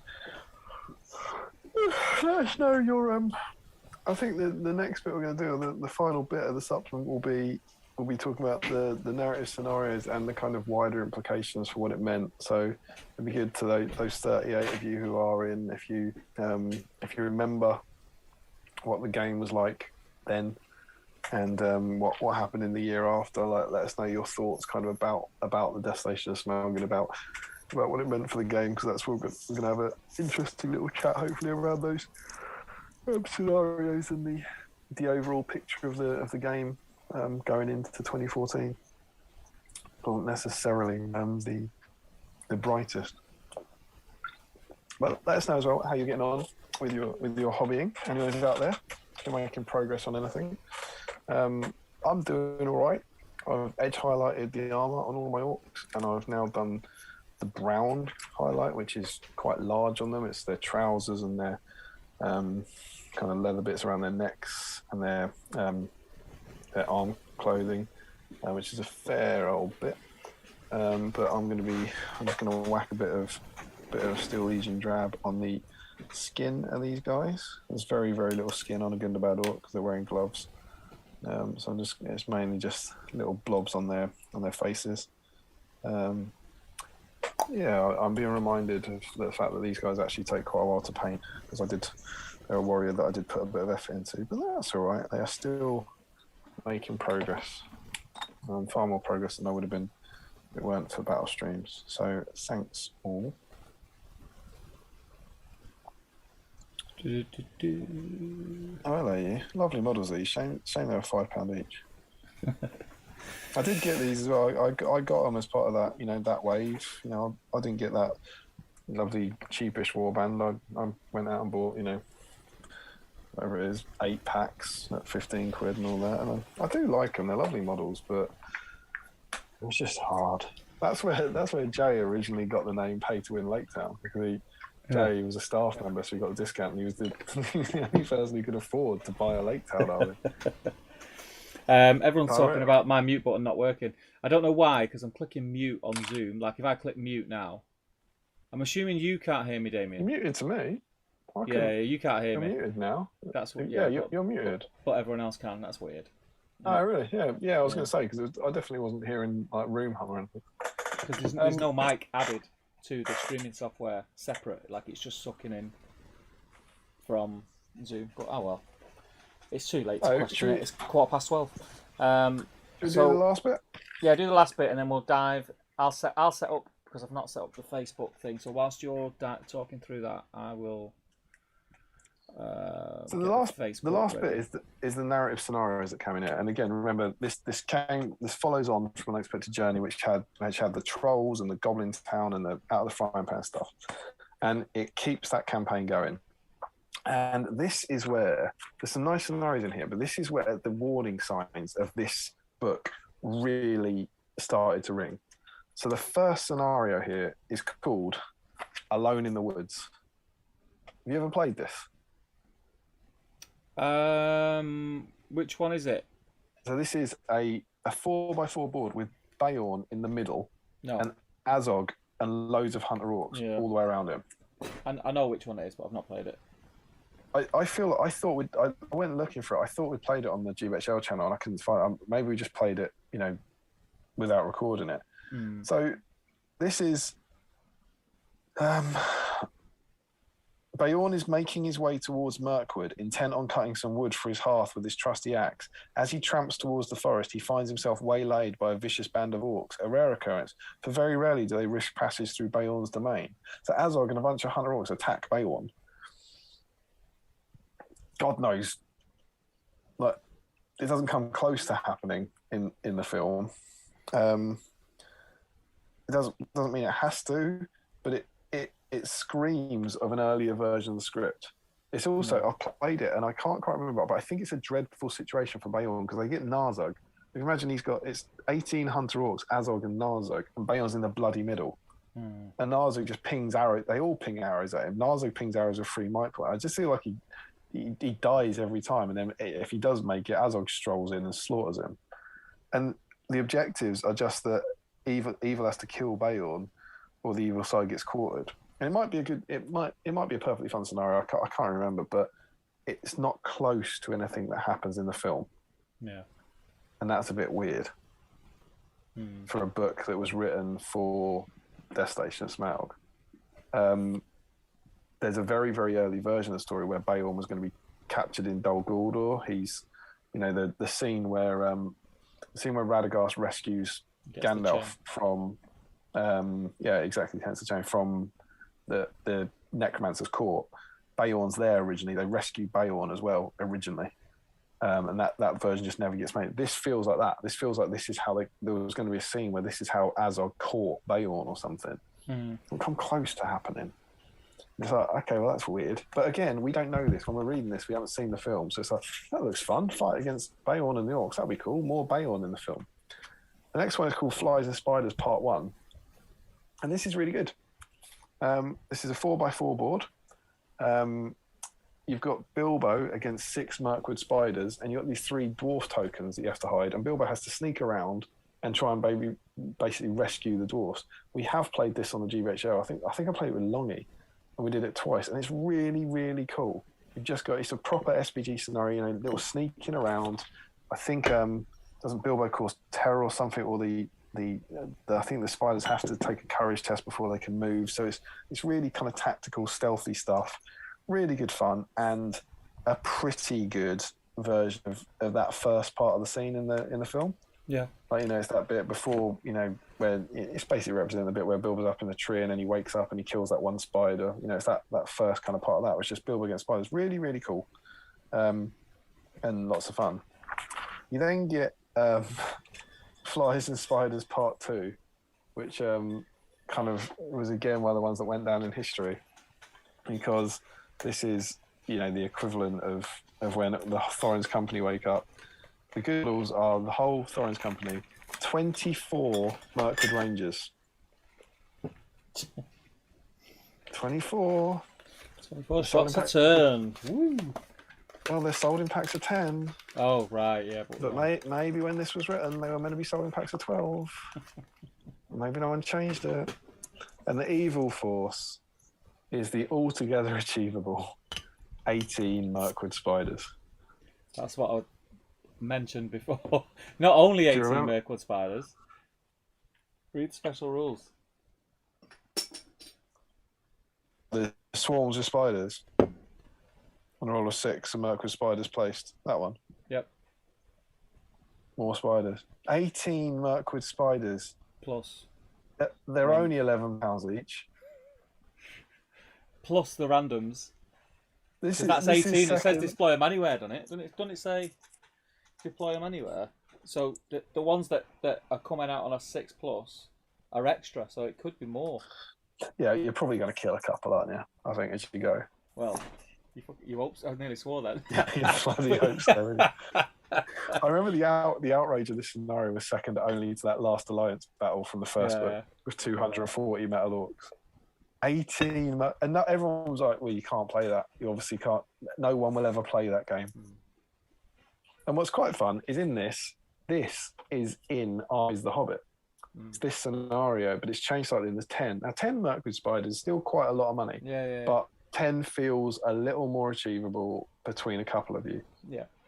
I haven't played this, and we've got, between us all, between SBG and everything, we've got pretty good resources in terms of model, but I've never played this. But it's quite a cool idea. I think the Thorin's company start in the middle of the board, spiders everywhere, the elves rush on to try and kind of half save them. There's a nice designer's note here. This scenario combines events from the novel with those of the film. The last stand of Thorin's company against the spiders, as portrayed in the novel, is depicted in much the same way that they are in the movie. An interesting way to play this scenario is to have a third player take the place of the elves, but to forbid him to coordinate moves with the player controlling the dwarves. It has the interesting impact of recreating the chaos of the elves' arrival. So that's a pretty good scenario for what happens, that the dwarves are fighting the spiders and then the elves come in and kind of rescue them. So that's quite cool, but just absolutely unachievable. And I remember at the time people were like, well, we'll get like Halloween spiders or something. People were doing that. I remember Damian Grantham did a pretty good job they did a Dol Guldur themed event, Shadow and Sorcery, I think it was, in Finchley, and there were spiders in the middle of the board, and he got pretty good toy ones on a 60mm base and just painted loads of them. They were fine for little objectives, but I don't know, my experience of that is you either want 18 Mirkwood spiders or you don't play it. That's always my take on those kind of things. You want the right models or you don't do it. Yeah. But it's not bad. 18 though. 18. And interesting enough as well, too many. This is currently, the new version of this is the only Desolation of Smaug supplement in print at the moment. In Armies of the Hobbit, you get this. You don't get the first one. There's no barrels out of bond in Armies of the Hobbit. So the only narrative scenario that we can currently get for Desolation of Smaug is Fires and Spiders. It's a bit of a shame. So then we get barrels out of bond, and barrels out of bond 1 is super, super cool. It's a scenario I've always wanted to play, and I've never played it. The map is a 6x4 with basically a 4-foot wide river. Yeah, it does look cool. And that's probably the reason I've never played it. It's a very, very specific board, and this is where you use the barrels out of bond models, and it's a wonderful scenario. Great rules for them bobbing down, and you can jump on the barrels and you can try and kill the dwarfs in the barrels and all that. Absolutely brilliant. You get Legolas, Tariel, 20 Mirkwood Rangers, and the dwarfs, fine. And the evil combatants are Narzug, Fimbul, 24 Hunter Orcs, 12 Hunter Orcs on Felwarg, and Azog on White Warg. Azog on the White Warg attacking the dwarfs in the barrels. Just like in the film. Maybe just like was in the film the year before. But that's fine. It's pretty good. It looks like a lot of fun. You'd obviously now, I think it goes without saying, you'd swap Azog for Bolg. But again, there isn't a current version of this as far as I know. Then you get onto Barrels Out of Bomb Part 2. And this is where all hell breaks loose. Oh. So the scenarios for this are you get Legolas, Tariel, Keely, 20 Mirkwood Rangers, and 10 Palace Guards. So it's just Keely. You don't get any of the other dwarfs, and then all those evil models again. As the fighting intensifies along the banks of the river, Keely the dwarf, impetuous as ever, paddles his way to the shoreline, seeking to join in and finally rid Thorin's company of Azog's relentless pursuit. So who knows at this time, but it doesn't sound like he's trying to open a gate. It sounds like he's trying to kill Azog. Yeah. But as he clambers free of his battered barrel, the gravity of the situation soon becomes apparent. Alone and exposed, Keely the dwarf grimly prepares to fight for his life. And it's basically kind of like Keely starts here, good start here, and evil start here, and they all kind of rush to Keely's rescue. Yeah. And then objectives. With one of his hated prey so unprotected, Azog has commanded his hunters to bring him the head of Keely the dwarf. Along with the destruction of the elves opposing him, this may yet to be a day of great triumph for the Orc chieftain. Legolas and Tariel hope to save Keely the dwarf, as well as rid their borders of the Orc presence. What? I mean, forget it's Azog for a minute. There's no what they're hunting Keely. They're trying to catch Keely as opposed to just what? And then the final nail in this one's coffin. An ill fate with the prey in sight. Narzug hopes to procure his Dreadmaster's favour by slaying Keely the dwarf. Narzug has dipped his barbed arrows in a vile poison to aid him in this evil deed. If Keely the dwarf suffers a wound from an arrow fired by Narzug after fate rolls have been made, he's immediately knocked prone. For the rest of the game, he can do nothing. Yada yada yada. So this is the scene we see in the trailers. We see Azog jump up on that wall in the trailers famously. This is why Narzug has a bow and the shooting rule, because when the Unexpected Journey rulebook was written in sometime in 2012, Narzug is the orc that shoots Keely on the banks of the river in a completely different scene as Azog is trying to kill him. And then who knows what happens. Azog gets sent back to Dol Guldur for some reason. They replace it with Bolg. Bolg gets the bow. Bolg ends up shooting Keely. It's a completely different set of circumstances. Yeah. And they didn't know any of this. Any of it. And then it's a Dimmal Dale. Here endeth Desolation of Smaug. And you get this 3-part scenario, which is fun. 3-part narrative campaign to take out the battles of Dimmal Dale from the prologue of Unexpected Journey. You get nothing about Lake Town. Nope. You get nothing about Erebor. Nope. You go straight back to Dimmal Dale, and these scenarios are bloody awful. I don't know if you remember these, but we did these on the channel. This is, give you an idea of what you're playing. Thror, Thrain, Thorin, Balin, Dwalin, and 800 points of warbands of dwarfs against Azog, Fimbul, Narzug, and 800 points of warband. This is like a 1,000-point game. The objectives: the game ends at the end of a turn in which either Azog or Thror has slain or fled. The evil player wins if Thror is dead.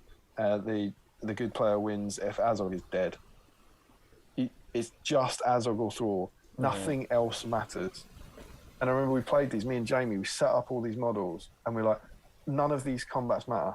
We have no other objectives. There's no point to trying to get to the gate. There's no point trying to break them. The only thing that matters is any fight around Azog. It's just, and because they have to kill each other, it's not like you can tactically hide one of them. Yeah. It's like it's basically the evil player trying to hide Azog, because all the good heroes are trying to get to him, or the good player trying to hide Thror.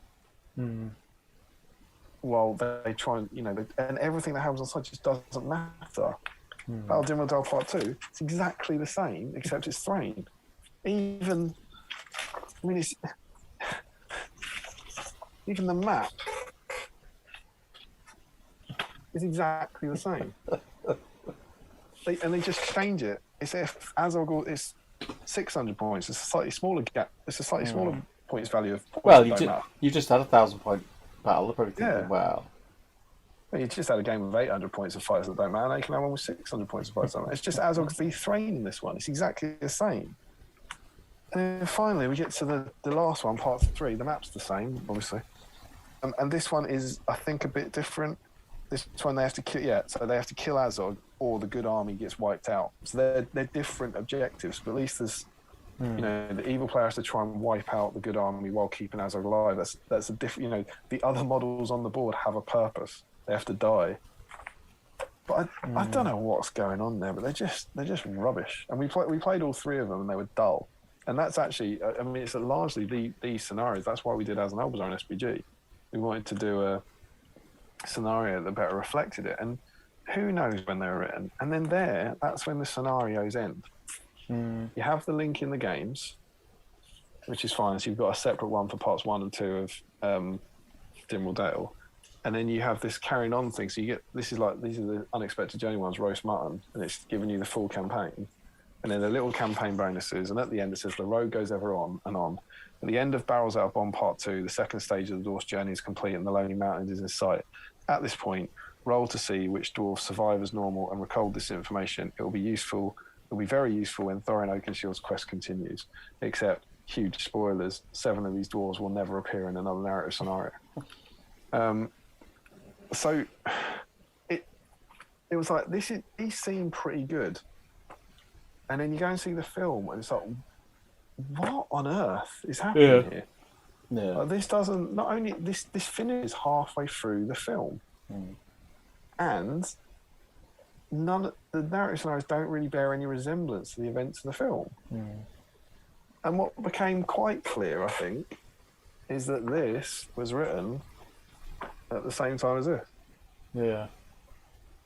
That this was the depressing and daunting thing that dawned on everyone, that all the good stuff in this, all those cool original scenarios and all those new characters, when it was 2 films, it was meant to end at the end of Barrels Out of Bond. Yeah. That's where, when it was a 2-film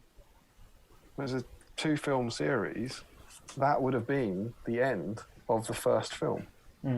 So originally almost all of this would have been in here. Yeah. So this all was written at the same time, and it's true of every one of those profiles, potentially not the Lake Town stuff, but all the elf profiles all would have been in here. Those plastic kits, the Mirkwood Rangers and Palace Guard, they would have come out the first year, and that's why they're plastic. Yeah. It would have come out for that first release, and then what happened was this got taken out of here and released a year later, which is fine. But they didn't do anything to it. It's kind of like, it's not just that they totally messed up the schedule, didn't they? It's like they were guessing. What was, like you say, there was stuff in that book that wasn't even in the films.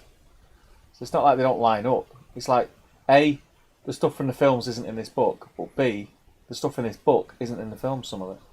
Yeah. And that's fine the year before. That's fine when you're writing it for Unexpected Journey, but you've then got a year. There's a year between this coming out where I don't know how the process works, but they contact their rep at Warner's or whatever, and they talk about it. But I think these scenarios, these narrative scenarios, I don't think they were ever touched. I think they were in that Unexpected Journey book, and then they were just released a year later without any consideration of how the story had changed. And then this was accompanied by the fact, we've talked about what we did get released. What didn't we get released? We didn't get Bolg. Bolg is suddenly in The Hobbit. We don't get him. So this version, Bolg is still the bloody Gundabad Orc General, him, but he's now called Gundabad Orc General. Yeah. So at this stage of the game, you have a profile in this book for Bolg, which has a picture of him. But the model of him is now renamed Gundabad Orc General, and there's no Bolg. Yeah. And because in the film of this, we get a new Bolg who's clearly not him, so he can't be labelled as Bolg. You don't get a Bolg model, so you're in this demented period where you've got a Bolg profile who looks like him, but you're not allowed to use him as Bolg because he's a Gundabad Orc General, and you don't have a Bolg model. And it just it felt. This is my opinion, but it felt like they'd clearly done nothing on The Hobbit in that year. That was the feeling. That was the sort of the zeitgeist, I don't know. Yeah, I don't know what you remember. Is that? Yeah, it was just a very confusing thing, wasn't it? Like, yeah, maybe you are right. Maybe they got the news that it was now 3 movies, and they got some sort of bullet point list of what was going to be in each movie. Like you say, they just took what we see as the DOS book. They literally just took them pages out and created a smaller book of its own. But yeah, they should have been in that first book. Yeah, originally, definitely. I think the Azanalbazar scenarios, I think they might be new. Because the 3, I said the 3 dwarfs came out later in the year of Unexpected Journey. I think that whole sequence was greatly expanded when they went to 3 films. So suddenly go, oh, well, we didn't know about the young dwarfs. We'll sculpt them. Yeah. And it's like, oh, well, now we can make 3 new scenarios. And maybe if we're not putting that much effort in, we won't bother play testing them too much, which is why you end up with the first 5 scenarios, which even if they don't match the set of films, are brilliant. They're really good fun. They're really cool and creative. Is it 5 or is it only 3? 3, I think. It's 5 because 2 spiders, 2 barrels, and Alone in the Woods. And then you get these Azanalbazar ones, which are literally they can't have been play tested. Yeah. Because they're so dull and so one-dimensional. And now I actually looked in Armies of the Hobbit has got an Azanalbazar scenario, kind of similar, but you also have to get like 10 dwarfs within range of the gate. Yeah. And suddenly the whole every other model on the board has a use. I think Thor and Azog are still trying to kill each other, but the dwarfs have to get these models, which means all the other evil models have to stop the dwarfs, and all the other good models have to try and get to the gate. Every model has a purpose. And it was one of those things that was like, you got this before the film came out, you got this. I'm like, this is a really good supplement. Yeah. And then after the film came out, you were like, oh, hang on. Yeah. Why is Azog still on the river? Yeah. Why is Narzug still shooting Keeley? Why is Beorn still fighting orcs? Why is there nothing from Lake Town? Why is there nothing from Erebor at the end? Why is this not the film that I've just been to see? Yeah. And all of that stuff, of course, would have been, all the Lake Town stuff and all of the Erebor stuff would have been in film 2. So what we're seeing here, the only thing they've released, the only thing they've given us is stuff that should have been released the year before. Yeah. And I remember that was a terrifying feeling. It was like, everything they've released, they could have been sitting on for a year. All the Mirkwood Rangers and Palace Guard, they've been in boxes for a year, clearly, waiting. They haven't made anything new. Yeah. And what's the only new thing we need? Bolg. There isn't a Bolg. All year long, we don't get a Bolg. Yeah. And I really remember that was a really, really scary time. And that sort of sense of something is very, very wrong here. Yeah. In terms of, I remember actually in one of the, I don't remember because I've just rewatched it, but Jamie says, this is the Mirkwood book, right? There must be he says like, there'll be another supplement. Yeah. He said like, this is obviously the first half, the Mirkwood one, and we'll get like a Lake Town one later in the year. Because it was, and it does feel nice idea. Nice idea. Yeah, it's a good idea. And so, yeah, and I mean, as I said, I don't want it to be too depressing. And guess what? It gets worse. But that was after the film came out. That I remember that was the feeling in the community. It's like, oh, hang on. There's nothing. With the possible exception of the, as an Albazar scenarios, there's nothing new here. They haven't bothered to write a scenario for the Lake Town attack. They haven't bothered to write a scenario for the Erebor attack, and they never appeared during the year. No. I was like, why don't they care? Well, yeah. I mean, it's easy to look back on because we're in a very, very strong and good position now with the game. But it's like you're saying, your memories of that time were being very worried. The next end of Binder is gonna be even worse. Well, I don't want to get too far ahead of ourselves, but we went from that, which was awesome and amazing, to that, which I think was perfectly reasonable as a supplement, to that. Now, I don't know if you can see, Steve, but I've actually put a third supplement on top of it. I don't know if you could. Can you actually? Does it read as a separate book? No. But that, It's an extra 2 pages. it's like a weekly White Dwarf. I mean, that, as I say, Well, did it come with White Dwarf or something? Spoilers, Steve. Spoilers. Huge spoiler. Huge spoiler. Oh, this mate, is for 8 months' time. I broke the seal. I'm gonna have to go again. When I come back, Sorry, I've accidentally picked up a pamphlet. Oh no, that is in fact the Battle of the Five Armies. But yeah, it got worse. I'm gonna go for a wee. When we come back, I'll jump into Facebook. Yeah, I'll go and see what the nerds are saying. So let's see what people thought. Let's jump back. Here we go, the mute. Still got 34 people in. Lovely to have you all. Steve, can hear you. What was Smaug's rule like in the old book? Almost finished my work with Captain from Reese. Well, Reese, you'll have to wait for 8 months because Smaug wasn't in this version. Smaug appeared in the... we didn't really even mention that, but that's a great point. Smaug appeared in the Battle of Five Armies in the Desolation of Smaug book, the book that, to accompany the film that introduces Smaug. Smaug didn't have a profile, let alone a model. So yeah, who knows? Green Tree, I have a Lego set with Beorn in Dol Guldur. Yeah, absolutely. Yeah, he was in those. They're very cool Lego sets. He was quite clearly there was clearly a larger storyline about Beorn going off to Dol Guldur. Gee Whiz 1717 says, found it interesting hearing about the history of the hobby. Thanks. Started when it first came out, but stopped in 2007. Only picked up again last year when my son found my old models in the loft. It's a lovely story. Barry Miller, Shadow and Sorcery was my first tournament. It's a good tournament. I won that. Spoilers. He then says, wait. And then he says, did the barrel scenario have the correct number of ranges? Yes, they change it.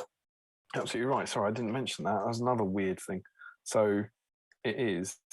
Let's see. So Flies and Spiders Part 2 has 24 ranges, the wrong number. But then Barrels Out of Bond Part 1 and 2 has 20 ranges. Weird. Joe Holzman says, Hunting Keeley sort of makes sense. It's established in the first movie as I was sworn to end the line of durance, so the brothers also being his targets. Yeah, I agree completely. Larry says, it always bothers me. They always use Gundabad and as an old bizarre scenarios when the orcs look closer to Hunter Orcs. Indeed. Steve's back. Nathan says, the smart thing for me to do is to go to sleep. I'm in bed listening to YouTube chat away. Oh, that's nice. Larry says, other than some issues with the scenarios, a pretty good supplement. Looking forward to the same amount of content for the last movie. Joe Holzwood says, that's because the movies were in flux for pretty much the entire production. Nothing was set in stone until it was edited, that being far later than any merchandising would have been finalised. And I think people really underestimate how long these kind of things take to come together, especially when it comes to stuff with a license that the company making the product doesn't own. Larry says, as a fan of Lego, I often see it when they do movie tie-in sets. You often get a lot of stuff that doesn't end up being quite right. Yeah, I mean, I'm fine with that. We're fine. Unexpected Journey wasn't quite right. It's not about the things not matching up exactly. It's about the fact that clearly nothing had been done in the intervening year. Nothing had been done to edit any of those things in the year in between. That was the thing. Even if they could have well known. Should have well known. I remember you saw the thing for they called it the scroll, the artwork released very early in the year for Desolation of Smaug, and it made it really, really clear that they were going to Lake Town and going to Erebor in that issue. The Desolation of Smaug poster was all the way in front of Erebor, and they would have had access in some way to some version of the script, and they could have done a version of a Lake Town scenario, an Erebor scenario that even if it didn't ring true, it would still show that they knew what was in the film. This shows that they gave up after the first film of 2. That's where that first film was ending, and they didn't do any work on it in terms of those scenarios at all in that supplement. There's no evidence of it in that supplement, at least. Tom Spite says, got an early start. Enjoy the rest of the stream, everyone. And this looks horrible. So while books are definitely faster, it still takes a long, especially when you need proof from the license. So it probably has other supplement yet. As for plastic kits with steel molds, that's a whole different thing. Larry Miller says, fun fact, Unexpected Journey had more plastic kits produced than all 3 Lord of the Rings movies put together. Yeah, I think that's right. It's about 20, isn't it? It's about 22. And he says, I mean, it would have had to been a long supplement if they need to fit all those new dwarf profiles, and all the evil stuff indeed.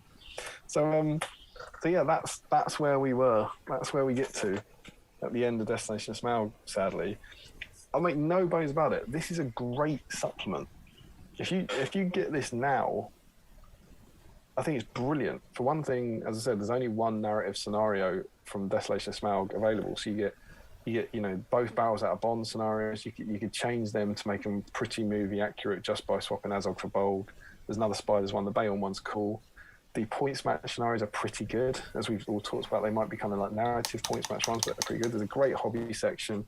The profiles are all outdated, but they're always kind of interesting. And it's a beautiful, beautiful book. This is a great supplement. The size of it is perfect for like a year. Your yearly update. It's really, really good now. But what was worrying was what it signposted for the rest of the year. Like the coverage in White Dwarf, the issues with the lack of anything from the new Desolation of Smaug, and things like the Finecast troops. It was all sadly sending a lot of alarm bells ringing for the Hobbit community. And yeah, sadly, it did. Huge spoilers. In the next End of Binder special, it does get worse. Considerably. But, considerably worse. As I said, it says hang on to those. Make sure you note down what state your dwarfs are in. It'll be useful. Really won't. Don't need to. Really won't. But yeah, that's there's a surprising amount of. I think that's actually a surprisingly high proportion of good stuff in this. In Battle of Five Armies, but it's just sadly the stuff that's missing is just quite remarkable. But yeah, so that was Desolation of Smaug. A great set of releases, great models, and a great model range, and the game still felt supported, but they were clearly supporting the movies a year earlier, if that makes sense. And as the rest of the year panned out, we didn't get anything new. We didn't get Bolg. So we were in this weird situation with Bolgs. Like, with Azog's a really good example of the Unexpected Journey. They got Azog wrong for the Unexpected Journey book because of all the production troubles, but then they sculpted a new Azog and they released him, I want to say August 2013. So about 8 months after this came out, Azog came out. Exactly the same attitude would mean that, worst case scenario, 8 months after this comes out, Bolg comes out. Bolg doesn't come out. Doesn't get released that year, and he's on a warg, and he doesn't have the option for a warg at that point, and we don't even have a model to use him. You're in this really weird situation where you were literally saying, can I use my Gundabad Orc General as Bolg? Because in the book there's a picture of the Gundabad Orc General next to Bolg, even though we all know this guy isn't Bolg and we don't know who this guy is at this point. Very, very strange thing. We also had the Thrain the Broken profile who isn't in the film. It's this kind of weird sort of, oh, he didn't appear in the film. Okay, well, maybe he'll be in the extended edition. Who knows, and all that sort of stuff. So, yeah, it was a weird time. Yeah, I think we got some. Thranduil's Halls took off as a bit of a new army. We already had the Eagles. Lake Town were expensive, but a few people started buying some Lake Towners and stuff, but. Yeah, tragically, we then got that one good issue of White Dwarf, which was still well worth picking up now. I reread this; it was really good. This 2nd of March, and then from April onwards, you got nothing new. Got nothing new for the Hobbit. There is a couple of issues where Garthy Everington from Tale of Painters, he did like a campaign, like a Hobbit campaign. He did a few battle reports in it, so it was like a fan made thing, which is good. I think he's in 2 issues. I think he gets like 4 pages in each issue somewhere. It's all his models and stuff. It's nice. So you get this, you get like Escape from Goblin Town, like a battle report, and then I think that's the Out of the Frying Pan. So 4 pages in that one, which is in June, and then 4 pages that's the second part. So 4 pages in April and 4 pages in June, which is quite good fun. Don't get me wrong, but I think that was the only content in White Dwarf for the rest of the year. and then there were no new releases. You know, everything in that Desolation of Smaug book came out, you know, in the next couple in January, February, and then nothing. And it was like the year before, but just that much worse, you know. And we all cried and looked to December with fear and hope. I think it's fair to say. It's like, what, you know, there was genuine. I remember there being real conversations about they won't even do anything for Battle of the Five Armies. Those are real, genuine considerations. It's like the rollback for Desolation of Smaug has been so big compared to Unexpected Journey that maybe they won't even do anything for Battle of Five Armies. It was a really sad time to be in the hobby. But on the other side, that's when the independent scene really started rising, you know, 2013. Yep. That's when the GBHL took off, mainly because it was like, well, someone's got to do something with it. It's when, like, you know, that earliest set of players started playing regularly and playing regular games with the Desolation of Smaug models. You know, kept it going until December 2014 rolled around, and we would wait and see what came next. Not much. Joe says, unless they had information on the Azog redesign before the first movie was released, but weren't shown anything about Bulg until Desolation of Smaug. Yeah, maybe. Hodgins saying, "I'm off, guys. Been such a good stream as always. Good night. Hope everyone has a nice weekend." And Larry says, "You didn't mention the fairly large omission in that supplement." I presume we're talking about which one? What are we talking about, Larry? Fairly large. Yeah, I did. I mentioned that just a minute ago when Steve was away. That there's no Smaug in there. I mentioned it. Someone else, I think Reese asked about Smaug's profile. I said, you know, it is a bit weird that Smaug's very much in there, but he didn't get a profile. He didn't get rules. It was like, but then it makes perfect sense. It makes perfect sense that Smaug doesn't get a profile or rules when you consider that nothing after Barrels Out of Bond in here, that nothing digital after Barrels Out of Bond here gets a profile. So if you think about, like, you get Master, Alfred and Lake Town, they're all men in costumes who they would have had production photos for. Everything in terms of like Erebor, and then everything else you just don't get anything for, and it's a bit of a worry. But there we go. Yeah, Larry says, "Oh, I popped the kitchen for milk and must have missed that." Indeed, you must, sir. I hope you didn't put it on your cereal. Is that what Larry does? He doesn't want milk on his cereal. I can't remember. But there we go. Right, okay. I've got a wash on my Thranduil. I'm ready to dive in to Facebook. Are we there? Do it. Okay, so I'll flick to that. Straight off the bat, Joe Holzman is very, very rarely not the first poster. Very rarely. I've got my note, but I haven't got Facebook up yet. Joe Holzman is on Bayonne. That's my beer.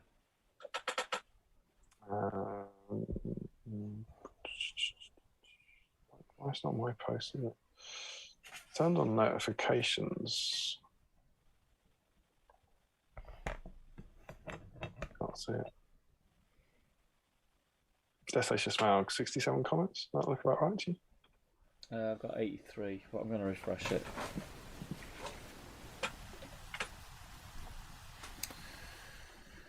Oh, yeah. There's a point here where you may have to take over. 83 comments.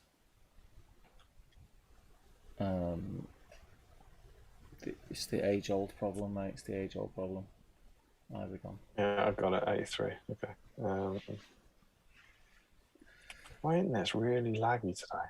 Your picture's been flicking between being okay and being a bit grainy. Is it? Yeah. Oh, I mean, that explains it. I don't know why, but everything's loading slow. Nothing's different here. Maybe just, God knows. I am there with Joe in man form. Yeah, boy. Let's have a look. With original Bayonne as well. And Mr. Collister is on. Is that Gundabad Captain? Is it? Yeah, Gundabad captain, now with a pointy stick. Yeah, so that's Dan's Gundabad captain, who was ordered, I think, dispatched on Monday, but arrived today. He was it was very, very nervous times for Dan, but he makes it, and he converted him into this awesome spear. He had, The Coolman is loads really of time. Cool When he arrives today, they've got hours of time to convert that. Mr. Greentree, double Bilbo. Barrels out of bond. He's got barrels. He's in. He knows the rules. Right. Little pumpkin patch behind there as well. Gazballer. He's got his knoppers. And Legolas. Is that Defenders? That's Defenders. I love it. Yeah, he gets to play. He gets to come in.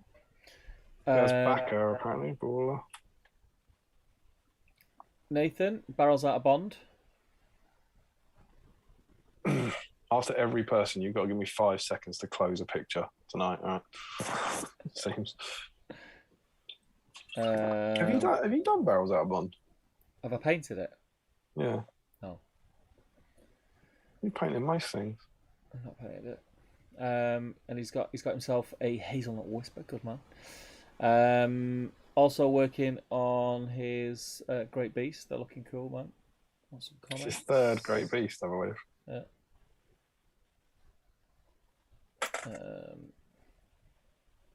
Julian Hammond. Only Desolation of Stella for me tonight, but I've got a Durnell and Mordor boat thrower on the workbench at the moment. Is he not? He's not in. That's going to make it really awkward when he wins. Nice horse, though. Great horse, Julian.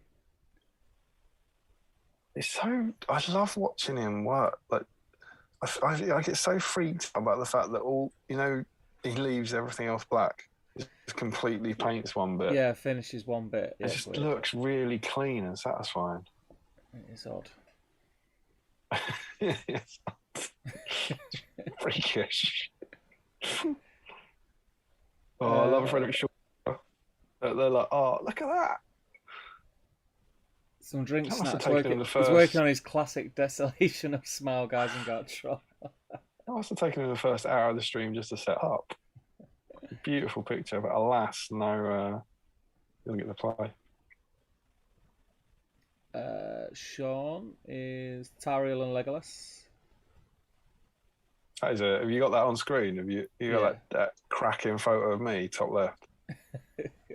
Look like you're going, ooh.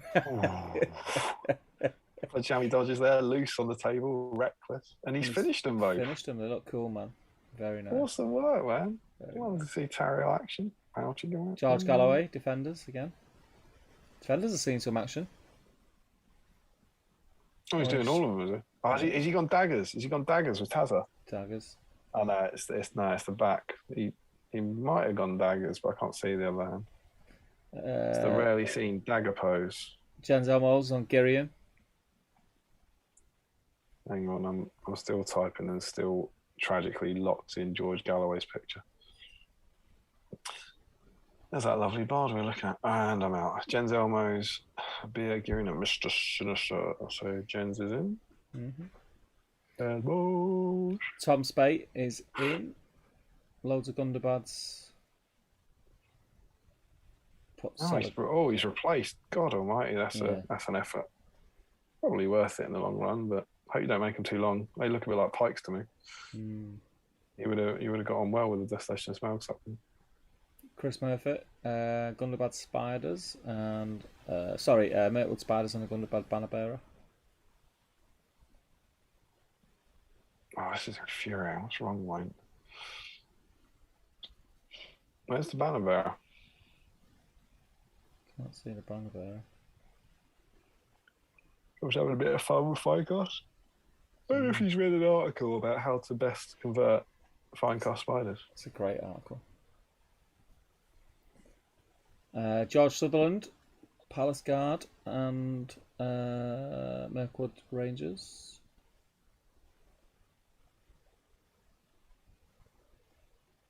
Oh, looking good. And some cheeky wood elves in the background. Yeah, Larry Miller's gone all out. He's gone all out.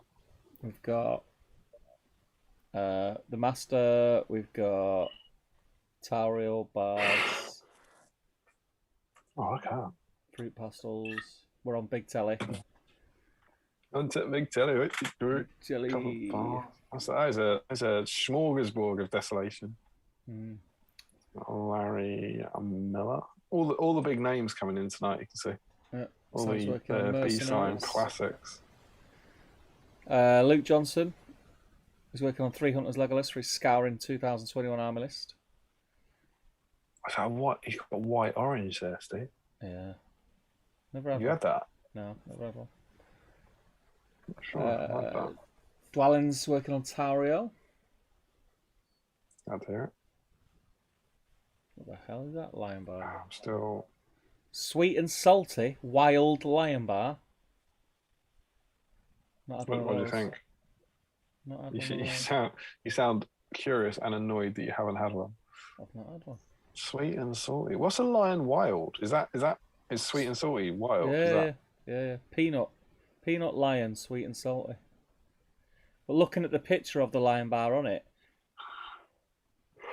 it's got some sort of popcorn coating or something. Are you tempted? I'm tempted. I'll give it a go. Yeah, looks good. Looks good, mate. Got a finished Tauriel as well. Yeah, looks awesome. I don't know why everyone paints her trousers blue. I know it's the box art, and my plastic Tauriel's painted blue. She doesn't have blue trousers at any point. GW's propaganda machine has done its work. You fuming? Yeah. She doesn't have brown trousers. Com's working on some Dale. Got some knights and some warriors there. Looking good, man. I'll send you mine, Colm. You can do mine as well. I've just not got the motivation to get through them at the moment. Jill Monroe. Tauriel and Legolas. Yeah, turned up exactly when they meant to. Lovely work, Jill. Josh painting up his Easterlings. I've literally got. Where is it? It's here somewhere. Same model here. Still started on stream. Still in this exact same state that he was left in.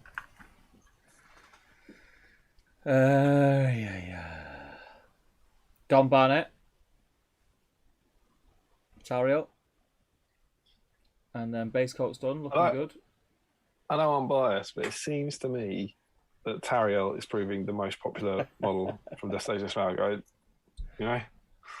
I don't doubt it. Ryan Cuthbert or Snowy White Aero. I had one of them the other day. They're quite nice. And a Tauriel. What's is that? Oh, snow. I don't know of this. Yeah, the bubbly bit's white. Good. Reese Taylor, Mirkwood Elf captain. Oh, did you see? He's Ryan Cuthbert and his work in progress. He's following Kev's painting guide from the Tauriel SBG.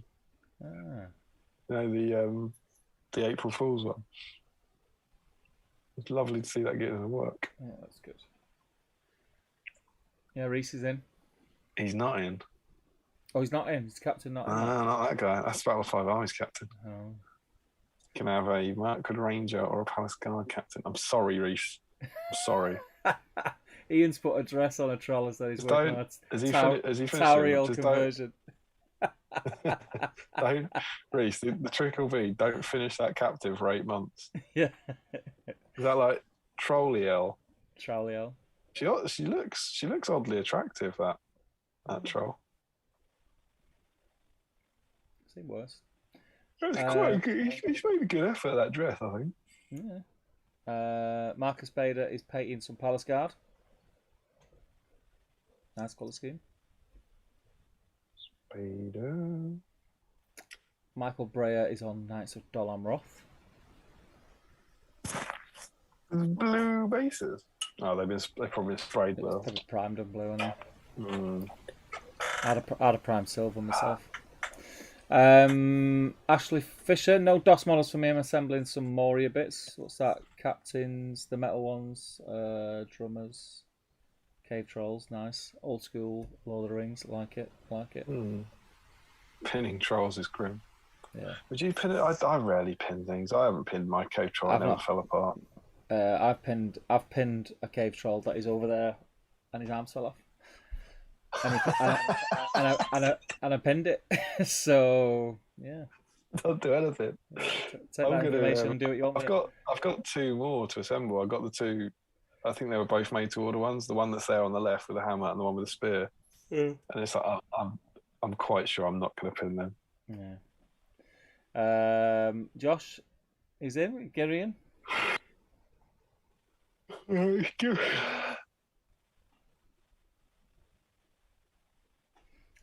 I don't know why, but I have 3 Girians. I've got this one here, which is on my desk. I don't know why he's on my desk. And there's the box that I got Thrain out of, Thrain the Broken, has got two brand new blisters, Girian. So is that your... What box is that? It's a box. It's up in the attic space. It's a box of all black blisters from the Hobbit era. Because like Girian's back now, but I reckon a couple of months ago that kid bin you were like mega rare box. Our retirement fund box. Jensen's got some paint on it. Stephen Ryan, no DOS models, but painting up some Galathrym to play some Battle Games in Middle-earth magazine scenarios. Good man. That's what we like to hear. Oh, look at that fruity cereal. I actually accidentally ordered some DOS package model this week, but returned for a refund. Instant regret. It's like, that's the opposite of what we're after. What are you doing? Todd Egbert here. Todd. What is that? A fruity cereal Kit Kat and a Chico stick. What is that? Cheesy peanut butter rolled in tasty coconut. I'd give it a go. It says toasted coconut, not tasty coconut. All right. They're not just talking about the quality of it. Damo, my eyes have gone, mate. Put it on the mic. That Kit Kat looks nice, though. Maybe we already have. Yeah. Can you imagine if it said tasty coconut though? I was like, I would never eat it. Never. If you have to tell me that your food is tasty, not gonna. And even this, didn't someone show? It might have been Todd. Someone showed all the versions of Kit Kats they do. Did you see that? I think it was in the Patreon chat. There was like 40 of them. Was it? I think they were from Japan or something. I wonder if it's one of those. They're not even Fruit Loops. It's not even Fruit Loop flavored. It's fake Fruit Loops flavored Kit Kat. That's how they're all. I dread to think why is it pink? Crisp wafers in fruity cereal flavored cream, naturally and artificially flavored. So it's artificially flavored then. 90% artificial, 10% natural. Yeah. Sam Earnshaw's in. Todd, please tell us how are all of those things? How did it taste? Particularly the Kit Kat. I'm unsure. It's only Hobbit era. That's perfect B-siming. That's brilliant. It's got that bad boy knocking around. Mirkwood Rangers for James Hogg. Mm-hmm. Update from lovely Larry. model that one he's got. Yeah. He's been making good progress. Mr. Haskell, Tario. Have we got Michael? I don't think he's in yet. Don't think so. Before the stream started. Oh, is there going to be an update? It's looking great, Michael. Yeah. Oh. Let's see more Tariel action. Let's have a look, Dan. It says I'm done. That is very nice, mate. It's very nice. Oh, and Gundy. Yeah, very cool. Gee, that looks awesome, mate. See, how cool is that? That model wasn't even in his house this morning. Yeah. It's ordered specifically for a stream. So as he says there, it was in the hands of the Royal Mail until lunchtime. Arrives in his house, assembled, converted, and painted in a day. For the joy of the hobby. Alistair's working on terrain. Good man. Looking good. That is a cool looking lump of terrain you got. Update from Larry. Some progress there, Larry. Nice work. Progress from Joe. I'm liking it. Eyes on point, Joe. Like style. His eyes? Yeah. Oh, Chris that's Cooper is in. Great model. Legolas. Do we have Chris yet? I don't think we got Chris yet. And I've got finished model looking good. I like that green. What colour is that green? Is that contrast on his boots? On which one? Chris. Chris's update. Yeah, looks like contrast on it.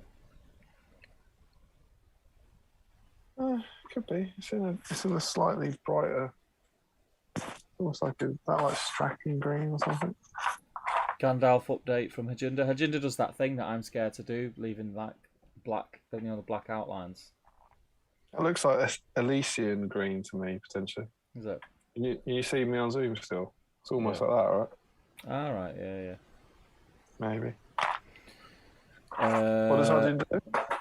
He's done a Gandalf, but he's normally like you leave the black outline like between the fingers and stuff. Oh, battle games in Middle Earth. I love that. A bit of black lining. Yeah. Let me have a look. Where's this? He's also done his race as well. Oh, yeah, I see. But Harjinder's not in. He's not in with that Gandalf. No. Josh Crosby spent too long converting arts tonight and only just turned to Yazneg at the end. At the end of time. That's right. Yazneg gets in. It's fine. Josh Crosby's in. Reese's update. Oh, that's very nice, Reese. Very nice. Oh, there's Curse of Fancast, the bubble on his nose.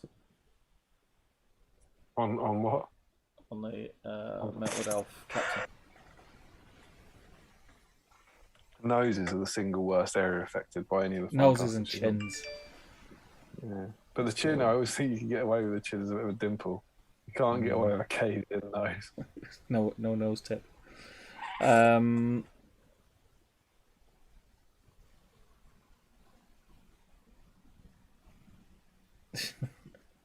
remember them days. So it's just like creams and nappies and changing mats everywhere. Don't what miss are we looking them. at? It's Sam Huddy's picture. Oh, what, both my workstations?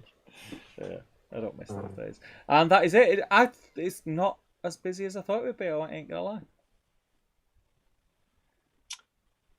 Well, historically, The Hobbit's not as popular, is it?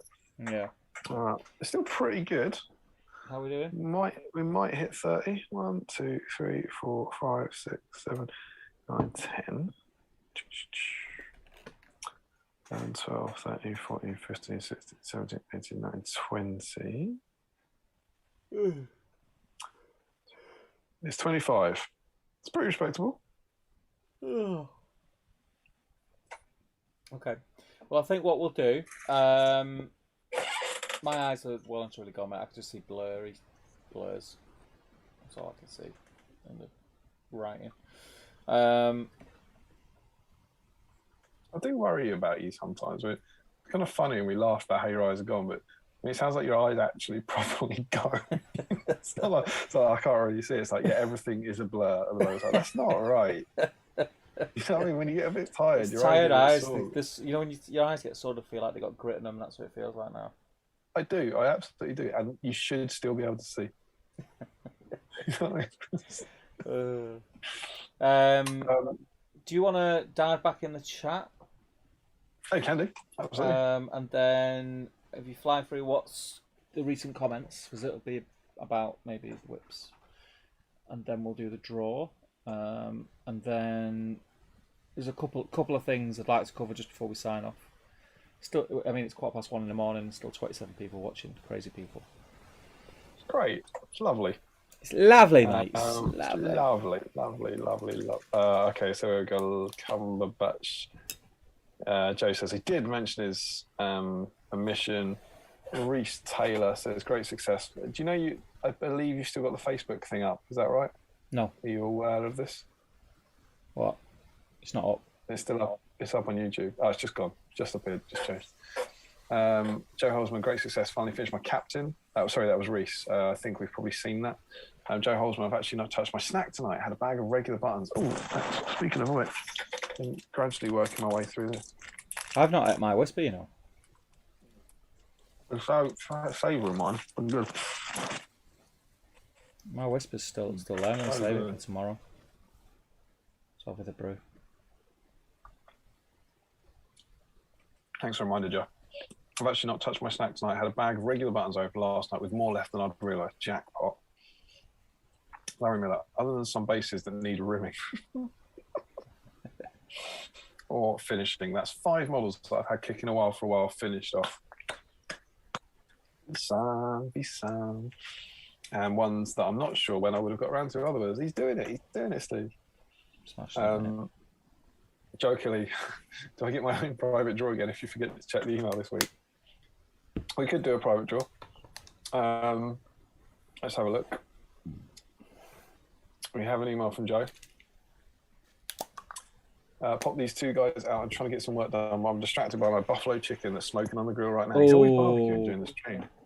It's making me very jealous. Maybe I'll work on the armour a little bit more. Whenever we went to Nova, we always just go to a cracking buffalo restaurant. It was like a steak restaurant. They did buffalo steak. It was so... No, it was bison. It was bison. I'm thinking of bison steak. I apologise. Joe Achille is working on 2 Palace Guard captains. Joe Achille is in the draw. I think... I don't know how you feel, Steve. I think we should do a one-off Joe Achille draw again. We haven't done one of those in a few weeks.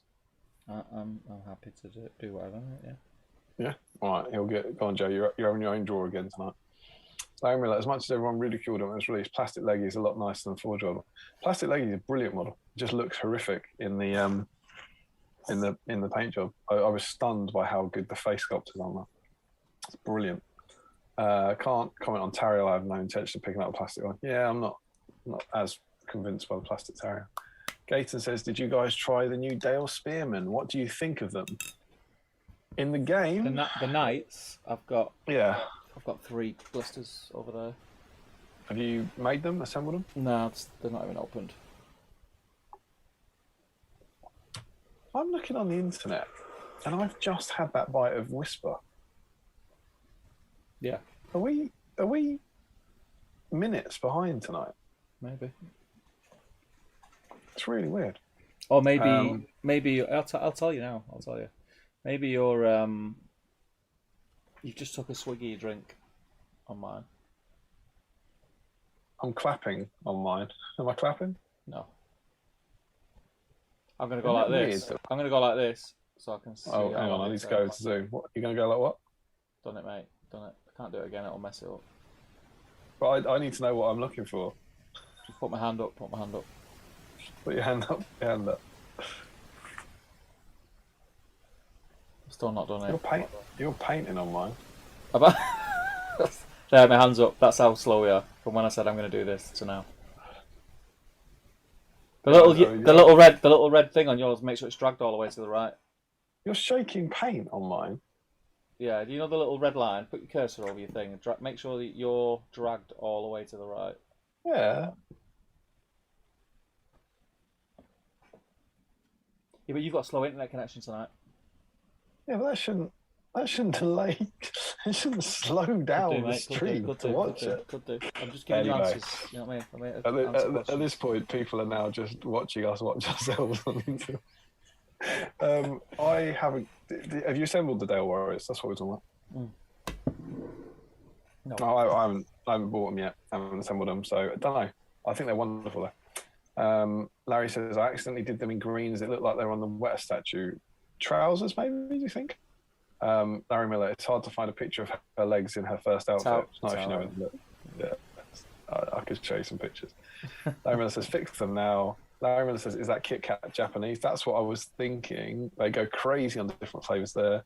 Joe Holzman predicts me. He said, I'm sure David has some pics you can borrow, Larry.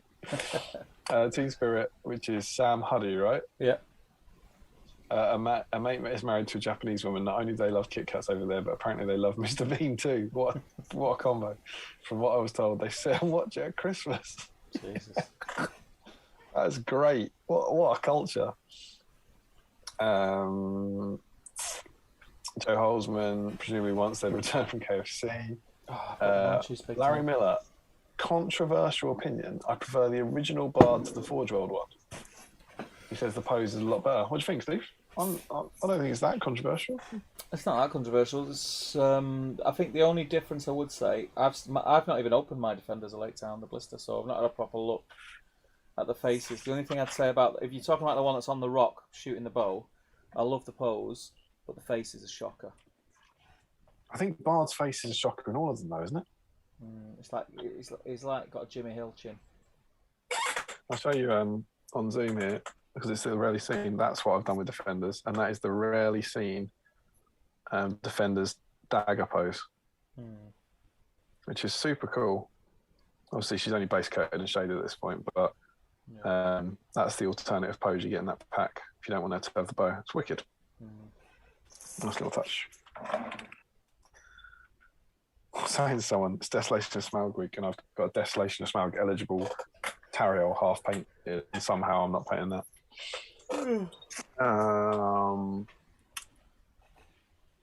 And our old school Chris confirms it's that those boots are Militarium green contrast. Got that one here. Larry says, I only decided to paint the Forge World Bard so I could have one on a Lake Town base as the rocks didn't really fit. I only decided to paint the leggy so I can use him until he gets into combat as the other one has his bow put away. Joe Holzman says, check the emails. We've done that for Joe. Larry says, probably asked us before, why doesn't Tara use a quiver when she's in her proper fighting gear? Yeah, it is weird, isn't it? She does have a quiver missing, but she's always holding arrows to make up for her. Joe Achilles says, thanks to Joe for reminding us about the emails. Chris C thinks you should get some eye drops. And then I think we might have called him crazy for some reason, something to do with what he was painting. I can't remember what his last one was. Sorry, I forgot why we called you crazy, but we're very sorry. Crazy. He says crazy? Yeah, probably. Crazy for painting Legolas. Joe says, yes, tonight. Joe's excited about his own draw. He asks, do you think Julian Hammond will win his solo draw? Probably. Larry, great content. Oh, Larry pricked us. He says, great content, watching them. Yes, Damien. Joe Holzman, I've got slow internet, but that shouldn't slow down my internet. You know what I was saying. Joe Kelly says, should the prize for the next patron draw be new glasses for Steve's 4 eyes? I think the prize that we need is new eyes for Steve's old eyes. Larry says, neither bard's got a great face. Larry Miller says, what would Julian do with that?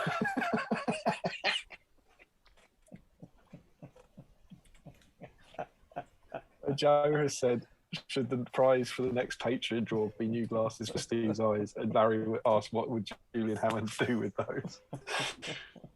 Joe Holzman, I think Steve needs more than new glasses. Will probably be new eyes. Larry, she has a quiver when she decides to rush out.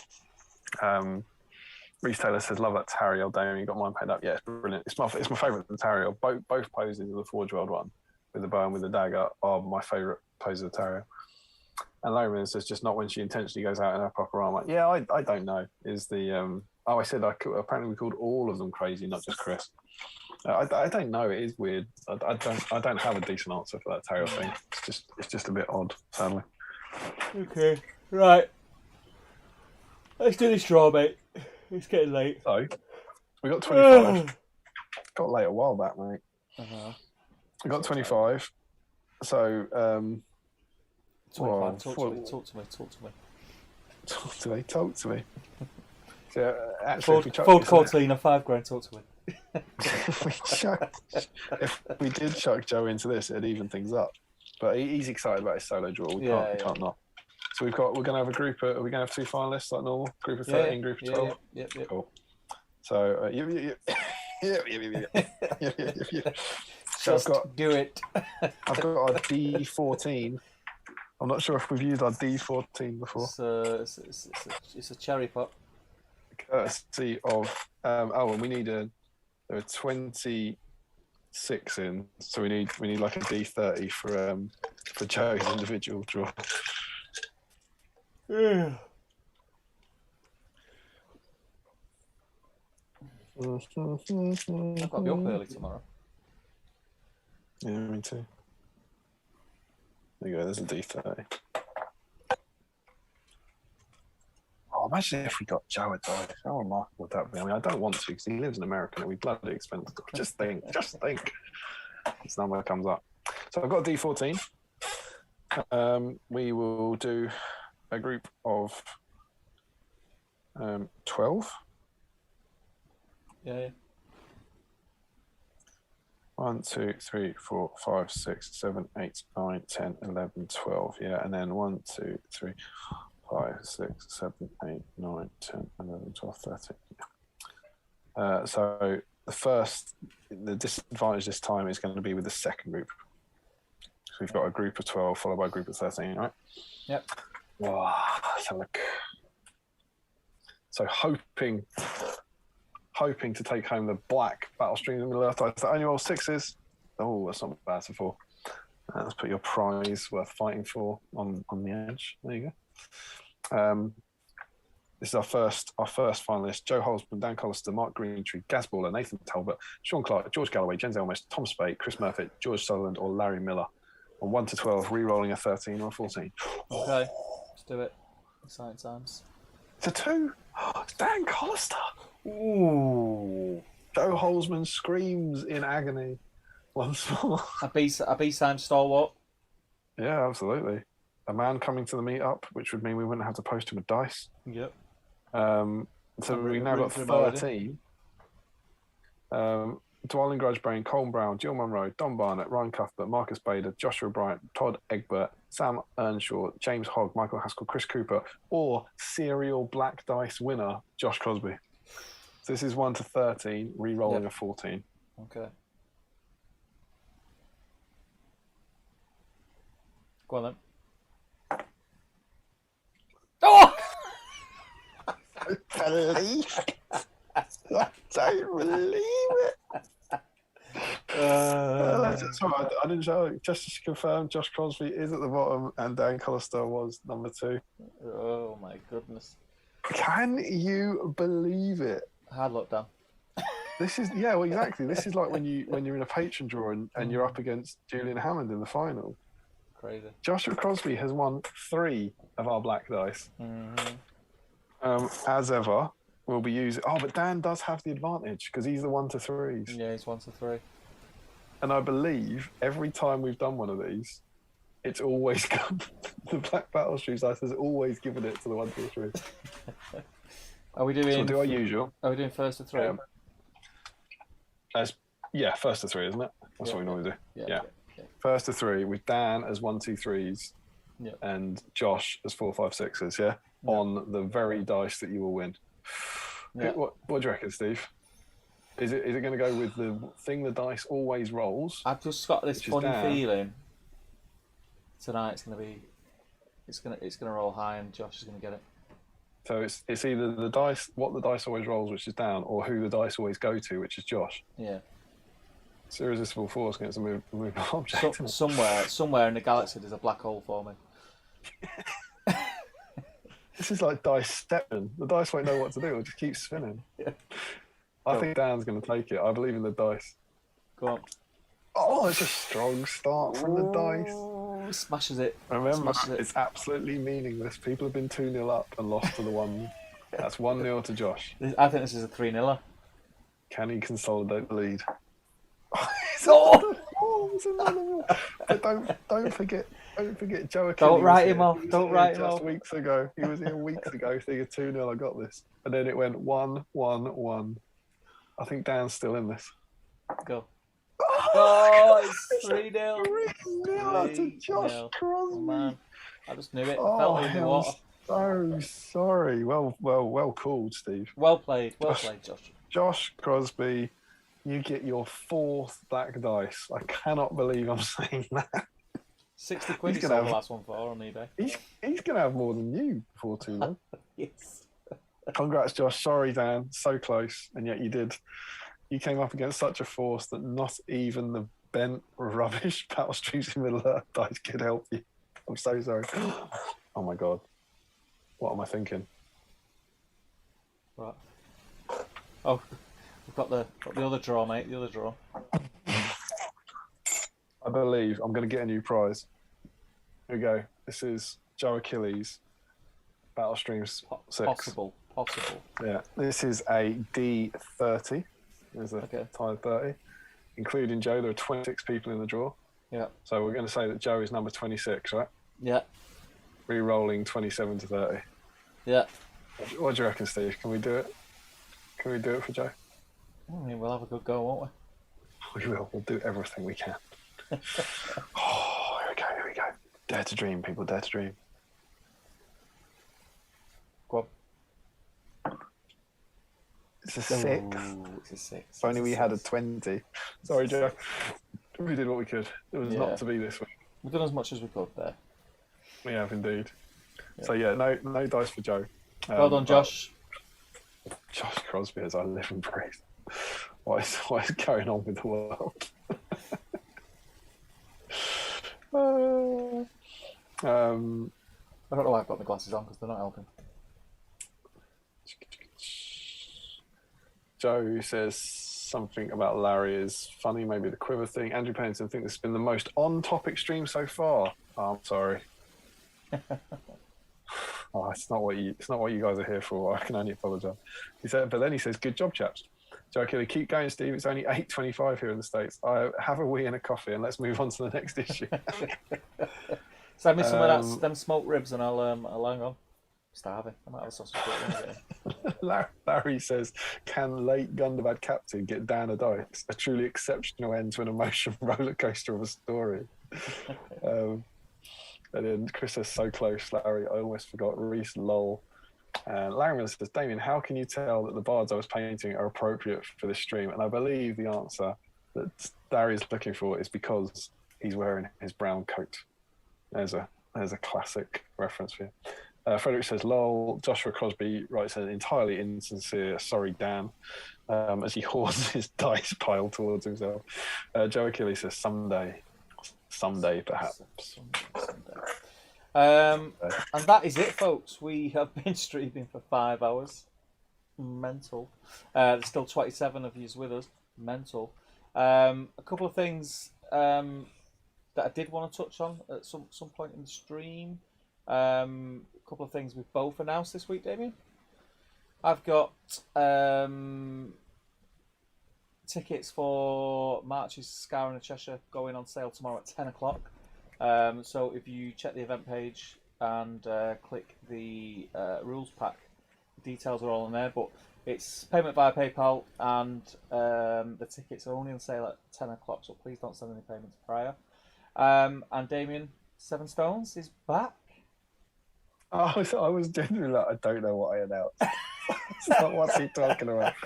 Yeah, Seven Stones is back. It's not on sale. It's not available or anything. It was just they released the calendar, and me and Tom and Meg are excited. I want to massively temper expectations. We were meant to do this in 2020, and we were full.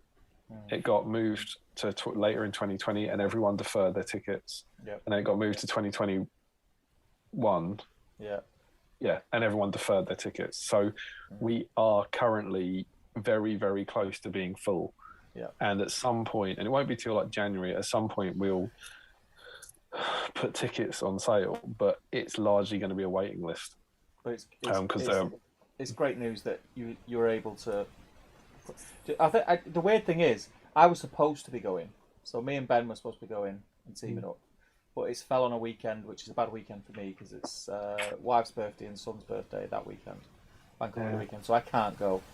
But we had to move it to the early bank holiday this time because the Queen stole the late bank holiday. Yeah, so rude, so rude. But just seeing it go up on the Facebook group just sort of made you feel like a warm feeling inside. A little bit of normality resumes. It's gutting you can't make it, but I'm gutted. I'm like really gutted. Particularly because I think you had a ticket for the last 3, right? The ticket for the first 3. Yes. No.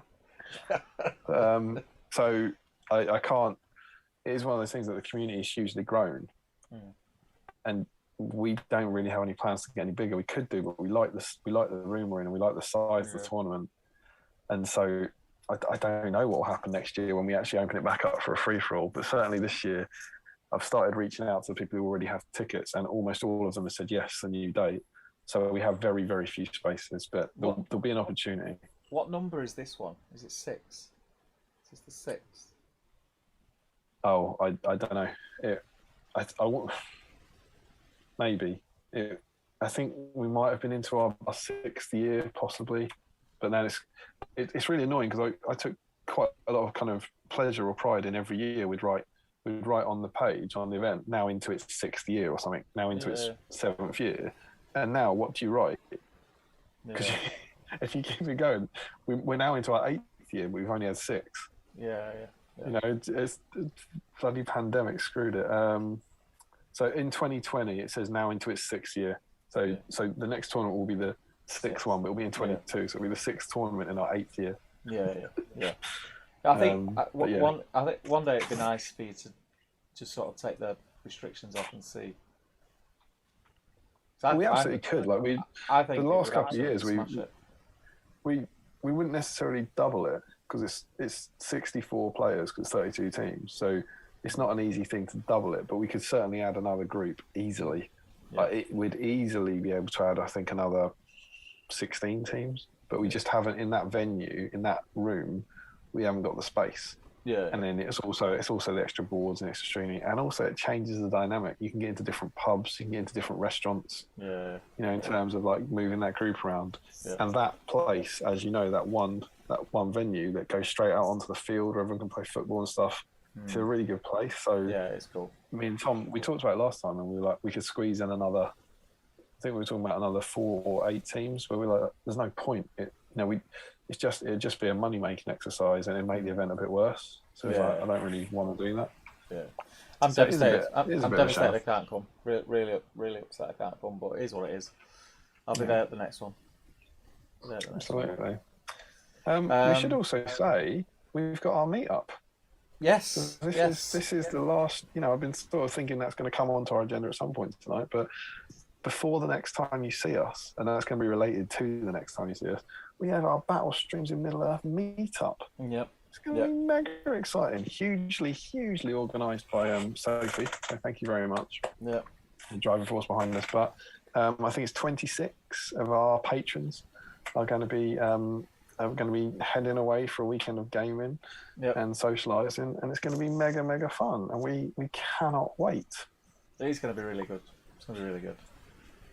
Whether you want it to be or not, we've decided. Mate, it's going to be good.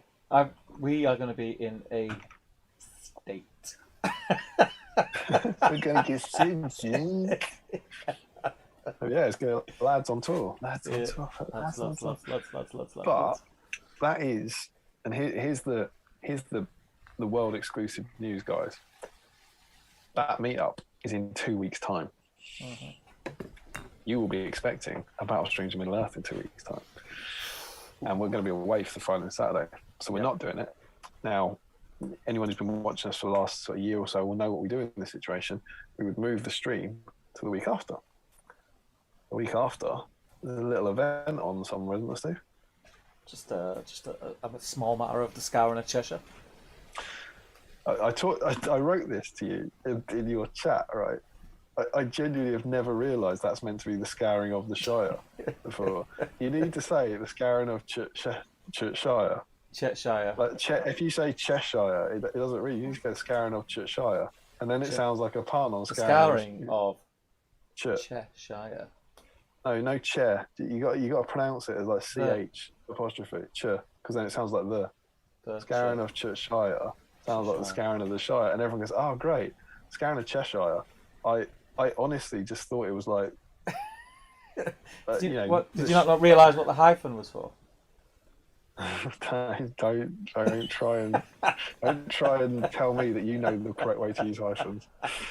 That's a dangerous place to start from. Yeah, so scouring of Cheshire is the week after, so we couldn't move it that week. And then the week after that, even though you would have missed a complete cycle, is my birthday weekend. Yeah. And so I don't quite know what that means, but we might not be able to do it then. So we were in this we couldn't move it to where we'd normally move it. And we don't want to miss one because it's not fair on people. People are paying. I know people wouldn't care really, but people are paying. We don't think it's right. So Steve, do you want to tell them the mind-blowing news? We have decided to go to the meet on Friday, get absolutely sloshed Friday night, play games with B-Simers all day Saturday, get absolutely smashed Saturday night, drive home Sunday hungover, trick or treat. Go trick or treating. Go trick or treating. Be shy, trick. And give us some chocolate. Give us your whispers. And do the stream Monday night. What? You what, Crow? That's how we roll, mate. What are we doing? We're doing the stream Monday night. This is Monday literally night. unheard of. A school night. A school night. This is genuinely unheard of. Yeah. People haven't heard of this. No. So, the next Battle Streams in Middle Earth is Monday, the 1st of November. And obviously, we know for some people that's going to suck a bit because they'll have work the next day. But we hope you understand we don't have Fridays or Saturdays on those weekends. So the alternative is no stream. But what we're trying to do is make sure we do a stream, even if for some of you have to head off a bit earlier and can catch up. But the thing is, it's a Monday night. It's not going to be a 5.5 hour stream. It's highly unlikely. So it's going to be we prefer to get a stream done and not have a huge gap between streams. Yeah. Because I think we're on a bit of a nice roll at the minute where we're getting a good number of you guys in. It's the same names every week. The chat is great. The chat is just non-stop. 5 hours and the chat's been non-stop. And it's just got a really nice vibe about 27 people watching. It's nearly 2 in the morning. 27 lunatics. Right. So that's the plan. That's the plan. We're going to do it on a Monday night. And then are we discussing anything else? Well, we don't know. The thing is, as we've been saying, I think for the last 4 streams, we still don't know the theme. So it could be we have, where is it? We have the Witch King in the wings. Yeah. We have it waiting. On Sunday night, we'll be able to tell you what the theme is. On the Sunday preview, which I think goes up at 6 p.m. Yep. If the Witch King is announced on Sunday, that Monday stream will be the Witch King. Because that will allow people to have got the Witch King on the Friday or the Saturday and have the new model. If he's not announced on the Sunday, we'll be cracking on with issue 40. Yeah, which Okay? isn't AOing, by the way. It's not AOE, no. We can say that, can't we? Because it's just giving away huge spoilers for the one after, potentially. It's Royal Guard. It's Rohan Royal Guard. Yeah. So it'll be Royal Guard week. Yeah. Which could be fun. Yeah. So it's all we'll know that on Sunday evening. If the Witch King gets announced on Sunday evening, it'll be Witch King stream. If the Witch King doesn't get announced on Sunday evening, it'll be Rohan Royal Guard. Steve. Yes. We've been waiting. Are we getting him? When are you asking me? What are you saying? Is he going up? Is he being announced on Sunday? This Sunday? Yeah, 2 days time.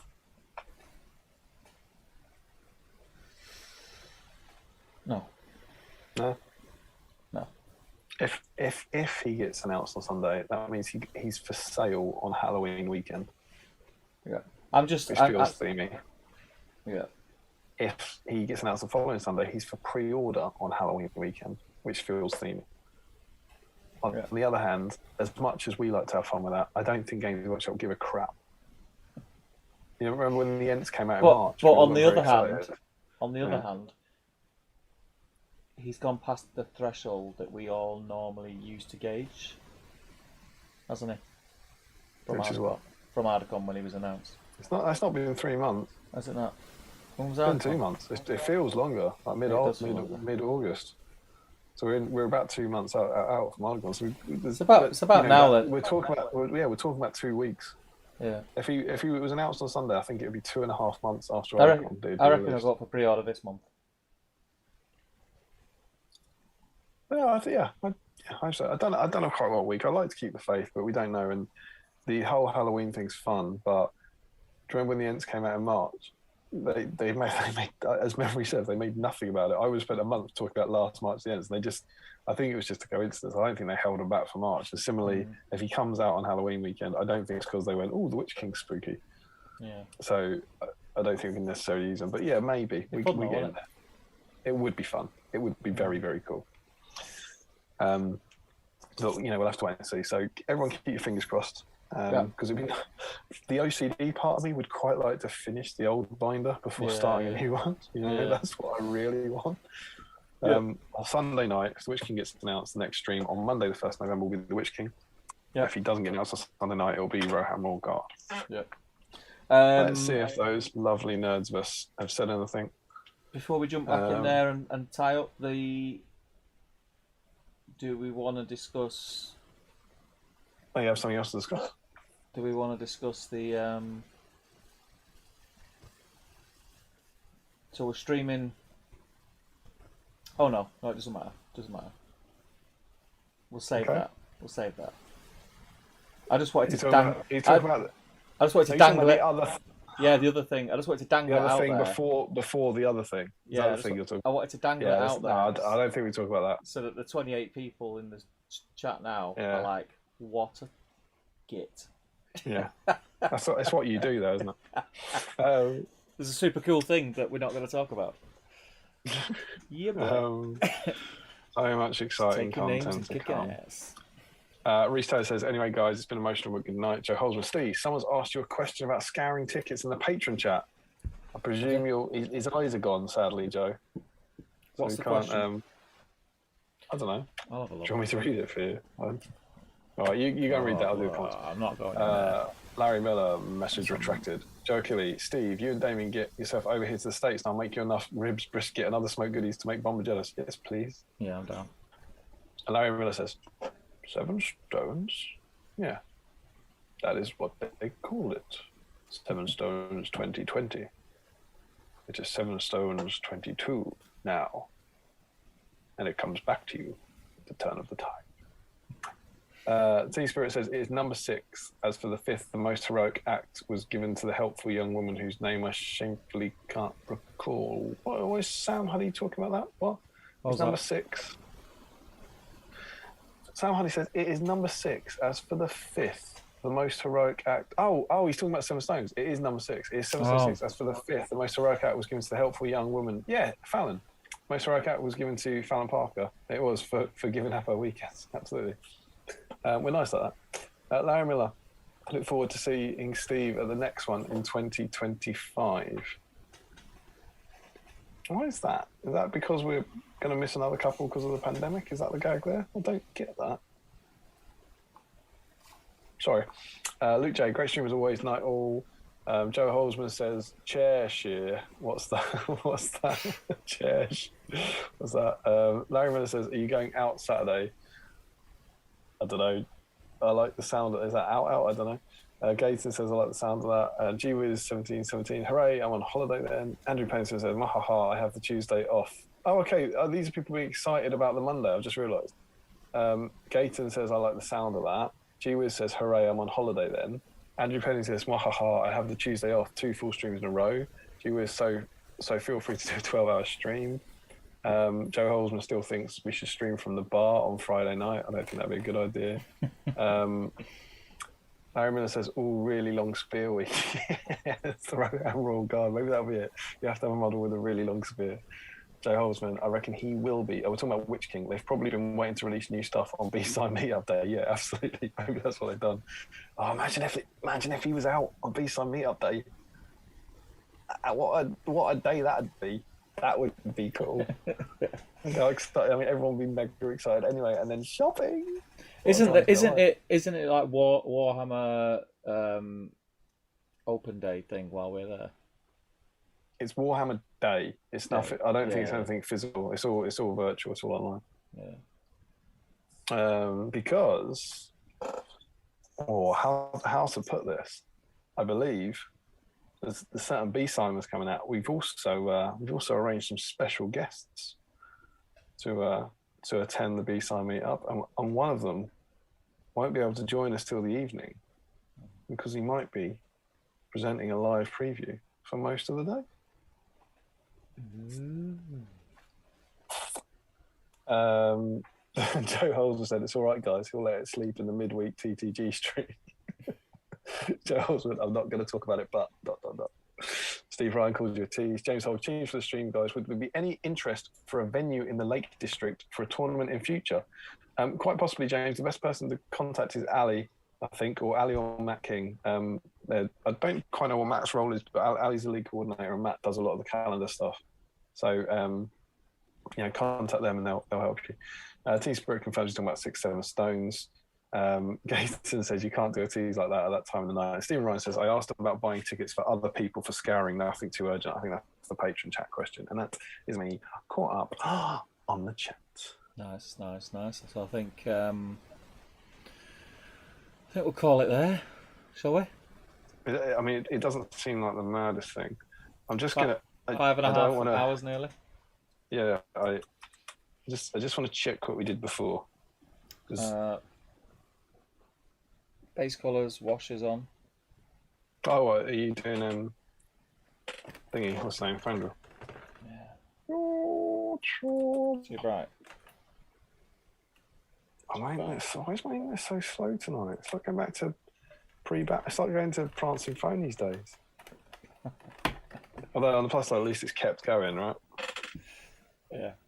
It's been alright. It's only the sound's been. It's only the sound really that matters, isn't it? Yeah, but it's clearly iffy here. Like I'm just trying to change web pages, and it's taking forever. Yeah. There's clearly something else going on. Come on, load you get. Do you want to know what's weird? YouTube's recommended videos. Do we really want to know? God knows who's listening here, but one of the ones that's recommended for no reason I can imagine, it's a GHL podcast video from 7 years ago, which is me and James unboxing the Master of Lake Town. There you go. That's got to be something listening, hasn't it? Yeah, it's definitely. So I'm on our page. I can see it now. China. So we got to, you know when we stayed on last time to bust our all-time record? Yeah. We got to 5 hours, 27 minutes. Oh, mate, I don't think I've got 6 more minutes in me, I won't lie. Can you see how long we're going? Because it must be 5:20. 5:21. When we started. 5:21. Yeah. 5:21. To you.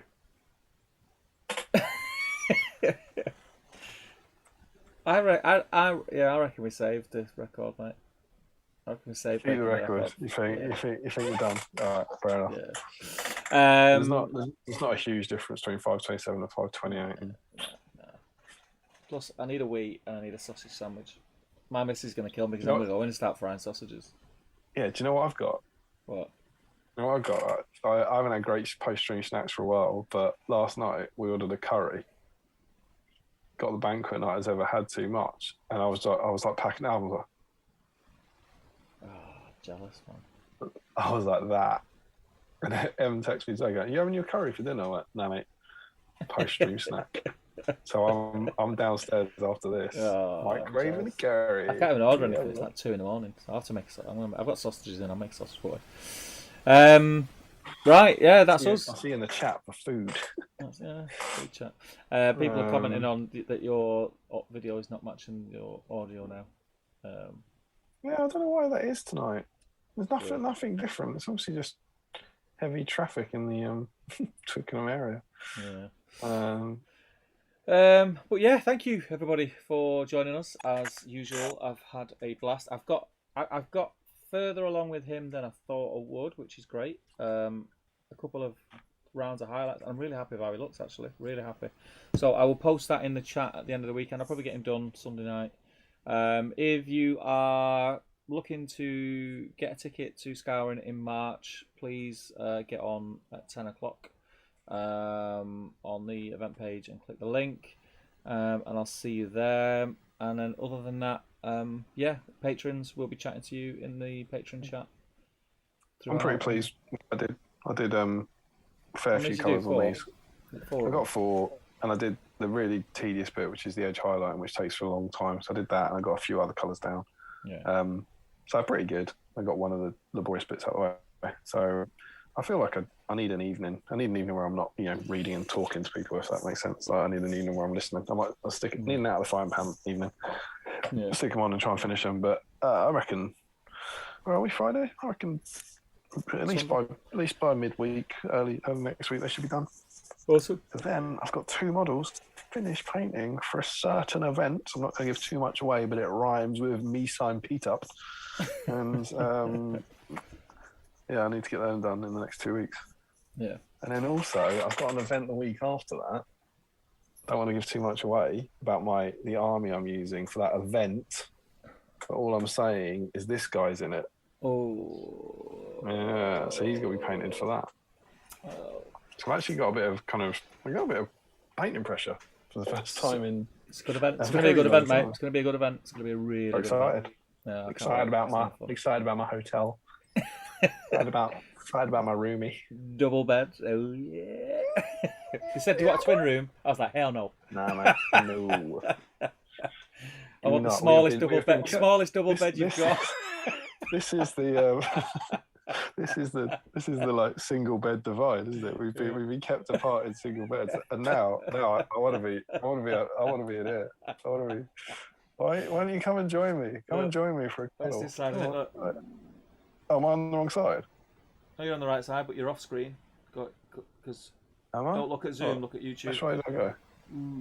Oh, I can't. It's not live, is it? I'm about half an hour behind. Yeah. Anyway, I want to cuddle you. Yeah, we cuddle. I don't want to be away from you. Yeah, I like a cuddle. Right, I'm going. You'll just try to drag this out. It's 27. I know your game. Thank you, everybody, and we will see you B-Simers next week. When is it? Yeah, we're going to see him in person, Steve. It's crazy, 2 weeks. Isn't it? Yeah, 2 weeks. It's crazy. 2 weeks today, we'll be in the bar somewhere. 2 weeks today, we will be in a right state. Absolutely. So yeah, thank you, everyone. We will see you at the B-Side meet, and everyone else we will see you on the Monday, and then we'll probably tell you our secret then. So take it easy. Bye-bye. Night, guys.